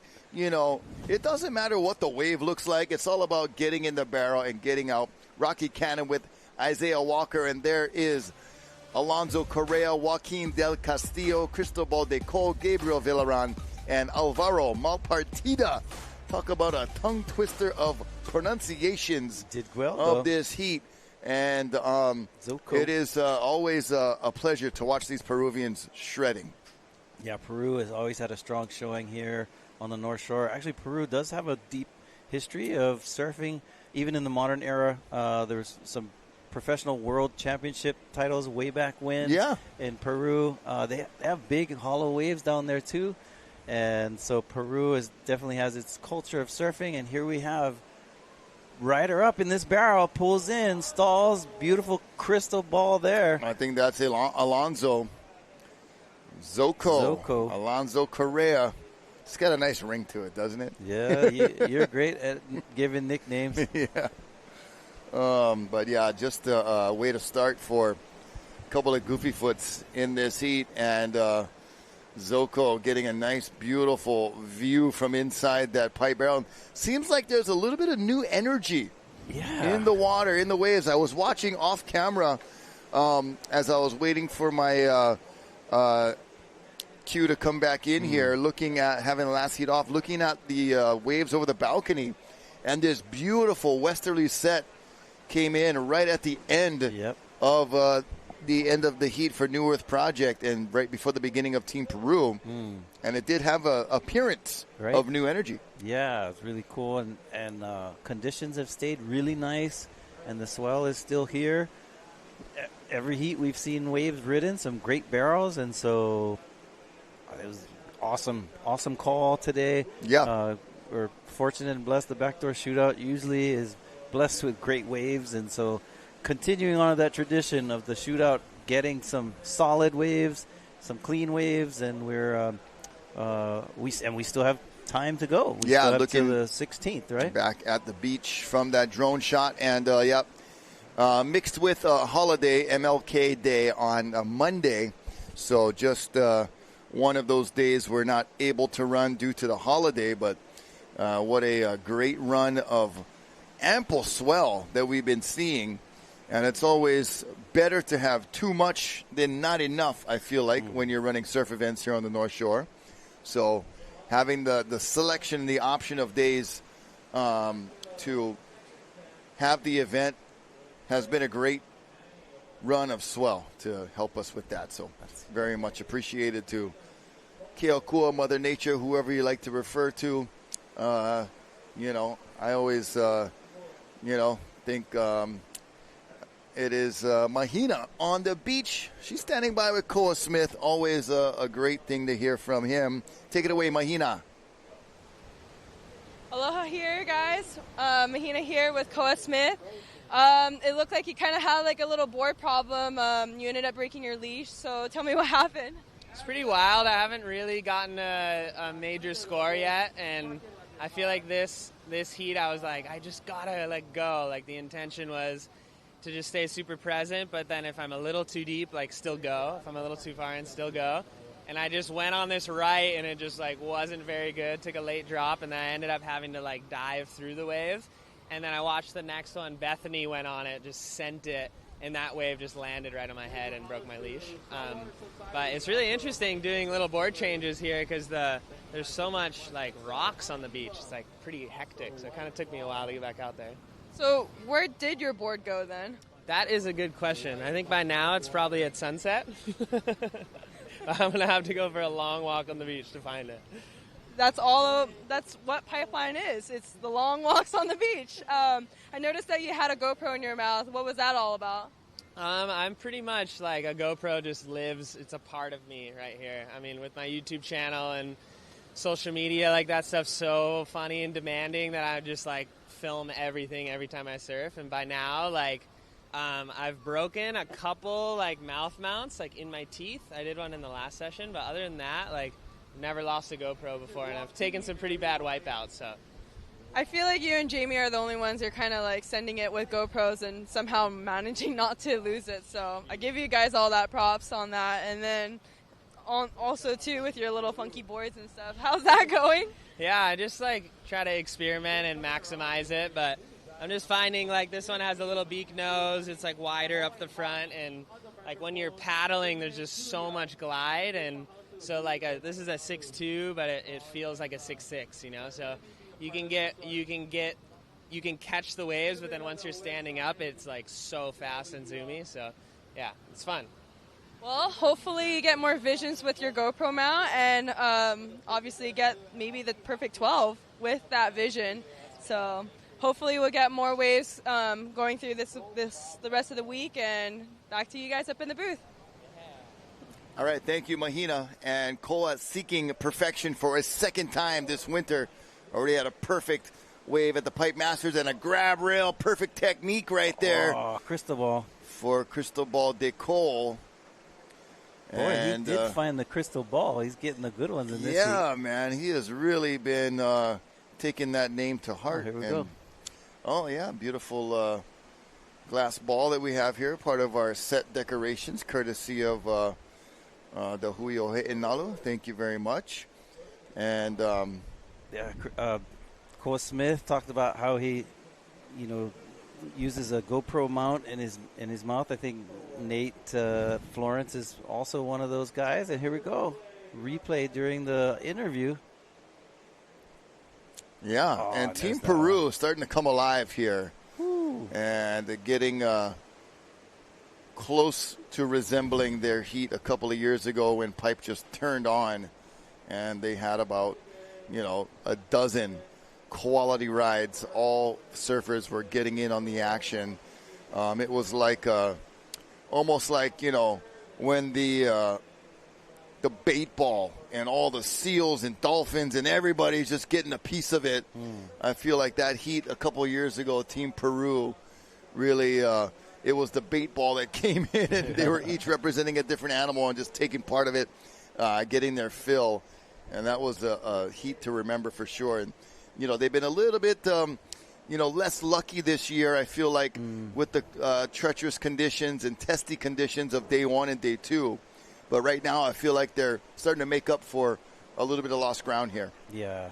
And, their heat this morning was pretty good. They got a lot of good waves. I think everybody today, there was no real skunk heats today, which is always great because we talk about how, the ocean changes with tide, with wind, with swell. And so sometimes, like you were saying a couple years ago, in the sort of this magical window of a heat for them turned on. But I think today has been pretty steady. It has tapered off a little from this morning. Yeah. But nonetheless, everyone seems to be getting opportunities for good scores. We just saw Cristobal on the backdoor. And it looks like they're another wave coming through here. See if a rider gets this one. Yep, switching to the land angle, and looks like Alonso, possibly. We'll wait for the beach call there, because we can kind of hear Iolani Adams handling beach duties. Mahalo to Brother Landon Iolani Adams from the west side, and Hui Club member doing an excellent job on the beach announcing. Replay here, gets under that curtain. Yeah, just a little fun little pit ride at Pipeline. That's always going to improve your day. Yep. It's worse things to do for sure. Oh, I'm telling you, man. Worst places to be as well. But we're thankful to be here. We're thankful that you guys are joining us on the live broadcast and catching all the replay action as well as the action has been really consistent. And we said, there hasn't been any heat that's gotten like fully skunked. Everybody has gotten something. Yep. And, it maybe just comes down to what players in the heat may have scored more than others. But I tell you, watching Ivan in the previous couple heats, Ivan's been on a tear. I feel like each and every day he's got something to show for. Yeah, he's been wave magnet in all of his heats. Yeah. And even in the trying days and trying conditions, he seemed to find the diamond in the rough or the needle in the haystack. Yeah. And he's been, consistent, right? Very consistent. I think Luke Tima has been pretty consistent throughout the event as well. That kind of young froth, maybe it pays off when you're hunting and looking. Actually, Shaden Picaro talked about how this morning he felt like if he's replacing Kelly Slater's spot, that he's going to try and channel what Kelly would do. Yeah. And basically says he keeps busy. And so I'm just going to keep busy. And sure enough, that's what happened. Koa Smith talked about a different approach. He said, I'm just going to kind of zen, meditate, and be in the moment.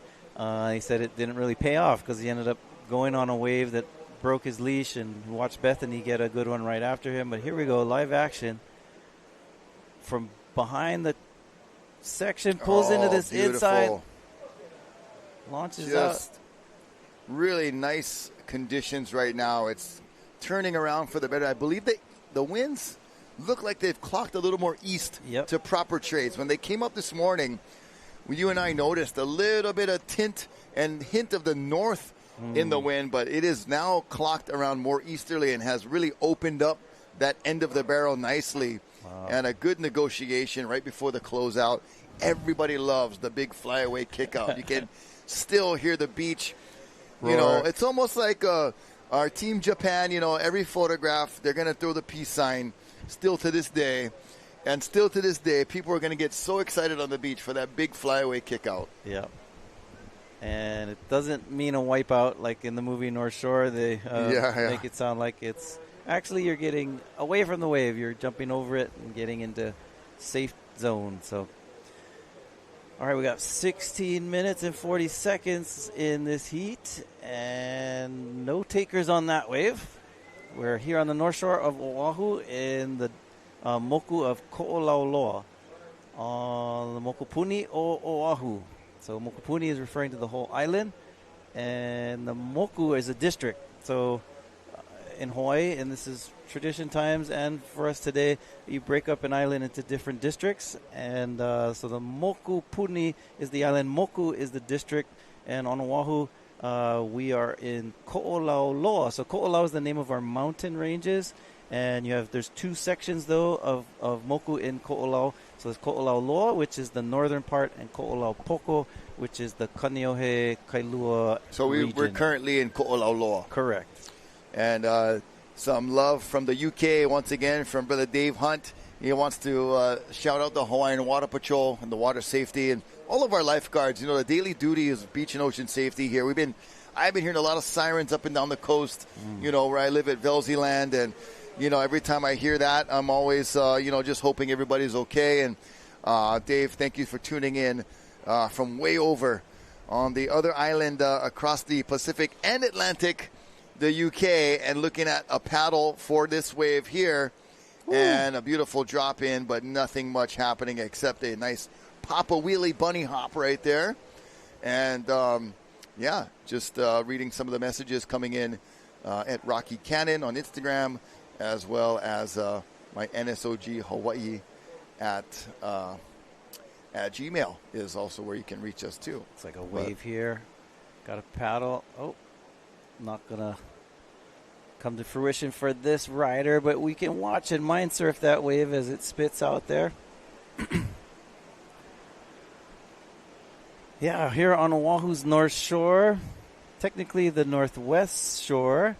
And we are blessed to be out in the, oftentimes called the countryside out here. We had the old surf brand that's still around today, of course, is Town and Country, referring to, the kind of duality of personalities between town and country. Yeah. And you do kind of get there's people identify with, like, I'm a townie. I'm a townie, yeah. Or I'm a country guy or country person or country folk. And there's some kind of, I don't know, stereotypes about each of these, but let's check out this one. Oh, beautiful. Backdooring the pipeline and standing tall, loving it. Man, this is getting a lot reminiscent of that heat a couple years ago, Isaiah. Team Peru getting the benefit of the switch turning on here at Pipeline and Backdoor. Yeah, look at that. Ehukai misting off the back of the wave, which is a signal that the trade winds are hitting us from the right direction. How smooth that is. The correct direction, the correct technique, and just a very, very stylish exit. Stoked. Very awesome. Yeah, it's just, sheer elation coming out of a barrel. And, you get some folks that debate and talk about how they don't like claims. I personally have no problem with it. Yeah. I could see where if it's disingenuous, anything or anyone that's not genuine, right, that feels fake. That's sometimes it's a little contrived. Yeah, it doesn't feel as meaningful. But you coming out of a pipe barrel like that, and your arms naturally come up. I'm all for it. I'm all for it. Yeah, especially one of those that was a little shaky. Well, not shaky, but just like the way he knifed into it. It could have been any type of result right there. But he held strong and steady. And, that adrenaline and the stoke, like you said earlier, it just carries right on with you, even into the paddle back out, where you're like, oh, my gosh, that felt so good. New energy. I want to get back out there. Yeah, so big props to Team Peru getting it done right now. Beautiful conditions, stacking up. This is heat number 6. We'll have Team NSB. I know they're licking their chops right now. Billy Kemper, Baron Mamiya, Kala Grace, Eli Olsen, J.O.B., Jamie O'Brien is looking at these conditions going, oh, please. Stay like this. I want to get out there. So just a little over the halfway point for Team Peru. 11:50 remaining, I believe. Looking at the beautiful, picturesque scenery of the pipeline and the beach down towards off the wall. You see all those rocks and bones and skeletons exposed down there. It's like really, I heard Koa Smith talk about it, trying to get his board and get back out. He had to really watch his step, and, your board can take some damage. You could pop a fin off really easily jumping in at the wrong time. Yeah, for sure. We were talking earlier about the barrel we just saw and we came out, and we also were talking before that about how each surfer has their own distinctive style. And when he came out, it kind of reminded me, Duke had a certain style of surfing too, where he would kind of have like this, almost like he was flexing his pecs, and arms sort of to the side.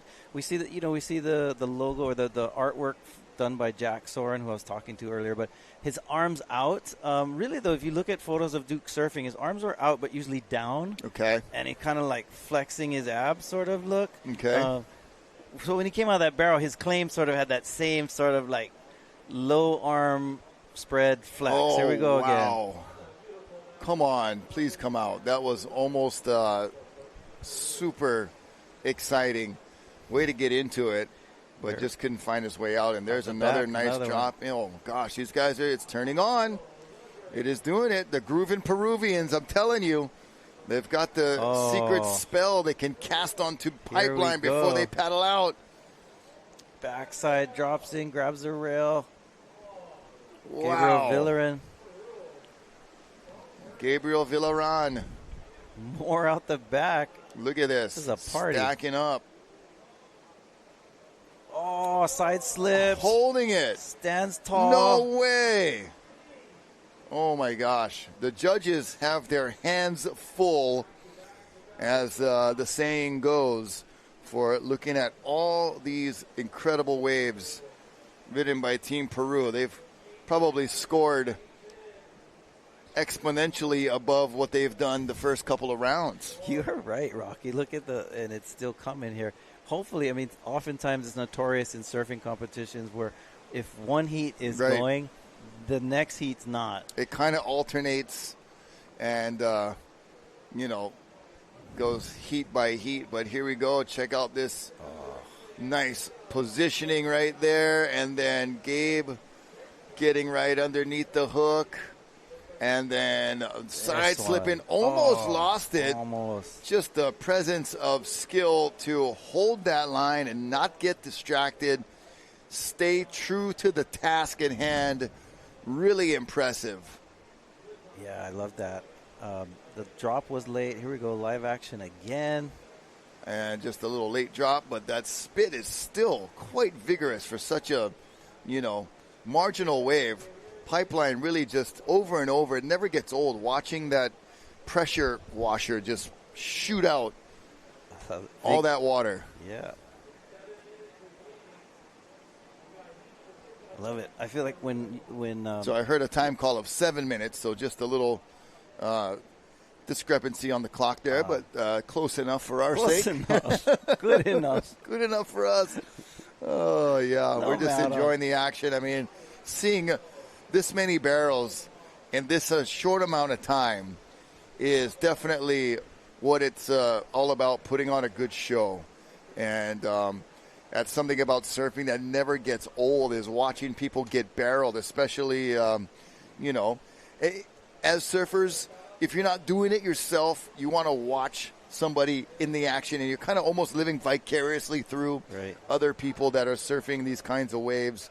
And just what an opportunity and a great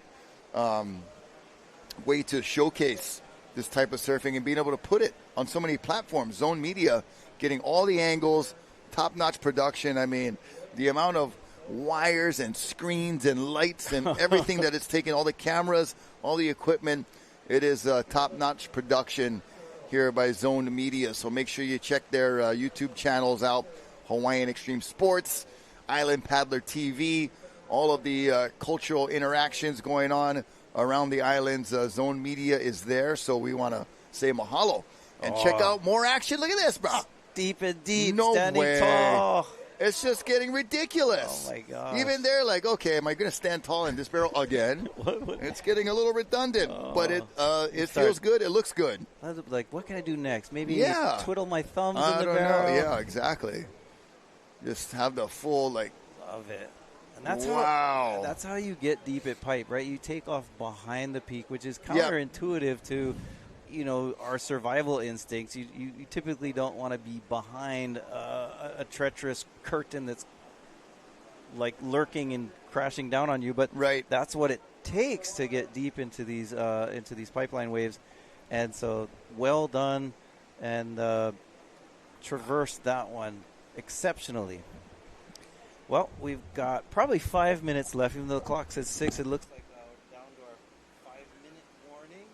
And looking out at the horizon, we have got more waves on offer. And Team Peru is bringing some mojo. They've got the mana, and the ocean is awake and alert. And hopefully it continues on this trajectory. We'd love to see our next heat in the water of North Shore boys to get in some this action as well. Team NSB, strong team. Yep, he's saying Jamie O'Brien and the crew of Billy Kemper, and those guys are in the channel or on the shoulder right now, waiting to get out there soon. And so, exciting day for surf. Yeah, definitely the one we've been waiting for. You know, we had 4 days off. Monday, Tuesday, Wednesday, and Thursday. Which worked out perfectly for me at work. That's good. Yeah. So it was nice. We had the weekend, and I was able to go to my day job, my real job. Yeah, I had things to handle, and the chores got done, and look at different things like that. And Christmas lights came down. All the fun stuff after the holidays. Here we go. Check this out. Live action. Nice. And grabbing the rail, Gabriel Villaran. And nice little run down the pipeline. Left-hander on the backhand. There's Team Peru represented on the beach. Waving the flag proudly, as they should.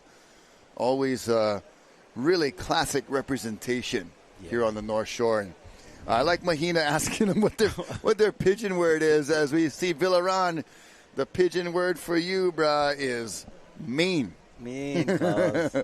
That was mean. That was funny. She's like, pigeon. He's like, what? Yeah. Here we go. Oh, yeah. Look at this.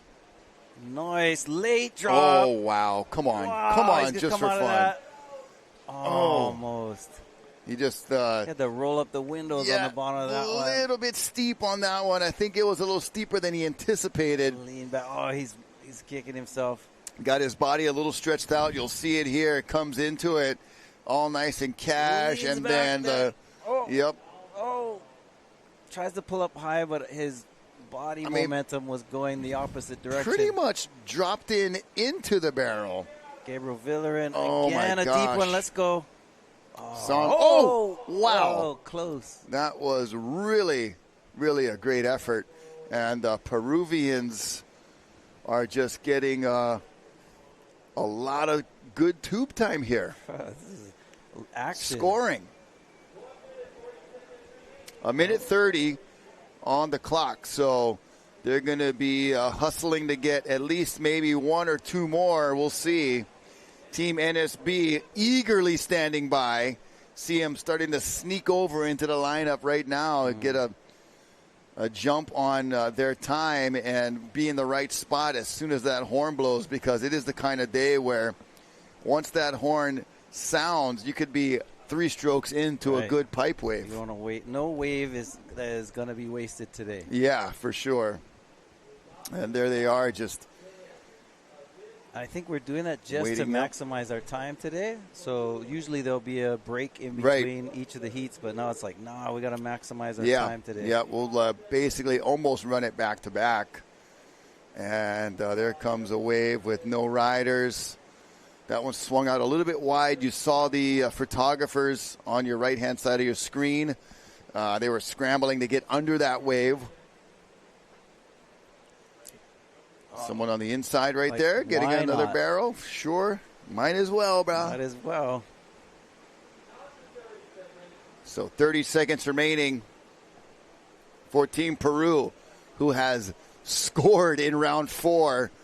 They have kind of reminiscent of a couple years ago, like we've been saying. They had this magical heat that turned on, and so far they've been a little bit on the other side of the luck of the draw. But in this round 4, they made up for it in a big way. It delivered. So as Team Peru's heat comes to a close, we'll be moving right into Team NSB.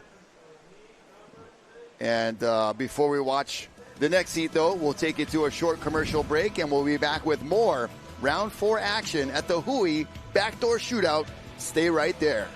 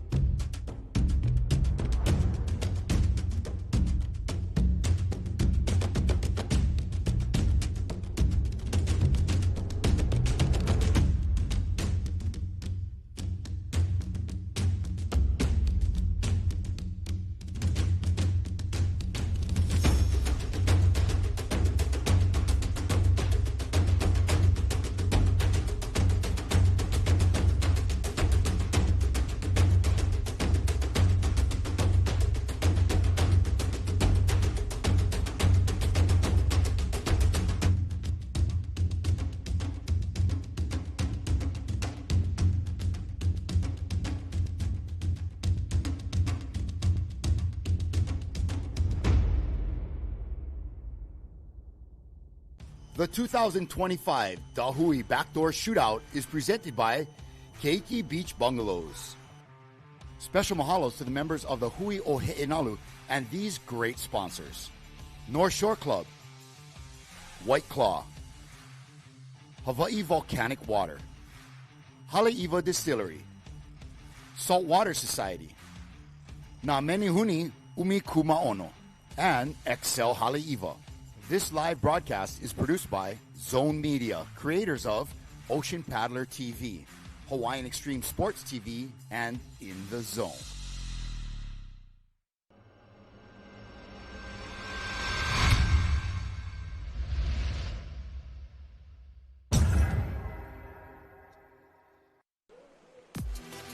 Oh, welcome back. Look at that shot. The drone over Pipeline. The Hui BackDoor Shootout in memory of Duke Kahanamoku. Team NSB in the place to be at Pipeline. Ready to rock and roll. Watching Team Peru get barreled out of their brains. Oh, yeah. And Rocky Cannon with Isaiah Walker, Baron Mamiya, Billy Kemper, Kala Grace, Eli Olsen, and J.O.B. in the water right now. This is heat number 7. Second to last heat of the day. Snapped 5 coming up next. Want to give some shout-outs and aloha to North Florida, Jacksonville, Graham, Brother G, watching late night over there, East Coast time. And check it out, Baron Mamiya, I believe. That was Barrel and Baron. Mamiya.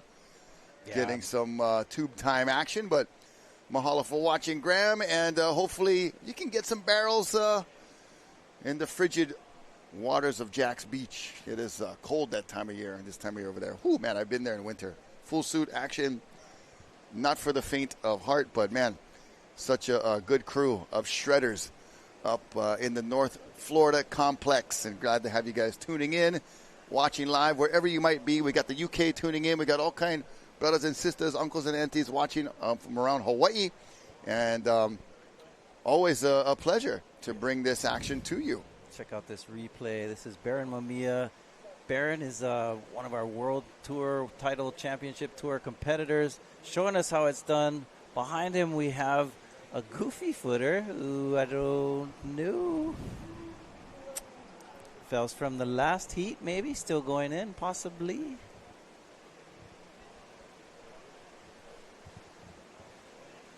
All right, and we've got 25 minutes on the clock. And as you said, Rocky, the last heat was a firecracker of a heat, like endless barrels back to back to back, and Team Peru was able to really enjoy that. And we're hoping that doesn't mean that this heat will slow down. As we said, oftentimes that's the story in surfing competitions. One heat will be on and the other heat will kind of slow down, but we shall see. Hopefully the ocean cooperates for our team here with North Shore Boys. But Baron Mamiya already got a really good wave, so that's a good sign that there are lots of waves out there. Very cool that we are here on the North Shore of Oahu. I was talking earlier about Ko'olauloa and this district here. Within a moku, you have what called Ahupua'a. Yeah. And so you start with the Mokupuni, which is the whole island, which is Oahu. The moku is the district, Ko'olauloa, and then within Ko'olauloa you have different ahupua'a. So it's kind of like they're pie-shaped, and it's really kind of cool if you have like a round island. It's like slicing out of a pie. It goes from mountain to the sea, and so that when you get to the sea, the shape is pretty wide. It usually follows along rivers and different streams, and we're going to take a look at this rider here. That looks like Baron again. So Baron, not much from round 3 from him, but here in round 4 already with 2 barrels within the first 7 minutes of the heat. So a bit more active. Yeah, for Baron Mamiya. Riding a short board, a really small board, and he's a master at surfing this place. Done so many events over the years, and he's still a young man, but one of Hawaii's accomplished professional surfers. Knows how to go left, knows how to go right, knows how to do errors, knows how to get barreled. He's got it all. Very well rounded, and then you see this pipeline barrel quite well rounded itself. With a beautiful shape, and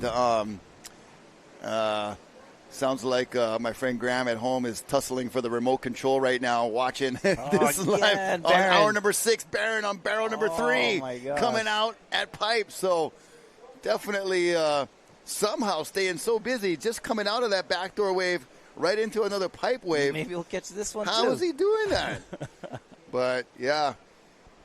It's all G, Graham. Give up the remote, but, you can still jump on your phone and catch the action. But mom and daughter want to check out the action, too, on different channels. But check out Baron Mamiya tuning in right now, in tune, in the barrel, doing a beautiful job. And here we go. That might be Conrad Carr. Oh, it could be, because he was in the first round way back on last Saturday. And then they mixed up the team. So we got a cool scenario for this year's shootout. And it's been this way the last couple of years, where you have multiple team members, up to 5 or 6 or 7 team members, but only 5 allowed in the water at a time. And that number has gone up from before. I know it was 4 before. Now it's 5.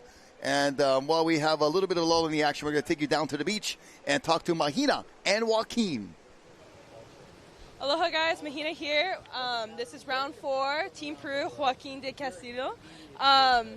You did mention that you had an injury last year where it was days before this event. How does it feel to get a really good wave in this last round? It means all for me right now. This is round 4, right?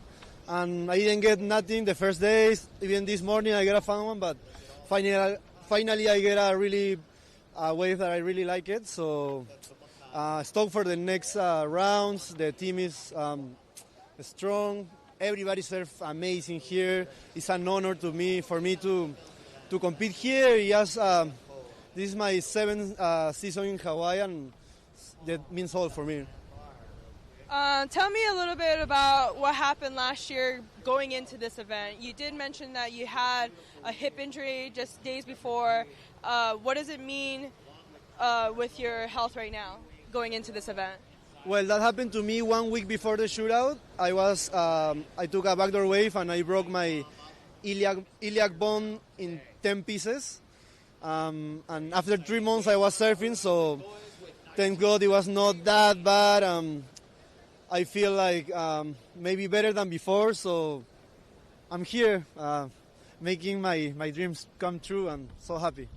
Well, that's super great to hear, and I'm glad that your hip is all good and you were able to get one solid wave. Let's hope that you get more waves throughout the rest of the event. And I've been kind of doing this to all the Peruvian boys. I want to hear your best Chihu.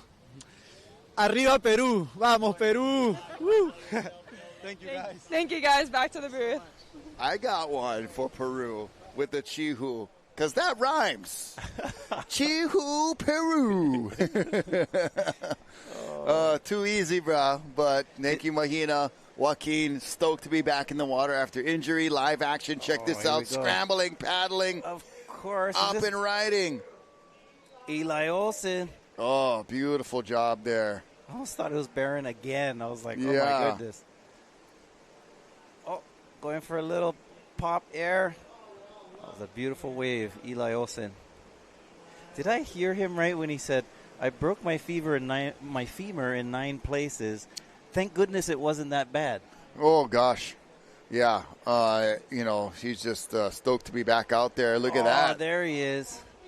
Wow, barreling Baron. Oh, my gosh.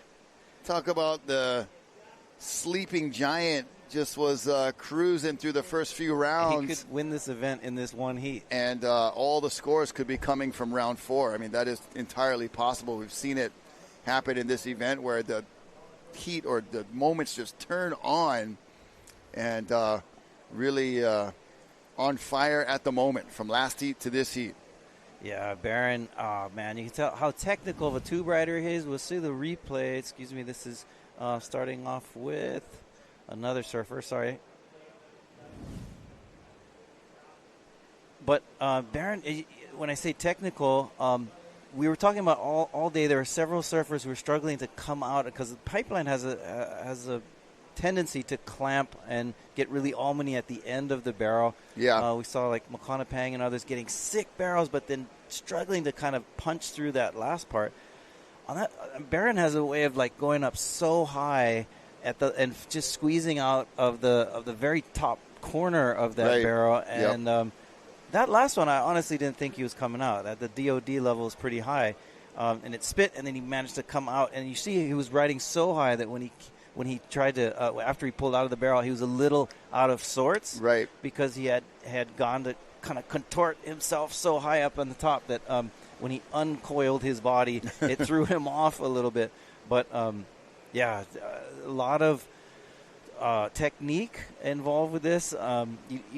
You don't always just pick a line and go straight, right? The more challenging and more higher scoring waves are ones where the surfer is wrestling the foam ball, climbing over it, pumping, and letting go of the rail and doing a bunch of very technical moves. And we'll see it here. There it is. Barron, we'll see how he starts off low. Then he has these. I mean, he's got so many waves. This is Eli's wave, and nice barrel. Well, he does a little air right here. Nice. Why not Use the wind? Here's the one of Barron. So he slows down there, drags the leg. It gets Almany here, pops up way up high. Yeah, kind of almost went over his outside rail, but held it nicely. And almost a little deja vu with that little pop air on that side chop that Eli used for a little elevation and some fun. And there's the live shot with the drone and a beautiful looking day here as Team NSB trying to get some scoring in. You know, Billy Kemper is on the hunt, on the prowl, looking for something big, something barrel-y, and something deep if he can. Yep. You can see, Billy and Jamie are being a bit more patient, while Barron's just sitting on the inside having a blast, just picking off whatever nobody else wants. And I suppose if you're trying to win the event, you'd probably be wise to wait for the bigger waves. Yeah. But if you're out there just to enjoy yourself, why not stay busy? Yeah, and on a day like today, as you'll even see after the event, Pipeline's going to fill up with 50 to 60 individuals trying to get just one of these waves. And on this one, JOB in the place to be. Dropping in the drone shot, following nicely. He's deep. He's barreled. He's coming out. Oh, yeah. And sitting. Floater. Going to do a float. Barrel going roll. for the Rolo. Outside. Eli Olsen stalling for this one. Good technique there for Eli. And then up and over. Flying out above the lip. Yeah, that was the wave Jamie was waiting for. In this heat, he was patient and timed it right, rode it right, and came out sitting down, which is still super cool. Yeah, and in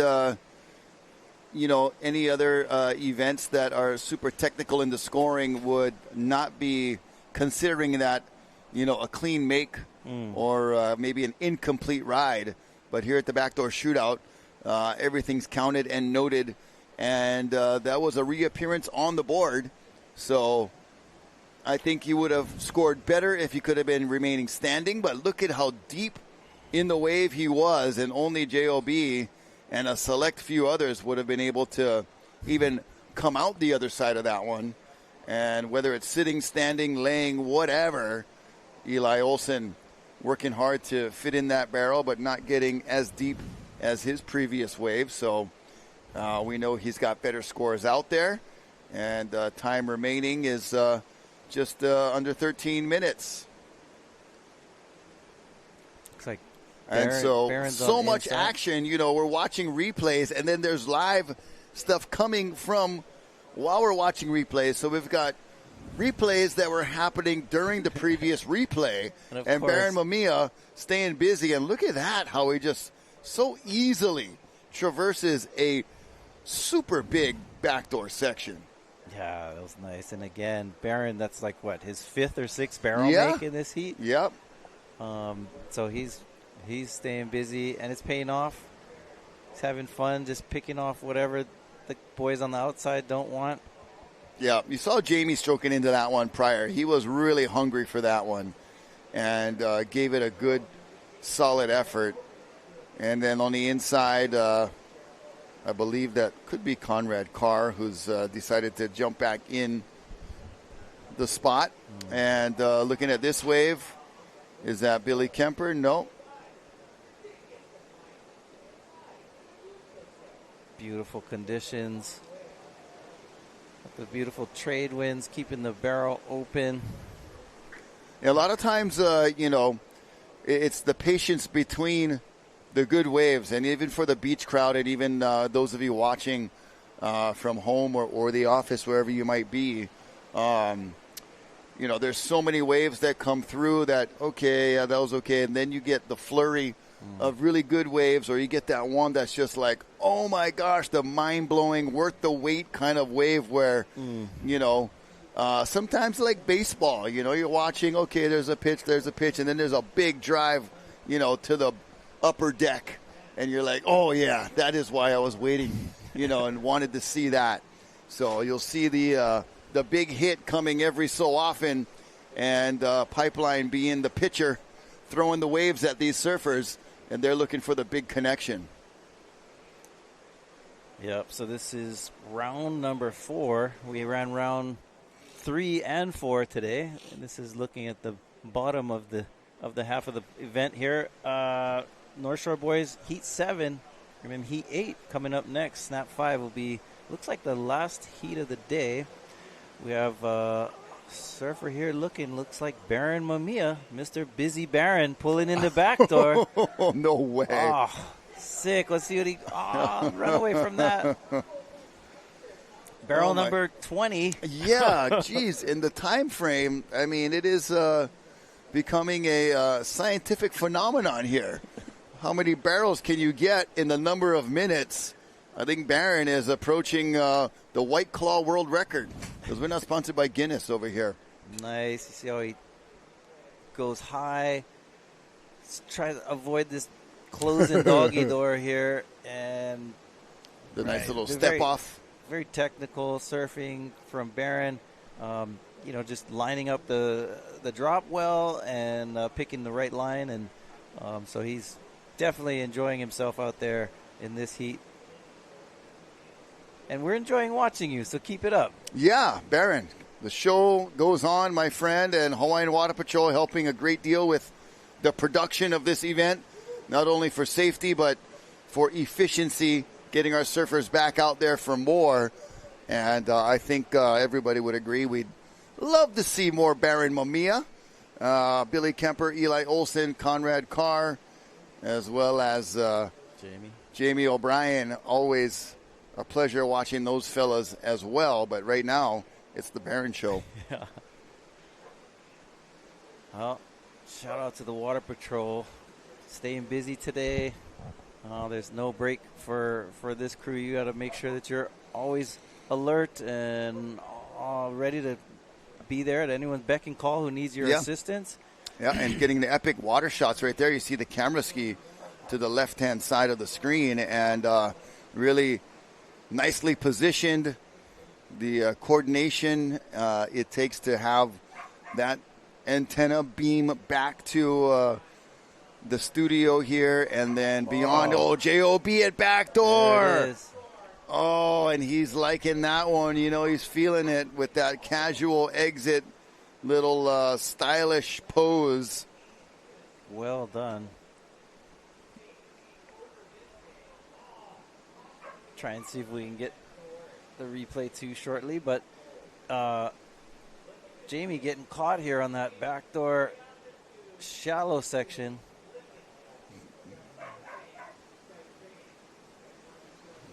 All right, let's see the drop here. Just really excellent positioning, looking into the barrel. I bet you straight on he was really, and that's Eli Olsen, I believe. And sometimes the rail of his board and his style and stature, him and Billy, I said it earlier, have a little similarities. But there's Billy Kemper, looking very unique and individual right there. Billy not able to make it out of that barrel, but nice effort from Billy K, BK at Pipeline.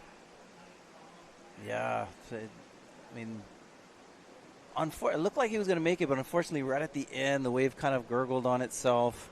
And because he he was trying to stay in the barrel as long as possible. Right. He kind of closed the door on the opportunity to get out there. We'll watch these replays here. This is Eli Olsen dragging that front leg, front thigh, trying to get in the barrel. Yeah, another similar one to his last one. Billy Kemper, this is the one that it kind of just shut down right at the end right there. It looked like it was going to stay open, and then it has a tricky way of doing a last-moment pinch on you right there. And I think even to our vantage point from here and from Billy's, point of view, it looked like it was going to just be a nice, wide-open, red carpet exit. But it was a blustery, whitewater, slam the curtain shut kind of attempt there. Also seemed a little like there was a cross wave that came and cut off his exit for him, but sometimes that comes from backwash or from some different swell angle coming in, and anyway. Yeah, a lot of variables here at Pipeline. Not a perfect wave at all times. So there is some surfer technical skill required. Barron again. Oh, my gosh. He's going to stay in it. Why not? Wow. He has just pretty much brought his tent, his camping materials, his bonfire wood. He's just making house inside these barrels, residing in the barrel at pipe and backdoor. And here we go. Hanaho, Baron Mamiya at the back door. Doing the backdoor shootout. Staying in it. Camping out. Roasting a marshmallow. Oh, yeah, Baron. I've lost count already of how many barrels he's gotten. Yeah, well, I'm on down to my toes now. He's coming out of them, too, which is cool. Yeah. Right? Like, we've seen a lot of folks get barrel today, and I'd say, the percentage of making them is, I don't know, maybe 30 or 40, maybe 50% on a good heat, but Bretta's got like a 90% make rate in this heat, so he's figured out how to get out of these things. And look how much further in he's sitting than everyone else. And I don't know if right now his teammates are like, maybe going to try and get closer to him. They're like, bro, the ocean's magnetized to this, brother. Let's go sit by him. It's definitely, such a that kind of extra X factor, if you will, in surfing, especially, obviously, surfing in the ocean. That is, some people just are feeling it. The waves are coming to them. Or, in the case growing up competing against Andy, irons consistently seemed like any time he needed a wave, it was coming, and just really had that. And Kelly, I feel like, has that kind of relationship with the ocean, whether given or whether harnessed somehow. Who knows? But it is some extra forces at work, I feel like there. Right. Look at this thing wedge around. Oh. Barron's maybe getting tired. I think I'm getting tired watching it. He let one go. He might be in the spot for this one. Let's see. Might as well. And he's going to take it. Nope, he won't. Had the intentive paddle going on, that paddle stroke, but decided it wasn't going to be another one to chalk. It wasn't going to be number 17 in this heat. He's definitely gotten near 10 waves of barrels, I would say, just in the off the top of my head recounting. Our highlight reel is going to be just full of Barron. But we've also seen, Jamie's had a couple really good ones. Jamie has two really good waves. And so there's, again, a good sign. Eli's been busy, too. Eli's had some waves. Billy almost made one, but hasn't had as much luck in this heat. But looks like he's considering this wave, taking a look. Oh, that would be Conrad, sorry. Beautiful evening on the North Shore. Love the way the light hits the ocean in this time of the evening. Yeah. That golden hour, I suppose they call it. Here we go. And this is Conrad. Oh. Just got a little slippery on the bottom of that wave, and the board skirted out from under him, which can happen when you hit the trough and that acceleration picks up. Turned out to be not so rad. Got to be ready for it. And everything was nice up until right there, and then just got a little excited, and maybe settling of the nerves a little bit. A lot of people watching on the beach. It's an aquatic stage out there. You're performing. It's like going out there to do a routine, and then all of a sudden you get a little stage fright, Jamie O'Brien. Here he goes. No stage fright for this fella. Slowing down, pulls up high. Oh, wow. Classic pipe barrel Just spit. a beautiful cylinder.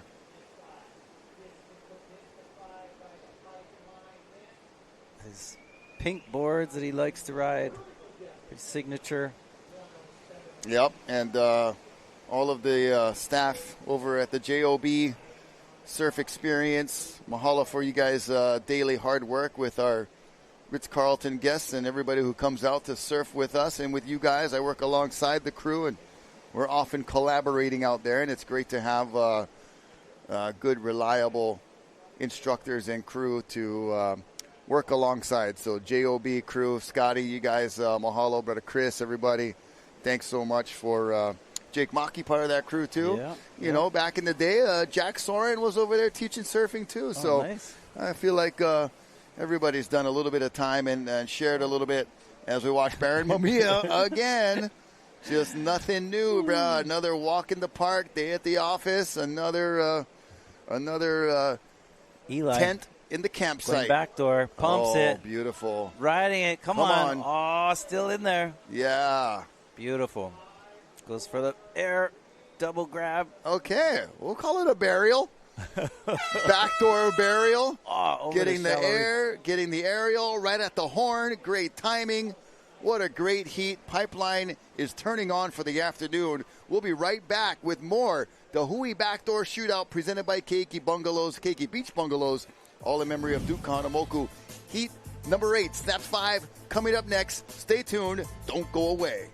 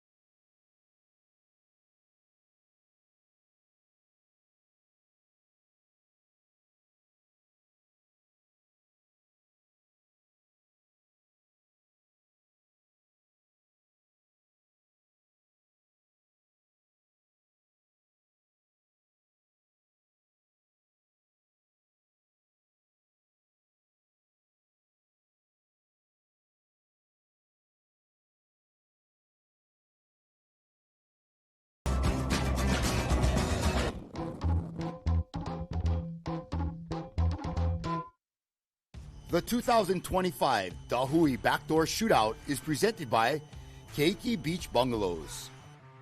Special mahalos to the members of the Hui Ohe'enalu and these great sponsors: North Shore Club, White Claw, Hawaii Volcanic Water, Haleiwa Distillery, Saltwater Society, Na Menihuni Umi Kumaono, and Excel Haleiwa.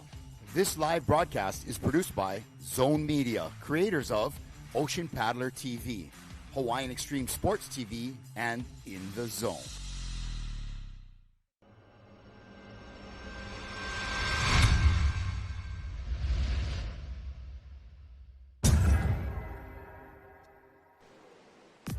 Welcome back to the Backdoor Hui Shootout 2025.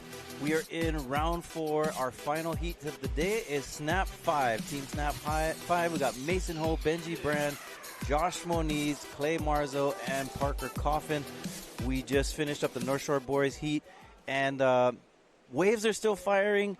This is Isaiah Walker with Rocky Cannon and also Ezra Rodriguez. We're privileged to provide to you the surf footage today and our live action here at Pipeline. 5 gentlemen out there in this heat enjoying this one. And we, while we're on break, we had a wave by Mason Ho. We're going to check out this replay. So you can see Mason still opting to ride the bigger board. And even though the waves have dropped a bit, he's enjoying that extra length on this day at the Backdoor Shootout. Able to drag, and we have a rider up here. Looks like a rider from the last heat, Conrad Carr.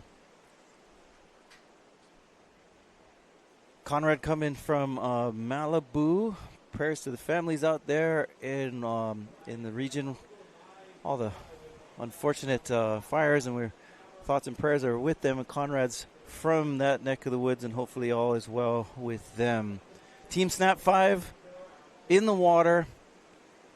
That last 2 heats have turned on, and we have a paddler here. Looks like Josh Moniz. Side slips down, drags, stands in that barrel, spits out. Classic Josh Moniz. Next out the back, looks like we have Clay Marzo standing tall in this barrel, traveling, comes out with a spit. As Mahina pointed out. Floater. Mahina pointed out that he was riding a pretty unconventional board. He says a quad, a little thicker, a little wider. He rides album boards, so they're all into ASIMs. Well-made boards, but Clay, that last heat, 3 back-to-back barrels, just playing underneath the curtain as if it was under priority. Benji Brand straightens out and gets exploded. Ejected, kind of uncharacteristic of Benji Brand. Let's see if his equipment is intact or we got to do a board change. Looks pretty good. Not used to him riding the faded pink tails, but he changed up his board, I noticed, from the first heat. Excuse me, from Sunday. Right. Of course, the waves are totally different at 6 to 8. Replays here of this one. We had a grab rail Beautiful. backside. Oh, that looked like Moniz. Yeah, that was Josh's wave. Oh, and this nice. one, of course, is Clay Marzo gliding Super through that steez. late drop. Oh, man. I think it was just so steep he couldn't engage Yeah, the fins. too tall, too get steep, under. and it ran on him. But, yeah, here they go. There's a crease in front of this one as these guys are going to look to get into position. Parker Coffin got a good stand-up pipe wave on his 3rd round, and you guys are watching their 4th surf, 2nd surf of today at 30-minute heats each. Somebody's whipping around here. Spinning around. Inside Mr. Moniz. You see that last heat, how busy Barron was? He had 100 barrels. What did you think about that weird pocket obtuse one at backdoor? He came flying out of that thing. Insane. Eli Olsen, too, getting Olsen. on the scorecard. Super patient, but really on it. Jamie got a couple Huge good entertainer. ones. Jamie O'Brien back from after Sunday. He worked as a waterman. Here's Mason. I love the boards he rides. Dragging, slowing down, hair in the wind. Oh. I give him my 9-1 longboard. He probably pulled that thing in there. He just has a great understanding of his equipment. Yeah, really cool. That was rare for Mason. He's really cat-like when he comes out. He can land things in the air. That's mind-boggling. Let's see what happens in the barrel. He faded. Yeah, he's a lot of board. Tried to stay high, which was the right technique, but Yeah. there was just so much pinch on it. And he kind of faded like his dad and uncle, the way he wanted to get more barreled at the time. 24:20 left on the clock as Parker Coffin is furthest out to the left. He's going to initiate half a knot paddle and start paddling into position. Somebody's looking at this one. It's a little too west, too deep on this one. Yeah. Because when you guys are teammates, as much as you guys are just surfing as a team, you know, each individual, these guys want to try to get into position. Got a bunch of whistles going on now. Yeah. That's usually a sign that Chandler House going off. Coming. You can see the lines out the back. Interesting, like we talked about how the energy was waning on a steady, slow but steady decline. But I mean, Rocky pointed out, it looks like in the last couple hours, there's been like a new energy. Yeah. Like the last 3-4 heats, starting with Peru, it just kind of turned back on. But it's pretty good. Like Pipeline's showing back up. I totally hear you.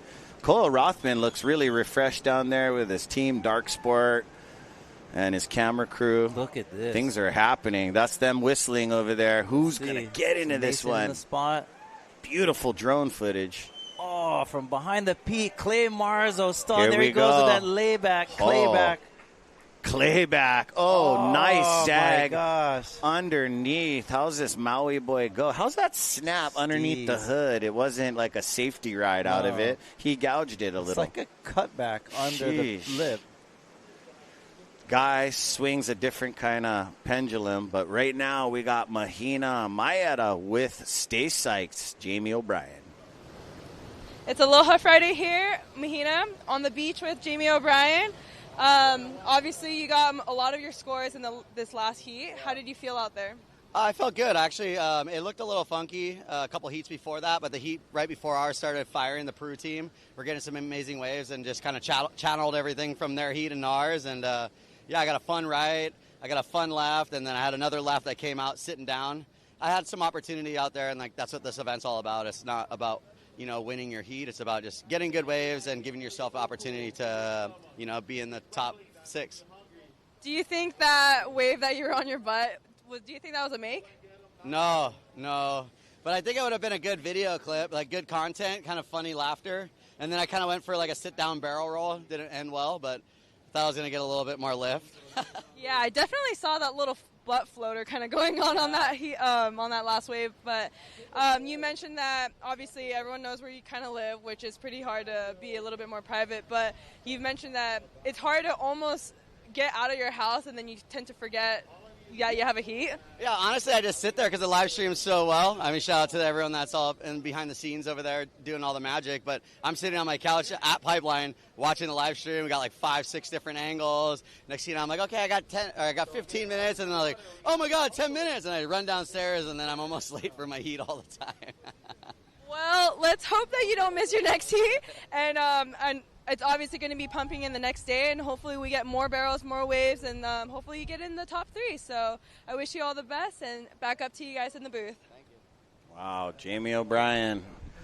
Always a pleasure to watch this man do his thing. The JOB, the original freak show. And, yeah, he just lives not even like a quarter of a block right there. Stone throw from where we're sitting right now. But if I was a Simon Cowell of surfing, I would say, Jamie, you sat down on that one. But no, that was awesome. I mean, what I would say is turn around dead cockroach all the way through the gums area. But Jamie. Oh, this was Clay's. Beautiful. From the get-go, doing that layback comes almost out. Got clipped. Here's that turn you appreciated. Oh. That is legit. And had the wave not clamped, he would come out of that. But he swings it like a pendulum. He knows where his nose is. He knows where his toe weight's going to go back and lash into the wave. A lot of people would not recover from that with that much water moving. And what was cool about that wave that he caught, like right off the get-go, it was already breaking. Mm-hmm. And I thought maybe most people would have allowed it, like, because it kind of crumbled, like kind of broke over his head, on his back, and most people would have gone straight and then bottom turned into the section. Mm-hmm. But he held his line right off the get-go and just stalled in the barrel right off the takeoff from right under the lip. Maximized his time in the barrel, and very, very well done. I love those laybacks. Like, he does that layback in the barrel. That is a weird balancing thing. Here we go. It is amazing. Benji. Parker or Benji? Benji with that front leg, styly. These guys, when they get up, some of these guys, like Ivan Florence is one of them. They're like mid-deck, locked and loaded. It's like a cat just getting but right to their feet. They can also know how to turn their step up or their pipe boards from that. They don't need to be all the way on the grip. They have this, but they have nice control, nice planing through the tube. There it is. Kalog Race is like that too.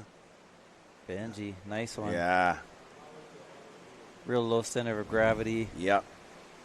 South African, too. Those guys know how to surf. It's like our Australian brothers and our brothers from around the world. Brazil tuning in. Obrigado, mahalo. And shout out to a guy that's been trying to make it here for years to come visit us live. Mr. Yuri, you're here. You're present on the North Shore. You're probably watching from your phone and enjoying the beach. I haven't seen you, but thank you for supporting the Hui Ohe'inalu. I know you've been collecting a bunch of merchandise from all these amazing events, and big fan, and we aloha you, bro. I hope to see you before this event is over. Oh, we have paddle here. Yeah, a my little guess cone. is Josh Moniz going backdoor, gets under it, pulls Nice. into it. Josh, a little bit of a board change maybe. You know, I like is in that last heat, you had Baron Mamiya, who was way inside from everybody and just catching waves. It looks like Josh is kind of following that strategy, and he's keeping busy. So it's entertaining for us to watch, Oh, right? yeah. I mean, these guys Yeah. are catching some of the medium-sized waves and getting He's turning shacked into on a them. mini man too. Look at this guy squaring up, looking like Uncle Tone. There's that drop, falls right into the backdoor pit, comes out in the foam. Opts to paddle around pipeline instead of going through the gauntlet there of closeouts at backdoor. Yeah, you know, even though it looks beautiful, calm from Sunday, but I'll tell you, man, there's still a lot of water moving over there. There is. Yeah. I don't know if he's waiting for a taxi ride here. Wow, yeah, he is in the taxi zone. You go past our Volcom house right here, Clay. Clay staying busy too. Yeah. Wow. Just that picturesque Yeah. golden hour on the North Shore, and the sun is headed down towards Kaena Point. And you get the light hitting the barrels very nicely, and these offshore Kamwa'e trade wind breezes. Yes. You know, you can't keep Clay, even in regular contests. You can't have him settle Here down. we go. There he Speaking goes. of right? can't settle down. He's going to be What's he underneath gonna do? the curtain. Clay back. Yeah. He doesn't like that term, I think, the clay back. I but don't it know. has a but ring to it. He's been like that for years. One of these guys that once you get your tail thrust out, he snaps it so hard that he's just on his nose. There he goes. Kissing the coping, doing a full rotation. There it is. Schwack. He somehow pulls those normally, but the Yeah, wave he died does. out. He would have made that if the wave made it. He'll 180 out of them. He'll do Clay Marzal club sandwiches that are just mind-boggling. Gets Dane Reynolds and Kelly like, wait a minute. Yeah. But then, you know, that layback, the front side layback. Are you kidding me? Like, in the barrel. in the barrel. Like, outside rail, going you know, front side. When you teach somebody how to surf, you Doesn't tell them make you're going any to sense. lean forward, but, you know, basically moving forward, bending your knees makes you want to fall backwards. So Here comes something. We'll see if one of our surfers is in the position for any of these waves coming through. It's like Mason having a paddle. Mason taking a his dig. Big board. Butt in the Slows wave. down. He's going to go for something mind-blowing. Oh, too much wind there. The crowd They loves love it. it too, though. Right on, guys.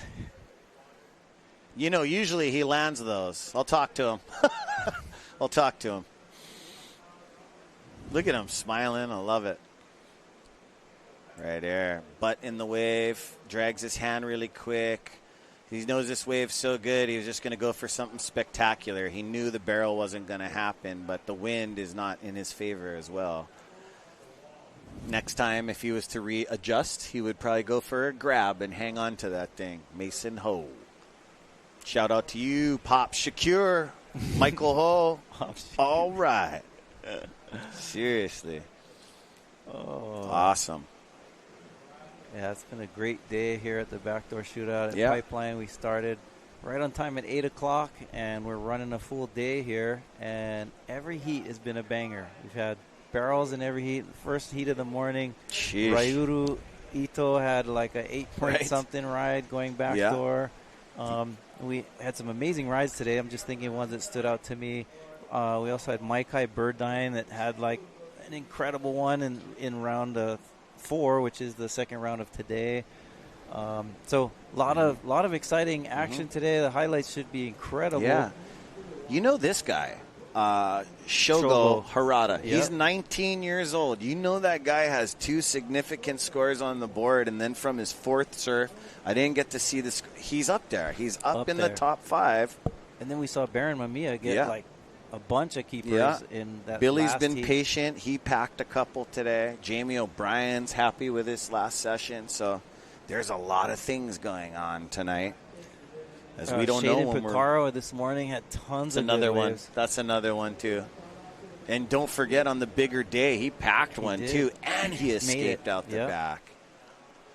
So super exciting. Cole Rothman's in the talk. Makua Kai couldn't make it into the 3rd round due to he is an amazing musician. He has some things to take care of, but that guy caught a bomb on Sunday as well. Mason's looking to go right on this one. Yeah. Backdoor. Picks his line, stalls, gets the shade. So colorful in the foam. Beautiful. Yeah. This is awesome and great quality footage by our killer team, Ocean Paddler, Zone Media, Alex, and the gang. I can't thank you guys enough. The way you guys are like an orchestra working together at the Pipe House. Watch that again where he stalls, hands out. That was beautiful. I'd like to get barreled like that and then, head home. I would assume that the longer board is probably more advantageous when you're going left. Right. Backdoor requires it seems like backdoor requires a lot more movement and pumping. And you know your nephew. I'm really surprised he's still riding this board. I almost thought, knowing Mason, have you ever seen his class act at Alamoana Bowl? He could fish this. You know what I mean? He's like that. Right. But he's riding a significant step up, and I always tell my nephews, learn about the foam. That was ridiculous. That was Josh Moniz. Him and his brother's looking more and more like dad every day. This guy looked, a lot like his mom, but I see a lot of Uncle Tony in him. Yep. One of my favorite uncles. Yeah, the Moniz family, very talented. We'll show you what happened at the beginning of that wave. Josh in backdoor, pulls in deep. That was it's a good gone. backdoor He's gone. wave. Houdini comes out. Houdini. And don't forget, if it was just ripper shred kind waves, this guy is amazing. Somebody's paddling, looking to get deeper on this one. Perfect. All by himself. Looks like Mason Ho. How did you get out there so I quick? think Oh, no. Benji. Beautiful. Oh, come on, Benji. Get under that. Pulls in. Isaiah, that was nice. Very nice. Yeah. That was nice. He was late. He went around that first thing and only surfing pipe you can know to go around that first section. See how this happens. He's like, not yet. There Bing. it is. Locked in. Quick, but awesome and significant with some rooster tail kick out. Gotta love the kick out. You're not done yet until you just kick out and you glide a few yards, Yep, that's a nice feeling. Yeah. I mean, it all comes together. And pipeline like that wave is kind of classic, that westerly angle where it starts off big and gnarly, and then when you're kicking out, it looks very small and friendly. Oh, yeah, big time.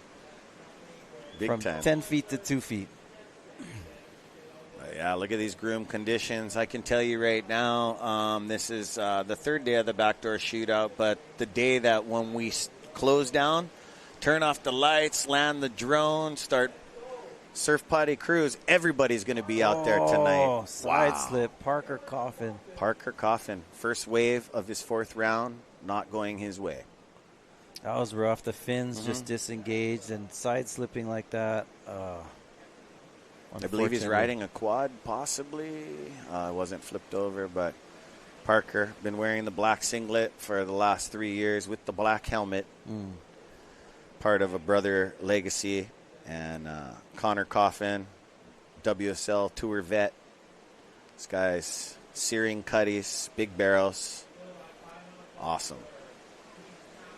Yep, so 9 minutes and 30 seconds left in the last heat of round 4, which will be the last heat of the day.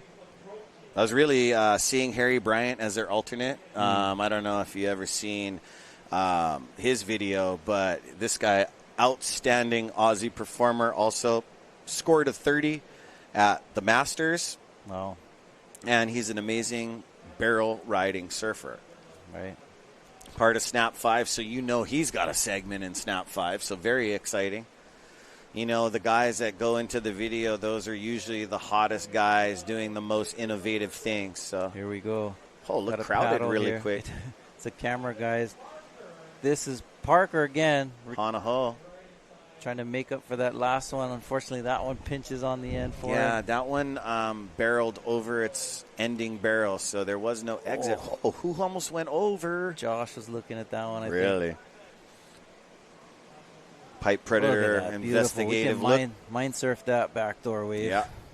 You guys got to know this whitewater ball gives you so much speed. You know, there's people that surf and then surf at a real top speed.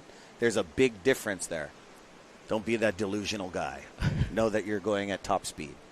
Then you really feel that feeling in surfing when you're buckle loose and it feels crazy. That's the good feeling. Check that out. Clay just whipped around. Wow, decided fader. to take it. Slows down. There's that layback. Front side layback. Whoa, Annie comes Here goes. out. Whack. Nothing huge, but cosmetically beautiful surfing, Isaiah. Yeah, that technique. No one else does that. You know, talking literally no one else. I mean, you've seen laybacks before. You had guys like, we're talking about Marvin Foster. He was the classic at laying back, going backside. Backside, right. Yeah, you go because your back is facing the wave. You just you lean back. Matt Archibald has some great footage of him and Wave Warriors videos where he's laying back in the barrel. Anyone front side? Front side? No, yeah? it just doesn't happen. Right. But we'll see it. Pulls in here. There it is. The front side layback in the barrel. Comes out. You know, talking to ancient Hawaiian board design, that was radical. Ancient Hawaiian board design, and say there was a plethora of boards that you had out, and you wanted a surfer to ride it. He's one of my picks, brother. There you go. You know, because he's real diverse and understanding different things.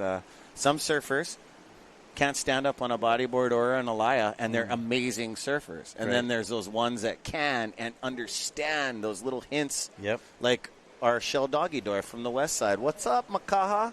That guy, Alaya, is amazing. Amazing. And, you know. Probably, I mean, arguably the best. One of the best, yeah. The best. You know who's coming for him, though? Who? Dwayne's son, Kala, DeSoto. Okay. Oh, they battle. I would like to see a man-on-man Alaya Heat. Okay. Junior and Sheldon. I mean, you know, else entertaining. I mean, Jamie O'Brien, I bet he'd be good at it because I've seen, he Finless. just ride a boogie board. Yeah, finless. And, like, rips backdoor on a boogie board with no fins. Yeah. Yep, I got you.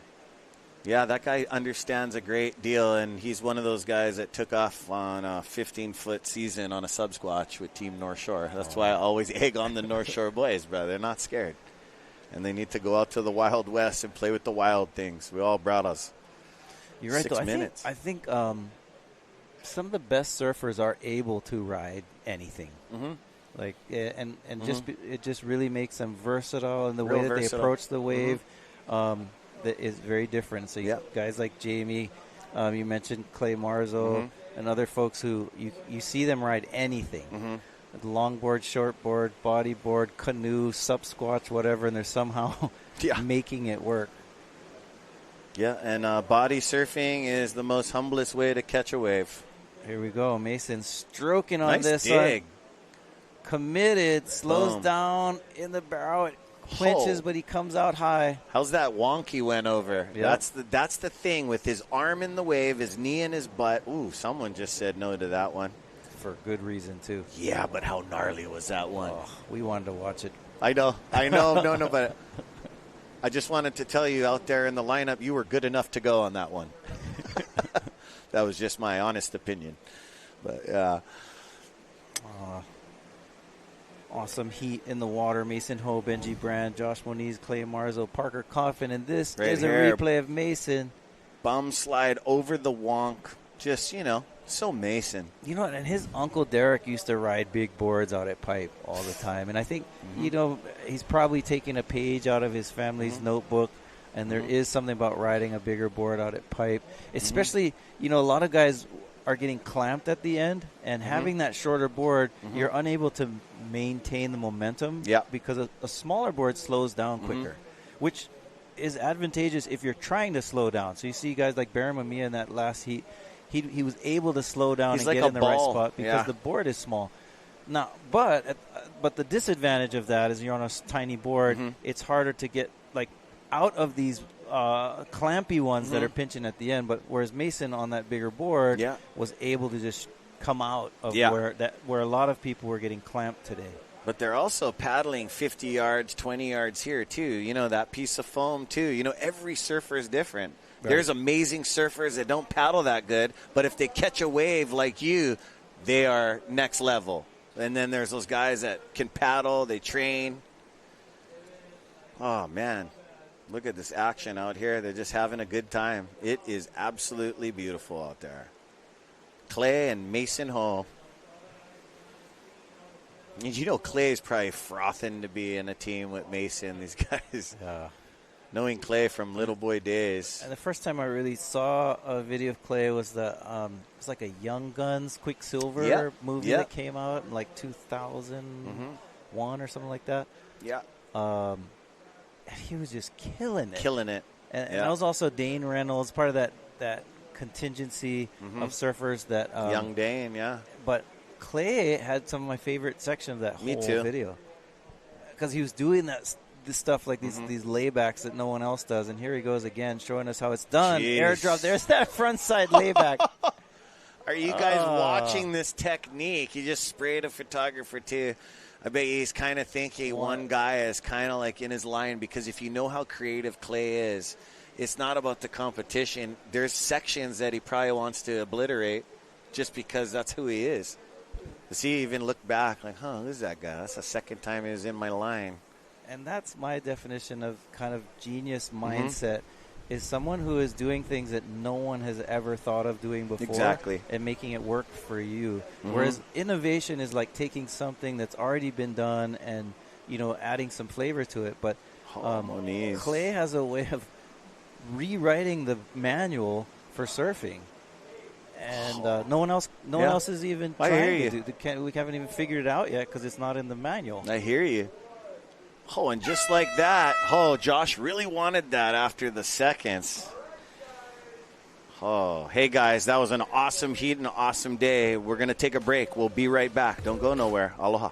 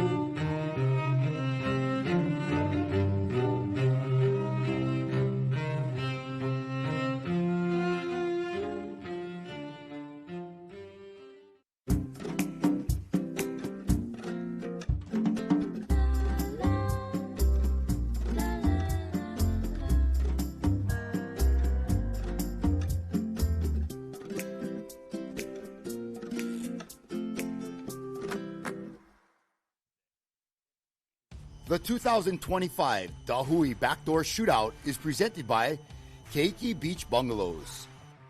Special mahalos to the members of the Hui Ohe'enalu and these great sponsors: North Shore Club, White Claw, Hawaii Volcanic Water, Haleiwa Distillery, Saltwater Society, Na Menihuni Umi Kumaono, and Excel Haleiwa. This live broadcast is produced by Zone Media, creators of Ocean Paddler TV, Hawaiian Extreme Sports TV, and In the Zone.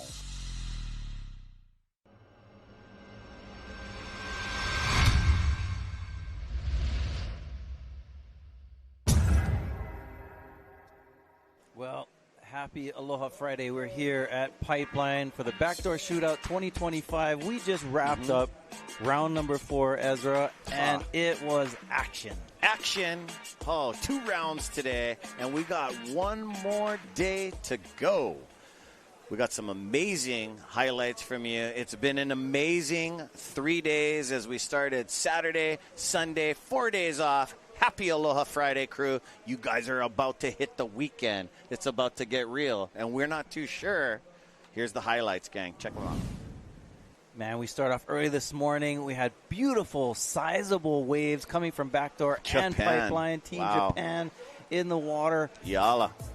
Beautiful. You see the conditions all day were optimal. It started off buttery. Here you had Maikai Burdine, who had several smokers and keepers today. Ivan Florence was on point in both of his heats. Top 5 for sure. Shado P in the place to be, right? A beastly one. Came out of that. He was a showstopper, too. The guy was on. Oh, my goodness. Look at these highlights. Team Peru. Yes, Billy Kemper's packed bomb. This one put him on the scorecard, and he is coming. So be careful. He eyed us out and said, what's up, gang? Let's go. Clay Marzo just ended a heat in round 4, but this is round 3 of him. Showing us how it's done at Backdoor. Got a little, the wind got a little choppily in the middle of the day, but it's still McNamara Legacy. Highly contestable and great waves. A little bunny hop here from Mackay. This was one of my favorite waves today from Maikai Burdine. Comes out, hands I heard up. you guys screaming this one. Koa Rothman. Koa.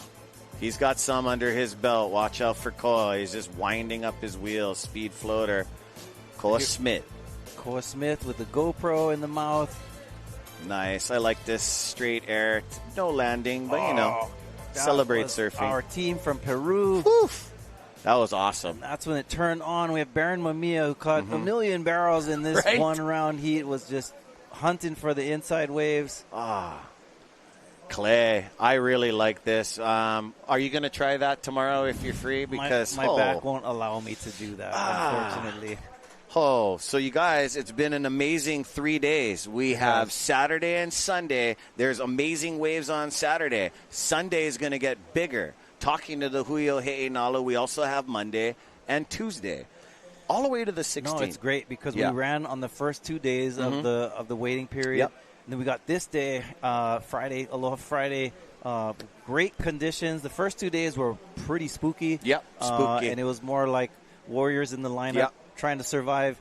But today, a lot of action. And so we're looking forward to more opportunity coming up soon. So you guys, make sure you guys stay tuned. We're going to be back in the next couple of days. Check out our IGs and stay tuned for an amazing day 4. Aloha.